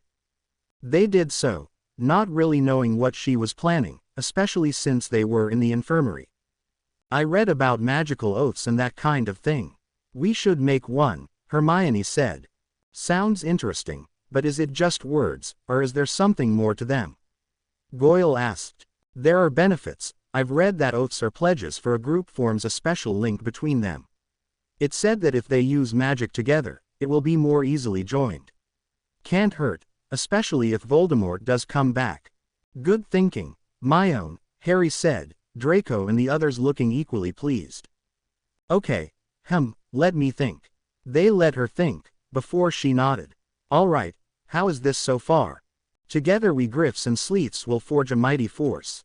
With trust and undying allegiance in each other, we will lead. As one we will march against our foes. We are a formation. I think we could add to that, Draco said, thinking. We are a formation of defenders. We need a name, Neville said, Draco pausing. Yeah, we do, Harry said, thinking. How about, the Guardians of Light? Harry asked finally. Yeah, I like that, Ron said, the others giving a nod. So in Latin we are the Custose Deluxe, Hermione said. Okay, how do we do this then? Draco asked, holding his wand up. Harry needs to lead us in saying it, she said, looking to Harry. All right, Harry said, looking beyond them, making sure they were still alone. So we are really making this pledge, we are making this kind of order. Yeah, I guess we are, Hermione said, a little surprised herself. Happened a little fast, huh? Had she just unintentionally led the creation of a special organization? This is awesome, we're like an anti-Voldemort group, Neville said. Yay, I guess we are, Draco said. Guys, Harry began, looking at the Slytherins. I know your parents were with the Dark Lord, and I know what risk this will be for you. If you want to back out now, I will not hold it against you. This order will be secret and hidden, but you three being with us will probably be noticed. We can stay on good terms and not make this order. No, we're not backing out. It's time the true face of Slytherin is revealed, right Crabbe, Goyle? Right. After our time, the Slytherins will be known for something better than being overzealous dark followers, Goyle said, Crabbe nodding in solid agreement. Spoken like a true guardian, a custos, Neville said happily, still taking in the fact that these Slytherins were now friends with them. But why should this come as a surprise to him? They had waited together to hear news or see Harry for the last 3 days, and all hostilities had ended between them months ago. Goyle smiled, a feat Harry and the others had never truly seen, a genuine gentle smile. This will work, Harry thought. All right, wands up, Harry said, giving a nod. He led them. Together we Griffs and Sleeths will forge a mighty force. With trust and undying allegiance in each other, we will lead. As one we will march against our foes. We are a formation of defenders. We are the guardians of light. The Custose Deluxe. In a flash of green, silver, red, and golden light from their wands, it was sealed. The Custose Deluxe were born. The last feast quickly came and ended, the school welcoming Harry back into the world of the conscious. The Gryffindors won the House Cup, a good 100 points ahead of everyone else, and that wasn't counting the points they received for saving Hagrid and protecting the stone. Hagrid had met with Harry on the last day alone. Harry told him most of what had happened and what Dumbledore and Snape had talked to him about, but decided to keep the recent memories to himself. He didn't want to worry Hagrid, and later if he wanted to tell him, he knew he could. Just an owl away. Hagrid thanked him and his friends immensely, nearly squeezing Harry half to death before releasing him. So are friends with Draco and his pals? Hagrid asked, still unable to believe it. Yes, we even formed this kind of order. We call ourselves the Custose Deluxe, or the Guardians of Light. It's a secret though, Harry said. I can keep a secret, Hagrid said proudly. I know, Harry said with a smile. Have you told Dumbledore about, the thing yet? Hagrid asked. No, I think I should let him relax for a little bit. Ron and the others told me how worried he was. I figure I should let him recuperate before I drop this on him. Hagrid chuckled, before remembering he had a present for Harry. A leather book of pictures. Sent owls off tear all our parents' old school friends, askin' fair photos K knew ye didn't have any do you like it. Harry swallowed hard, trying to speak, but he couldn't. Hagrid understood. The train ride home was interesting. Who would have thought I would be friends with 3 people I was enemies with at the beginning of the year? Harry asked himself, the 7 of them sitting in the compartment together. Hermione was busying herself with Cousteau's plans. Writing out oaths, pledges, ideas, and possible ceremonies. The others let her, part of them equally fascinated with what they had created. They spoke briefly about what they would do the following year, if they would have meetings, and what kinds of things they would do. Harry soon found himself pondering beyond these initial things. Would they study together? Would they do what the 4 of them had been doing with occlumency and extra work into spells? We should write over the summer, make sure we're all doing all right. We can never be too careful, Hermione said. The others looked at her slightly like, yeah right, Hermione. Like we'll be attacked by Death Eaters. It was just a thought, she said. I think we can do that, Neville said. Though I don't know what Gran would think about, no offense, me writing to Slytherins. She's still in that mindset. None taken. My dad feels the same way about Gryffindors. I still need to think how to tell him about Quirrell. I don't think he really understands my part in it, Draco said with a sigh. You saved our lives, Draco, or at least mine. By the time Ron and the others would have gotten help, I probably wouldn't be here, Harry admitted. Draco smiled. Thanks, just don't tell my father that. So, will we write in code or something? Goyle asked, hoarsely. We could use special invisible ink, Hermione suggested. At this time, I don't think we need to worry much about people poking in our mail. We're only 11, Ron said. I don't think they will ever imagine us forming a serious secret organization. All right, but I think by the end of next year, we should have a system, she said, adding that to her list of to-dos. I've been thinking, Harry said, causing them all to look at him in complete attention. Wow, you'd think I was their leader or something. Oh, I guess I sort of am. Well, for next year we could get together, do homework, and then start teaching ourselves some advanced stuff. If we are serious about this Custose Deluxe thing, I think we should earn the right to call ourselves that, Harry said. Yeah, I could bring some books from home, Crabbe said. I have some things about powerful shields and things. As do I, and some dark books. We could learn what we might be up against if things get serious, Draco said. Okay. Just don't get in trouble, all right? Harry warned them. My dad will be proud I'm looking at them, Draco said with a smirk, before taking a bite of his chocolate frog. I think we all need to take a wizard's oath, Ron said suddenly. If we're going to get into this kind of deep stuff, and if Voldemort is going to return, I think we would all feel better if we knew, without a doubt, that our secrets are safe. That's a good idea, Ron, Hermione said, pleased with his way of thinking. I agree. I do trust you all, but the extra precaution would put me a little more at ease, Draco admitted. All right, since it was your idea, Ron, you take the oath first, Hermione said.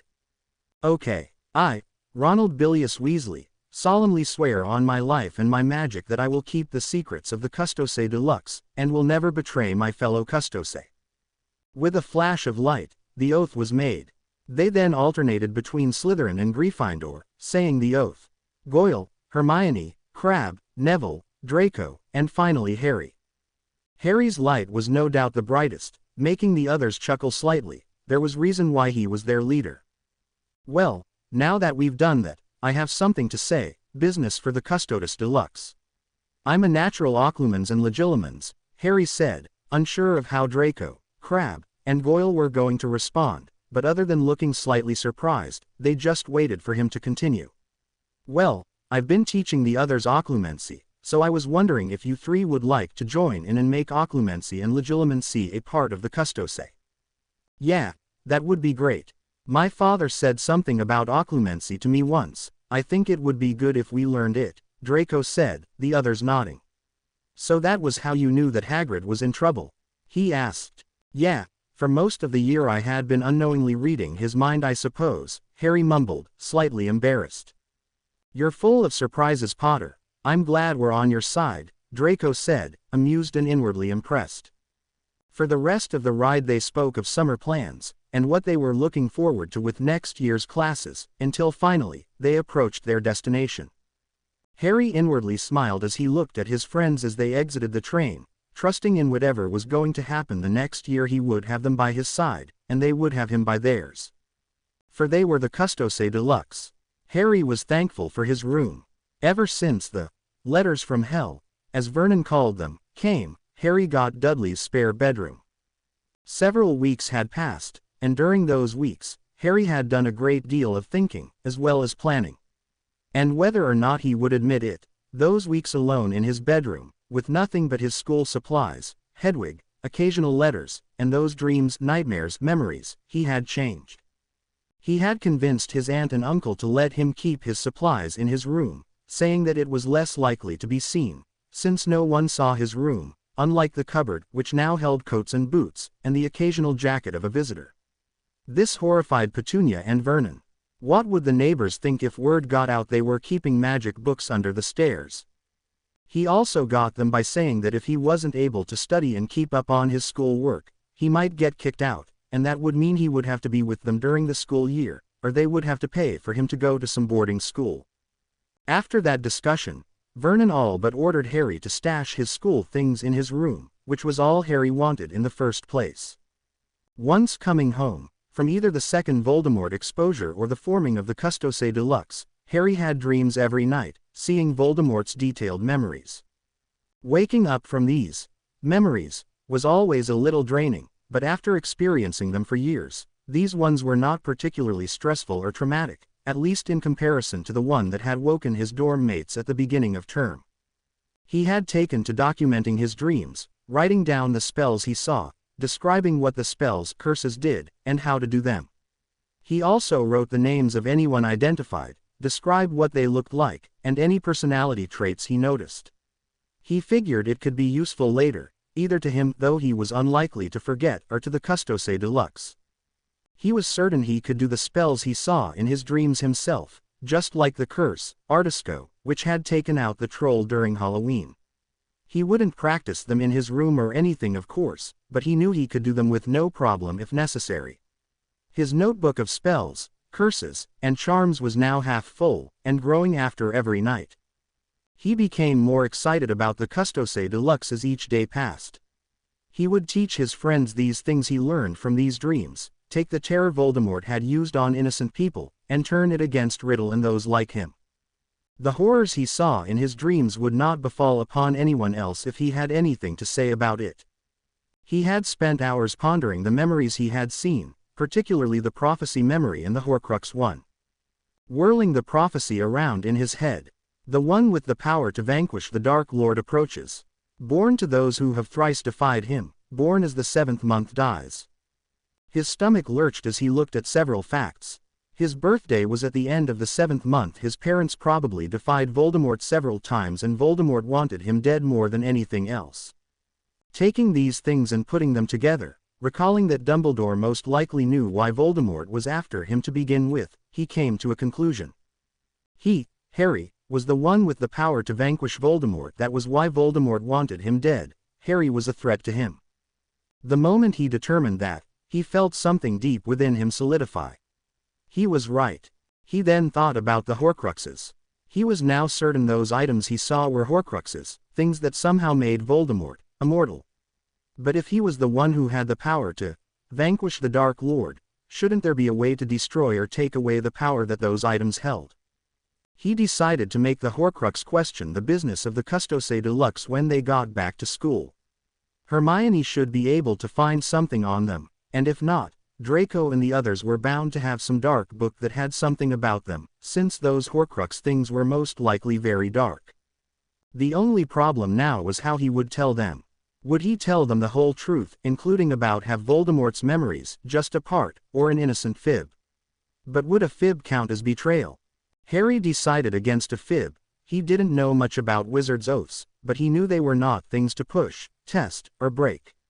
Perhaps just parts of the truth, and then let it grow into the whole truth. Harry decided to think on that a little more later. Staying in his room nearly every hour of the day, save for when he had to do the housework, which had surprisingly lessened. Harry figured it was due to how much his relatives were afraid he'd cast magic. Harry had a great deal of free time. When he wasn't thinking about those memories or writing down the things concerning his dreams, he was doing the only thing he could do: study. Going through his books, he got flashes of memories, which only reinforced the knowledge he was gaining from the books, and the memories even branched off into the reading Riddle had done after those books. Harry no doubt now had pockets of abilities ranging from a solid first year to a 7th year with several outstanding newts. Although this was mildly confusing, every day a gap was filled, and Harry's thirst for knowledge grew. Harry was glad he had thought fast during those first days of summer. Because of his quick thinking, manipulation skills, Hedwig was allowed out at night. It had been simple, really. Harry asked to be able to let Hedwig out, only at night, to send messages to his lot, and his lot would not bombard them with letters from hell. He also told them that if he didn't send letters out, some of his lot would become worried and check up on him. After the thought of oddly dressed people coming to his house, Vernon granted Hedwig's freedom, as long as it was only at night, and the bloody pigeon stayed silent during the day. After the first 2 weeks, Harry finished going over all of his books, and his memories were no longer showing him anything new, so Harry decided it was time to get new books. I know Hogwarts students don't get their letters for supplies and materials until later in the summer, but I think for Harry Potter, the manager would get the books early for him if he had requested them, and since money isn't an issue, why would there be a problem? Writing to Flourish and Blots, he requested his second-year school books to be owled to him, requesting them to make sure they were delivered to him at night and the cost to be charged to his account. He also asked to be given a list of the books they carried so he might look over the list and buy more from them if he saw anything he liked. He hoped the little note of, "I get bored during the summer and like to read a lot," would be enough explanation as to why he wanted his books now rather than later, and why he was possibly wanting extra books. While waiting for his books to be delivered, he wrote to his friends. He had told them in his first letter that if they wrote to him, to have their owls deliver at night, he couldn't risk angering Vernon. He had gotten several letters from his Gryffindor friends, but none from Draco. Crabbe and Goyle had both written him a few times, but their letters were mostly short and to the point, mainly along the lines of, "Hey, I'm doin' good, been readin' some, nothing too interesting though, but one book shows promise, might bring it when school starts." Later, it was clear their letters were written in a rush, their writing sloppy and always being delivered by Hedwig after she had taken Harry's letter to them. Harry hoped his Slytherin friends were doing all right, but from everything they had written, it was clear that none of their families knew of the letters or of their friendships. Personally, Harry hoped it stayed that way. Hermione's letters were a little more detailed. In hers, Harry got even more pumped about the Custose Deluxe. She would go on and on about what she thought they should do, how to conduct meetings in secret, and how to add new members. She touched on learning advanced forms of magic, but didn't go too far into it, not knowing that Harry was already making plans into things like that. Ron's letters were simple, but nice. He would tell him how his family was and what pranks the twins had done. Harry giggled, thinking about how the twins had somehow made the food cry when their mother was cooking it. Neville's letters were a little more like Hermione's, but not as wordy. He told him about some of the things he was reading, and not all of it about herbology. Harry smiled, pleasantly surprised that Neville was thinking about magic a little like he was.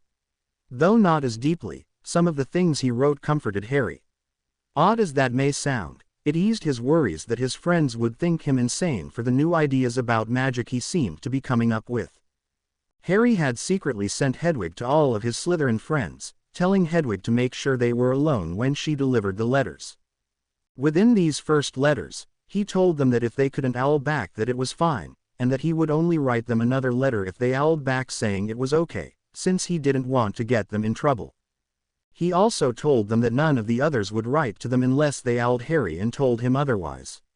Crabbe and Goyle agreed with this method, and told him that it would be better and safer if it was only Harry who owled them.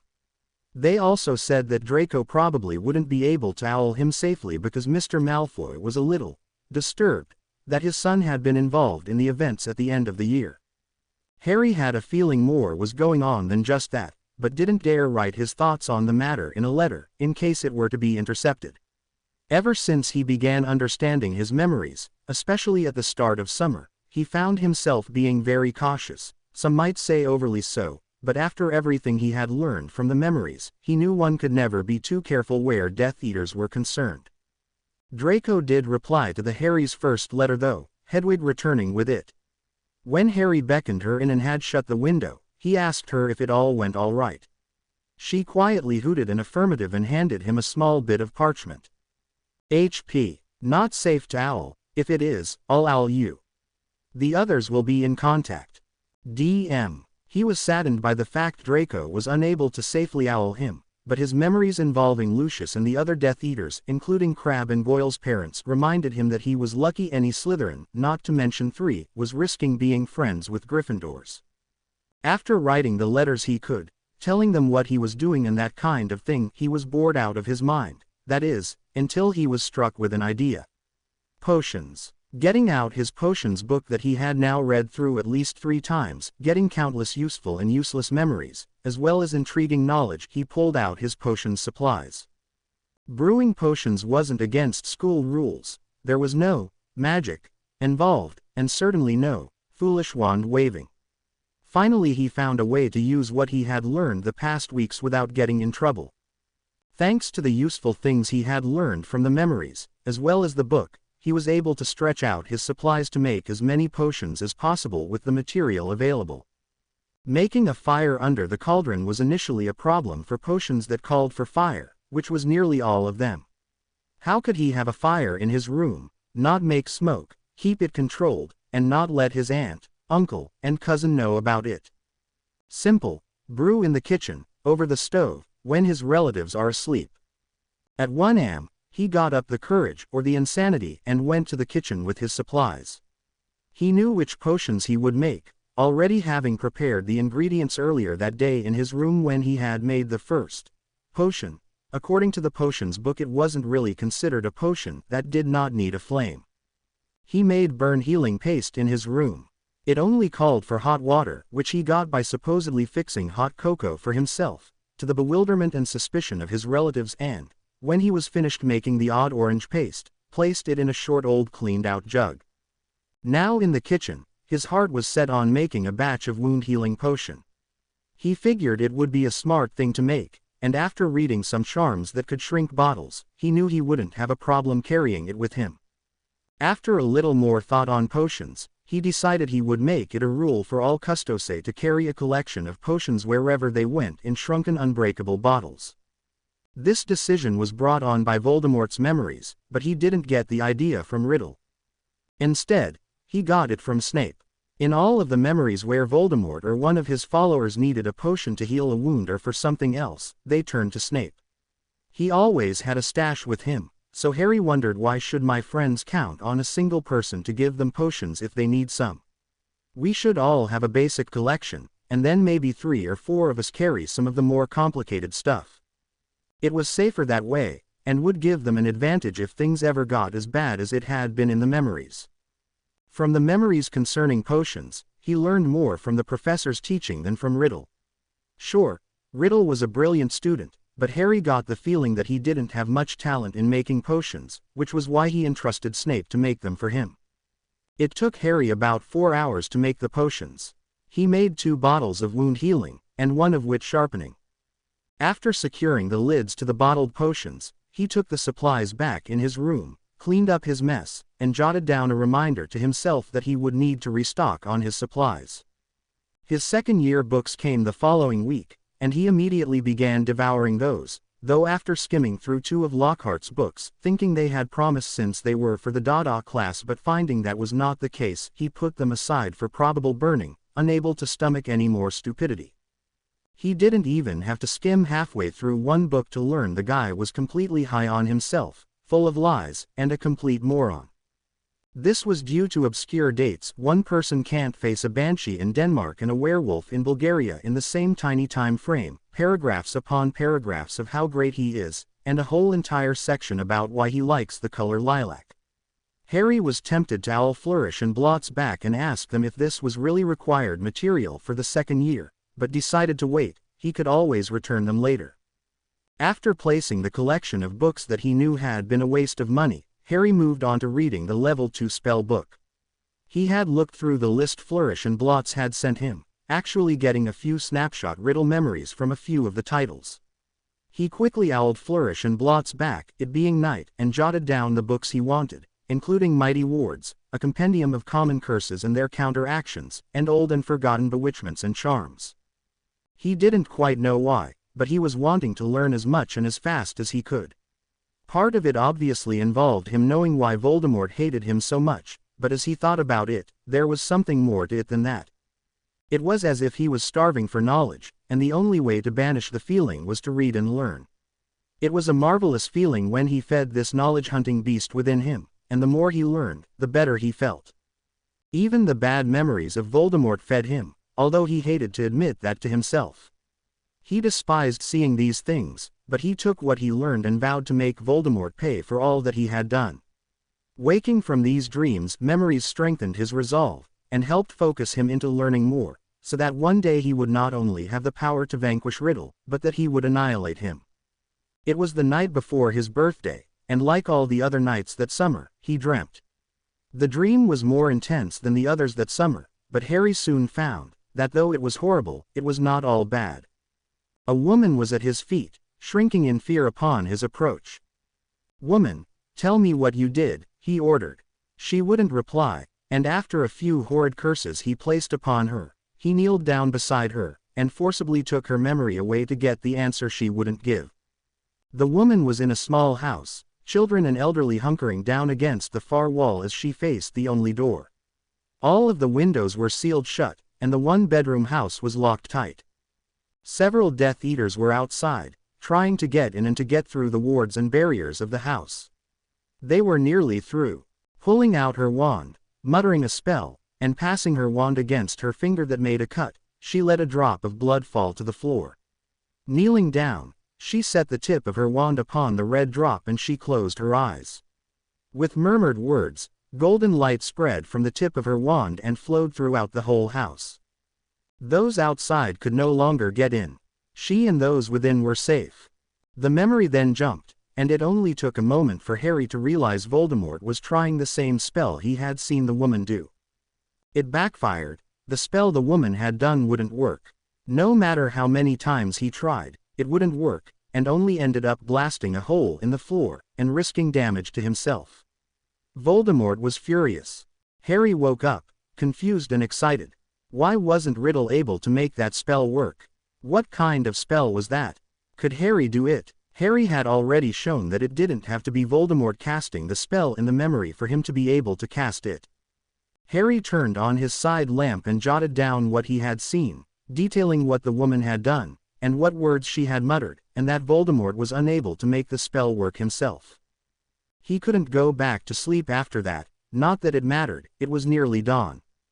He got dressed and made his bed, before grabbing the books that he had yet to read and set them on his bed.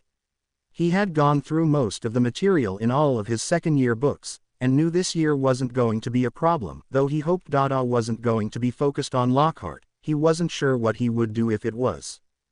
He couldn't believe how much he was reading, but when he thought about it, that was all he was doing. He even read while he ate, being allowed to eat in his room now since it got him out of his relative's hair. He smiled, looking around his room. His supplies were under his bed, and the books he was done reading were stacked under the side table with a blanket draped over them as to not offend Vernon when he checked to make sure he was behaving and that the bloody pigeon was in her cage. Harry looked at the time. He had 6 hours before the Masons would arrive. He sighed. Well, at least this birthday would have no interruptions since Vernon, Petunia, and Dudley would be too busy trying to impress the Masons to bother with him. He could sit in peace, like most of all the other days this summer. Yesterday, Vernon had grilled into him how important it was for him to be good when the Masons arrived. To be silent, to be quiet, to be still, to stay in his room, to be soundless, to be non-existent. Harry complied, promising he would do as Vernon said, though he added that he already did those things Vernon was wanting, but that he would do it even better when the Masons arrived. Vernon grunted, which told Harry he was dismissed to go back to being non-existent. Harry put old and forgotten bewitchments and charms down and picked up his notebook, needing a break. He thumbed through his notebook, scanning what he had written. He reread some of his side notes he had jotted down concerning magic or a certain spell he had seen used in Tom's memories, suddenly realizing something. His own thoughts on magic were changing. He no longer took everything he read, or even what he had learned at Hogwarts the previous year, as complete truth, as in, that's all there is. He was looking beyond the makeup and end result of a spell. He was looking into the magic itself. Thinking back to the start of summer and when the mega floodgate of memories had been opened, he never thought he would be thinking this deeply into magic. What was magic really? Where did it come from? Why was it there? How many kinds of magic were there? He began forming his own theories and ideas, even questioning the lines between kinds of magic. Did these lines even exist? Was there even such a thing as dark magic, or did it really just depend on how one used it? And if there really was dark magic, then there must be light magic, for balance is needed. And if magic is magic, shouldn't one be able to form their own style? Twist it to their liking and will. Was all the theory and supposed framework of, this is how magic works and there is nothing more, correct? Harry paused, finding 2 pages of his thoughts he had written down only the previous week. Magic is like water from how I understand it. It is without rigid structure, save the root, like the chemistry of water, 2 hydrogen atoms and 1 oxygen. Magic must be like this as well. Sure, The elemental base of it has structure, but the compound itself has none without outside influence, which is why the container that holds it must have shape. Magic depends on the shape of the container, the flow within the container, and possibly the temperature of the container or person. The shape of the person is the amount of magic they can hold or are capable of, and how much they have access to at any given time. This branches into flow. The flow of magic within the person is how they wield it, such as, in short bursts, holding it in and expending it all at once, always using some, or a mixture of each. A person's magic core should be compared to a network of pipes, bends, connections, and straight pipes filled with magic, with valves in certain areas. These different types of pipes could be compared to the types of magic. I believe all magic is initially possible for everyone, just takes effort to open the valves allowing the pipes to be used. A person's mindset affects their magic flow, defining their limits, believing only certain valves can be opened. This is linked with temperature. The temperature of the person controls the strength of their magic, as well as what valves can be opened. I believe a person's beliefs and way of thought influences this. If one thinks something is impossible, it is in effect causing the water magic to freeze, preventing that person from opening the valve to let their magic flow. A person's ideals are a part of this as well. If the kind of magic is too dark for them, they block themselves from being capable of using it. The same must go for those who are evil, unable to do magic that is considered good, but perhaps it is more than that. If a bad person has mastered dark magic, then the magic on the opposite end may be locked or in disrepair, since the flow there has always been frozen. It also may be possible that once an individual casts a certain spell, certain pipes or valves crack or break, like if the person used too much magic at one time and caused a backup or a dislodging of a pipe, preventing them from ever being able to do a specific type of magic. If this is true, the opposite effect must be also. If a person masters a certain type of magic, that type could aid in the flow of other types of magic, thus proving a link between all magic. Harry at first questioned why or how he was coming up with these odd thoughts or ideas, but after the first week of summer, he got over it, accepting that that was now something he just did now, and that it was only natural to start thinking deeper into magic with everything that had happened to him. After a few more moments of thought, he looked at the time and found it to be a little after 12. Getting up, he made his way down to get some food, and enough of it to tide him over for the rest of the day, since he knew he was going to be staying in his room when the Masons came. "What are you doing, boy?" Vernon snapped as Harry entered the kitchen. Vernon, Petunia, and Dudley were enjoying their lunch. There were only 3 plates, 3 sets of silverware, and 3 glasses on the table. The 4th chair and place where he used to sit and eat at was bare. "Just getting some food, and I'll also fix and get my dinner now, so I won't bother you all when the Masons come," he answered simply, quickly making 2 turkey sandwiches, grabbing 2 bottles of water, and a bag of chips. Vernon narrowed his eyes, as if Harry was lying. Harry gathered up his food, after wiping off the counters, even the area he hadn't used, and sweeping up the kitchen. "We best not see you until tomorrow," Vernon warned. "I'll stay in my room, as quiet as a dead mouse," Harry answered, before adding, "only without the smell." "You best be, boy, or you will regret it." Harry left without another word, going into the entrance hall, up the stairs, turning at the top of the stairs to continue down the narrow hall to his room, and opened the door, planning to enjoy one of his sandwiches while he read more of Mighty Ward's. Well, he quickly saw that was not what he would be doing. His eyes widened at the sight before him, his eyes falling upon the limp and injured body of Draco Malfoy on the floor in the middle of his room, an odd creature at his side, its back to the window, its huge eyes gazing up into Harry's. Harry quickly shut the door before rushing forward, quickly taking in the memory and putting it aside. "Dobby, what happened?" Dobby's eyes widened even more, just staring up at him in shock, fear, and reverence. "Harry Potter knows Dobby. How?" "Never mind that now," Harry said quickly, his eyes trailing over Draco. The whole right side of Draco's face was burned, the burn continuing down his neck, shoulder, and arm where his robes were scorched and charred. The rest of his robes were covered in dust and were torn. Dobby was shaking, and with a glance, Harry saw that he was burned as well, and that the thing he was wearing was in worse condition than the washing rags he had to use when he cleaned. Harry got up and quickly cleared off his bed, silently setting the books back under his table and bed. He then went back to Draco, Dobby still staring at him in shock, watching Harry Potter move so fast and silently. "Dobby, help me get him on the bed," he ordered, not really knowing what he should do, but knowing something was better than nothing. Dobby nodded numbly, went to Draco's feet, and helped Harry place him in the middle of the bed about a foot from either edge. Harry then kneeled down on the floor and retrieved the potions from under his bed he had just made recently, and set them on the side table in front of the moving picture of his parents. Harry quickly assessed Draco's injuries, finding that the burns were the only visible injuries, save for the small cuts on his hands and face, as if he had been caught in an explosion. Harry carefully removed Draco's robes and shirt, handing the ruined clothes to Dobby's outstretched arms. Dobby carefully folded them the best he could, and laid them on Harry's desk as Harry quickly grabbed his cauldron and took a step towards the door. "I'll be back, I think there's a first aid kit in the bathroom," Harry said. "Stay here and be silent. If he wakes up, tell him I'll be back soon, and to be quiet." Dobby nodded, standing by the bed. Harry quietly left his room, going as quickly as he could to the bathroom. He was thankful his relatives were still eating and that the TV was loud. In moments that felt like hours, he got the first aid kit from under the sink, a few towels hoping Petunia wouldn't miss a few from the back of the bathroom cabinets, and filled his cauldron with water.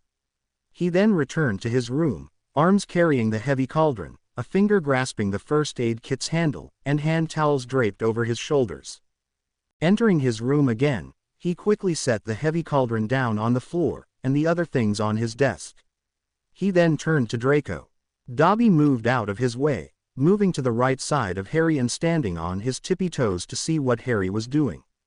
"You can get on the bed, Dobby. I'm going to need your help soon anyways," Harry said as he began to clean the burns the best he could, removing debris, shards of glass, pieces of cloth, and wooden splinters with the twisters from the kit. As he did that, Dobby crawled up on his bed and knelt carefully beside Draco's right side. Hoping that what he had done would be enough, Harry grabbed the jar of burn-healing paste, and opened it. "Dobby, here, help me put this on the burns," Harry said, taking a scoop of the stuff before handing the jar to Dobby. Dobby did as he was told, getting Draco's arm while Harry started on his face. They quickly finished that, having placed the towels under his head, shoulder, and arm so the paste did not get on Harry's bed. Harry thought about wrapping the wounds, but remembered the orange paste worked best in open air. He finished by using some of the wound healing to close the cuts he could. Wound healing didn't work well on burns, because they left hideous scars, and caused the healed burns to be raised, since the potion was designed to make skin close over, instead of growing new skin. Seeing that that was all he could do for his friend at the moment, he went to his desk chair and turned to Dobby. "Dobby, come and sit here, please," Harry said, motioning to the chair. Dobby quietly shuffled over to the chair, and did as he was told. Taking a clean small towel, he got it wet from the water from the cauldron. "Here, let me help you." Harry was relieved to find that Dobby's burns were not as bad as Draco's as he began carefully wiping away the dirt. After quickly cleaning the burns, he placed the orange paste on Dobby's minor burns. "Harry Potter is indeed great, and his goodness is beyond anything," Dobby breathed, frozen before him. Harry was at a loss for words for a moment. Shaking himself, he refocused. "Dobby, what happened?" Dobby began shaking, and looked as if he was about to cry. And then he did. "Dobby, shush, shush. Please, quiet." By the word, quiet, Harry had taken hold of Dobby's skinny little arms, mindful of the burns, and was kneeling in front of the chair Dobby was currently on. Dobby sniffled and cut off his sobs, Harry thinking that it was a miracle no one outside the room had heard him. "You must tell me what happened," Harry whispered. Dobby looked down for a moment, before looking back up. Harry released him but stayed where he was, his head just below Dobby's. "I'll show Harry Potter," Dobby mumbled, before raising his shaking hand and placing it on top of Harry's head. Harry felt an intense surge of something flood into him from Dobby, before everything around him suddenly whirled out of focus, and he found himself elsewhere. He was peeking around some furniture, everything around him seeming so much bigger than they should be. It only took a second for Harry to realize what this must be. Dobby had given him his in what he was seeing. Harry instantly knew where he was, the Malfoy mansion. He was in a large living room, large bookshelves covering the left wall, an archway beside the shelves that led into the dining room. There was a door leading to the backyard on the wall in front of him to the far right. There was grand furniture throughout the room, including several large couches and chairs. Lucius was standing in front of the bookshelves with a black book in his hand, facing 5 darkly clothed people, all of whom were standing and looking at Lucius. "The Dark Lord entrusted this to me, Crouch," Lucius stated plainly. "If the Dark Lord knew of what you would become, or more specifically of what your line would produce, he would not have, but sadly, even the Dark Lord can't know everything." Crouch spat, before doing something odd with his tongue that vaguely reminded Harry of a snake. Lucius was about to retort when Draco entered from the dining room. "Father?" he asked, looking questioningly to the 5 visitors. "Go to your room, Draco," Lucius ordered as Crouch stepped forward. "Ah, little Malfoy, how does it feel to be a blood traitor?" One behind Crouch asked. Crouch raised his wand at Draco, and at that, Lucius snapped. "How dare you point your wand at my son?" Lucius boomed, seeming to apparate in front of Draco. In a blink of an eye, Lucius grabbed his son and literally threw him toward the archway without taking his eyes off the 5 Death Eaters in the room as curses began to fly. "Dobby, protect Draco," Lucius ordered, before diving behind the couch in front of the bookshelves, throwing a curse out that hit one of Crouch's men in the face. Harry, seeing through the eyes of Dobby, found himself helping Draco up, just beyond the archway, as Narcissa brushed past them to help her husband. Turning, he could see the whole room filled with curses shooting back and forth, 2 of the 5 cloaked people out cold on the floor. But before he could even comprehend what was truly happening, he saw 2 very large spells careening towards each other. Instinctually knowing what was about to come, he cringed. Boom! The magical pressure was unbelievable as the air around them seemed to implode. He felt himself get slammed back soon after, the crashes and roar around him passing in a blur and then silence. Opening his eyes, he looked around him. He was just inside the dining room. The wall with the door to the outside was gone, and the bookshelves had been blasted away. Books, pieces of furniture, chunks of wall and ceiling were everywhere, a large part of the living room ceiling having fallen in effect splitting the room in half. The archway was wider now, due to the blast, and 3 bodies could be made out laying under the debris in the living room.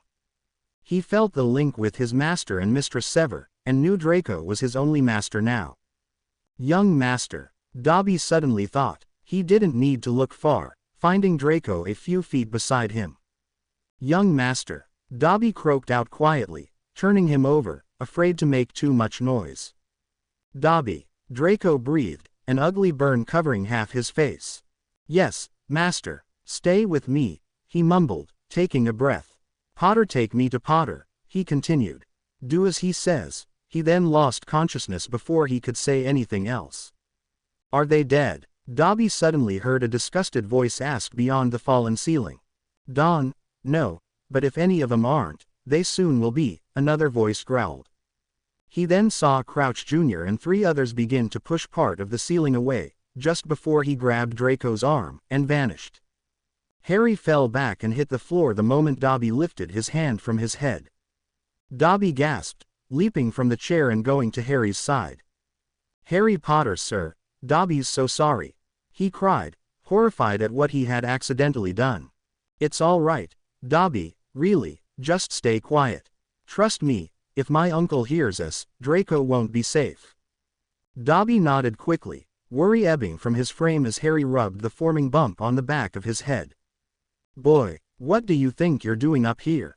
Vernon's voice shouted as he made his way up to Harry's room.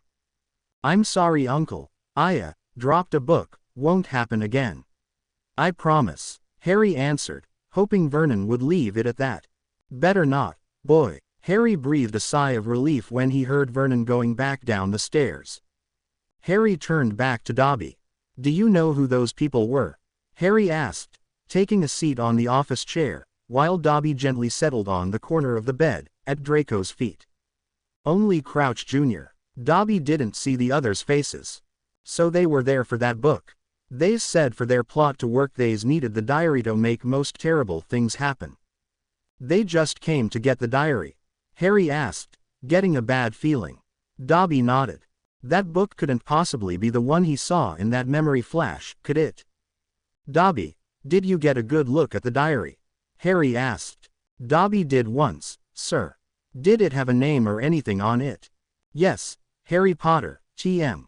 Riddle. Harry bit his lip. Well, there was little he could do about it at the moment.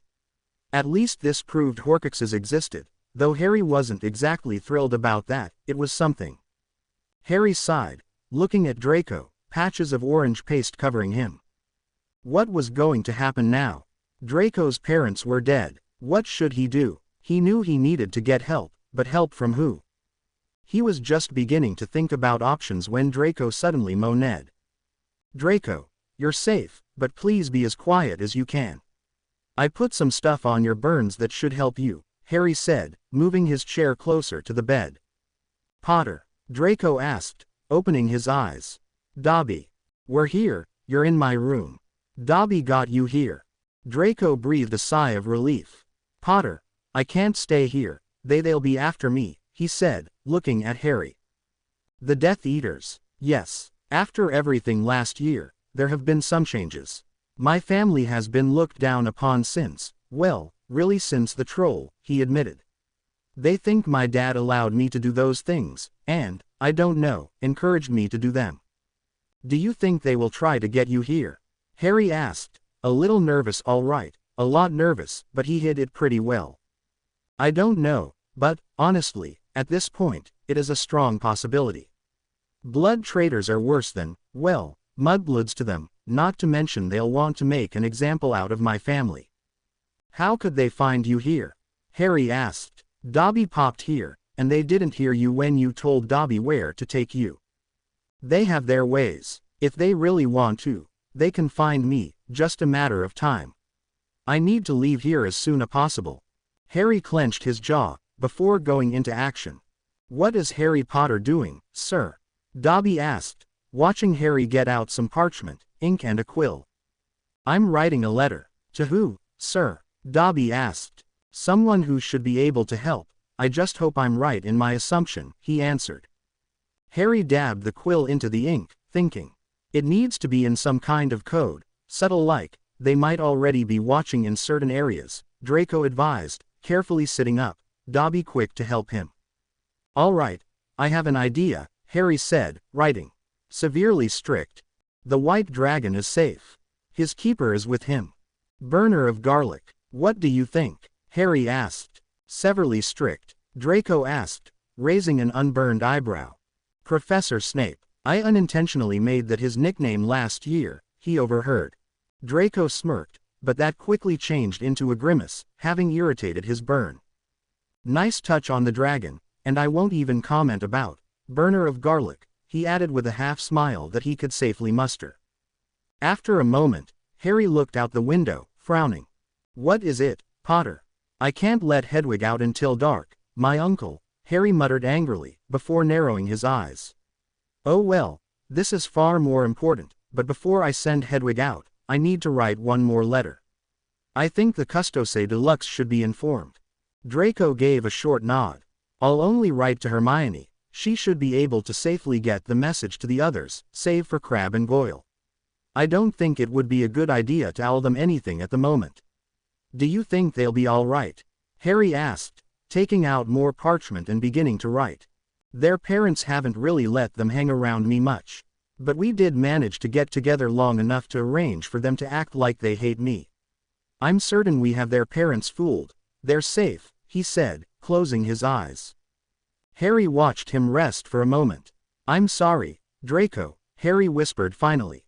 It's not your fault, he stated, his voice alone being all that was needed to make that statement final. Harry went back to writing, trying to determine how much he should say. They're gone, Draco muttered. My parents I saw. Master, Dobby's so sorry, Dobby sniffled, just able to keep himself from sobbing again. Draco took a breath, trying to quell his emotions. Exhaling slowly, he managed to keep the tears in his eyes. Harry decided to stay quiet, and to leave Draco to his thoughts as he finished writing. The White Dragon's parents have been slain. Alert those who you are allowed to. Our foe's followers are moving. They are after the White Dragon.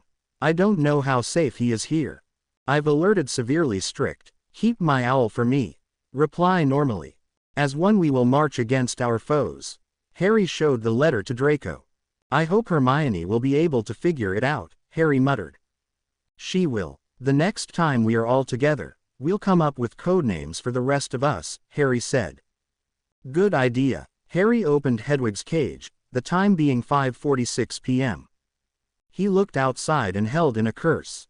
The Masons were pulling up into the driveway. We'll have to wait for a moment, Hedwig, Harry said, taking a seat. She looked annoyed, but understood. Potter, how do you have these potions? Draco asked suddenly, looking on the side table and seeing them, as well as the first aid kit. I had a lot of time to read and stuff, so one night I made them while everyone was sleeping. Nice. Certainly came in handy, huh? Draco said, attempting to sound lighthearted, but failing. They heard the Masons enter, Vernon and Petunia nearly tripping over themselves to welcome them in. They then must have taken the Masons into the living room, for they could barely hear the drawling dialogue. You know, at least my parents like your went by doing something important, Draco whispered, after a long moment.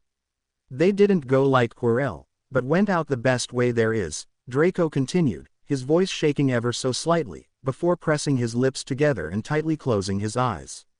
He slowly turned his face away from Harry, just in case any tears escaped. Yes, they did, Harry agreed, his voice as quiet as Draco's. They just sat there for a time, both thinking. Both of them had now lost their parents, and both in similar ways. Both of their parents had died protecting them, and were killed by those who were evil, by Voldemort or his followers.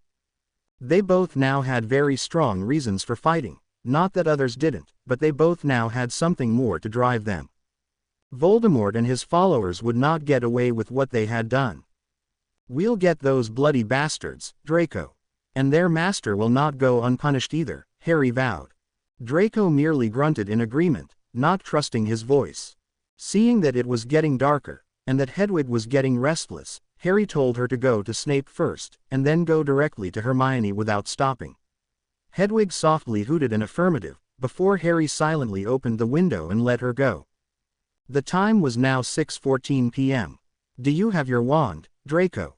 Harry asked. Yes, I keep it on me all the time.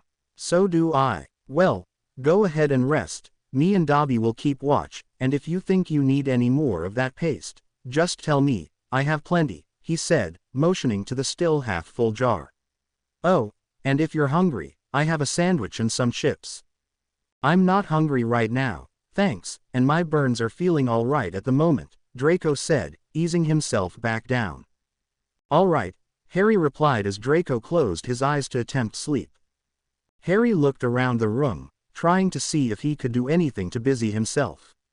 He didn't feel like reading, but couldn't stand just sitting there. He began collecting his books and packing them. He quietly got out his large suitcase and began gathering his clothes and anything else he might need.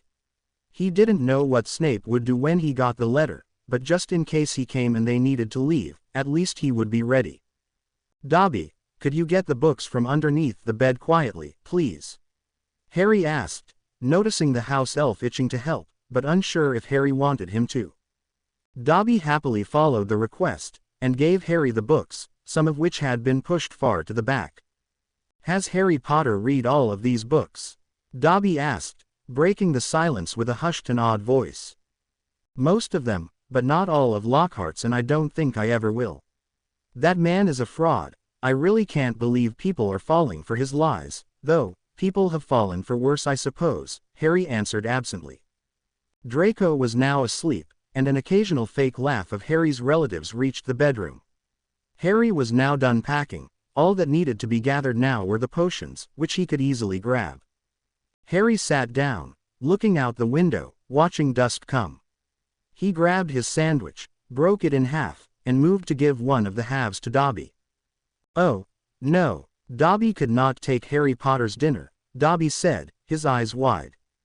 Seeing that Dobby was going to be stubborn and suddenly realizing he was rather hungry, he had missed lunch after all, Harry opened the bag of chips. Here, at least take this then, Harry nearly ordered. Dobby complied, hearing the slight tone in Harry's voice. Thank you, sir. They ate, Harry slightly amused at the delighted expression from Dobby after he tried his first chip. Dobby has never eaten anything like this, sir. What is it? It is a potato chip. Dobby loves potato chips, he said, chomping down another one. Dobby, if anything happens, I want you to grab Draco and pop out of here, okay? Harry said after a moment, opening his bottled water. Yes, sir, but what about Harry Potter? Don't worry about me, I have a few ideas building in my head. Harry Potter is a great wizard. Harry mutely shook his head, but was not going to bother contradicting Dobby. Harry looked at his suitcase, suddenly thinking of something. Quickly finishing his sandwich, he got up and reopened the suitcase. I should have thought of this earlier, he muttered, pulling out his cloak, before locking his suitcase again. Dobby gaped. Harry Potter, is that? Yes, an invisibility cloak. It was my dad's. Now, even if Vernon comes in, I can put this over Draco and you, and he won't know you're here. Dobby grinned. It was nearly 10 when the Masons finally left. Vernon thanked them for visiting, once again tripping over himself in becoming the world's greatest brown nose. Harry heard the TV turn on once again in either the kitchen or living room, the Dursleys no doubt talking among themselves, congratulating each other on their wonderful acting skills. Harry rolled his eyes. Soon after, Draco woke up, groggily taking part of the second sandwich Harry had made earlier and sipping some water from the other bottle of water. Draco was about to say something when Dobby interrupted. Harry Potter, owls, Dobby said, pointing out the window. Harry quickly opened the window, immediately taking the packages and letters, one owl being rather insistent that their delivery be looked at first. The 4 owls landed on his desk, standing side by side, all looking rather tired. Harry took the insistent owl's envelope, and opened it. Stay inside. I am making plans, just be ready to leave. Do not reply unless there is trouble. SS. Draco looked at Harry, wanting to know what the note said. Harry handed it to him. Draco extended his good arm to take it. Pretty insistent, just like his owl, huh? Harry asked, before turning to the other owls, Snape's already turning to leave, which it soon did. What are all these other owls doing here? Draco asked. Well, it's my birthday, Harry answered quietly. Irony hates you, doesn't it? Draco asked. I seem to think so, Harry said, opening the other packages and letters. Ron's letter was brief, a quick, happy birthday Harry, hope you are doing well, alongside a package of chocolate frogs. Neville's was pretty much the same, but added some things he had been doing with his gran, including making a garden, but to Harry, it was obvious that Hermione had warned them not to put anything in their letters that might cause suspicion. Neville's gift was a magically sealed package of odd-looking seeds, which Harry opened, causing a faint glow of golden light around the package. Apparently, the seal was designed for only him to be able to open. Within was a tiny note, reading, "Just in case." Harry smiled. He knew what these seeds were, and Neville knew he knew, since in the last letter he had written to him had mentioned how he wished he had some in case they were ever needed. They were energy seeds, coated in a special herb that increased one's healing, while the seed itself improved stamina and strength. He took 4 seeds out, over 50 of the flat little things in the package. Here, he said, handing 2 to Draco and the other 2 to Dobby. If anything happens, bite down on one of them. They're energy seeds, he said, putting the rest securely in his pocket. Draco nodded, placing them in his pocket as well, while Dobby oohed at them for a moment before putting them away in his filthy cloth. Harry didn't bother to ask how they would stay in there. Harry then went on to Hermione's package. Her gift was a simple assortment of candy, her letter tapped to it. Harry, I've told the others about your last letter. Ron's family was rather interested in its news. They got a summary from Ron, hope that's alright. Everything is going well here, though the news is already spreading. Hope you are enjoying your birthday the best you can. Hedwig is staying the night at my place and is resting. And seeing that it is probably late when you receive this, I don't expect you to write back. Hermione, she told the others, and I'm sure Ron's dad is doing something about it, Harry said, beckoning all the owls to leave, before closing the window. That's good, he said, just before noticing the cloak draped over the back of Harry's chair. No way. Oh, Harry said, seeing his eyes on the cloak. It was my dad's. Figured that if Vernon comes up here, I could quickly cover the two of you with it. Draco was surprised and impressed. Very nice. It was just past 11, and the Dursleys were still downstairs, enjoying their success in impressing the Masons. Even Draco by this time was finding it no longer amusing. Are they like this all the time? He asked Harry. No, usually they're this hyped up about talking about Dudley, or how stupid I am, Harry answered with a shrug. Harry Potter is not stupid, Dobby stated defiantly. Thanks, Dobby, Harry said. Dobby beamed. Harry was inwardly amused, casting his eyes out the window and onto the dimly lit streets. He suddenly stood up, pushing his chair back a little, his eyes scanning below, at first not sure what, or rather who, he was seeing. But a flash of memory surfaced, giving him the answer. The dark shadows swept across the trimmed grass, surrounding the house of his choosing. Death Eaters, Harry breathed. Several dark figures were slowly approaching, cutting across the lawns and spreading out, taking cover in the shadows, but Harry saw them. Draco, get your wand out. Dobby, stay here and protect Draco. Bite those seeds. They're coming. Harry didn't bother to close the door behind him as he ran out, crunching a seed between his teeth, dashing down the stairs, wand out, to the living room, where the Dursleys were.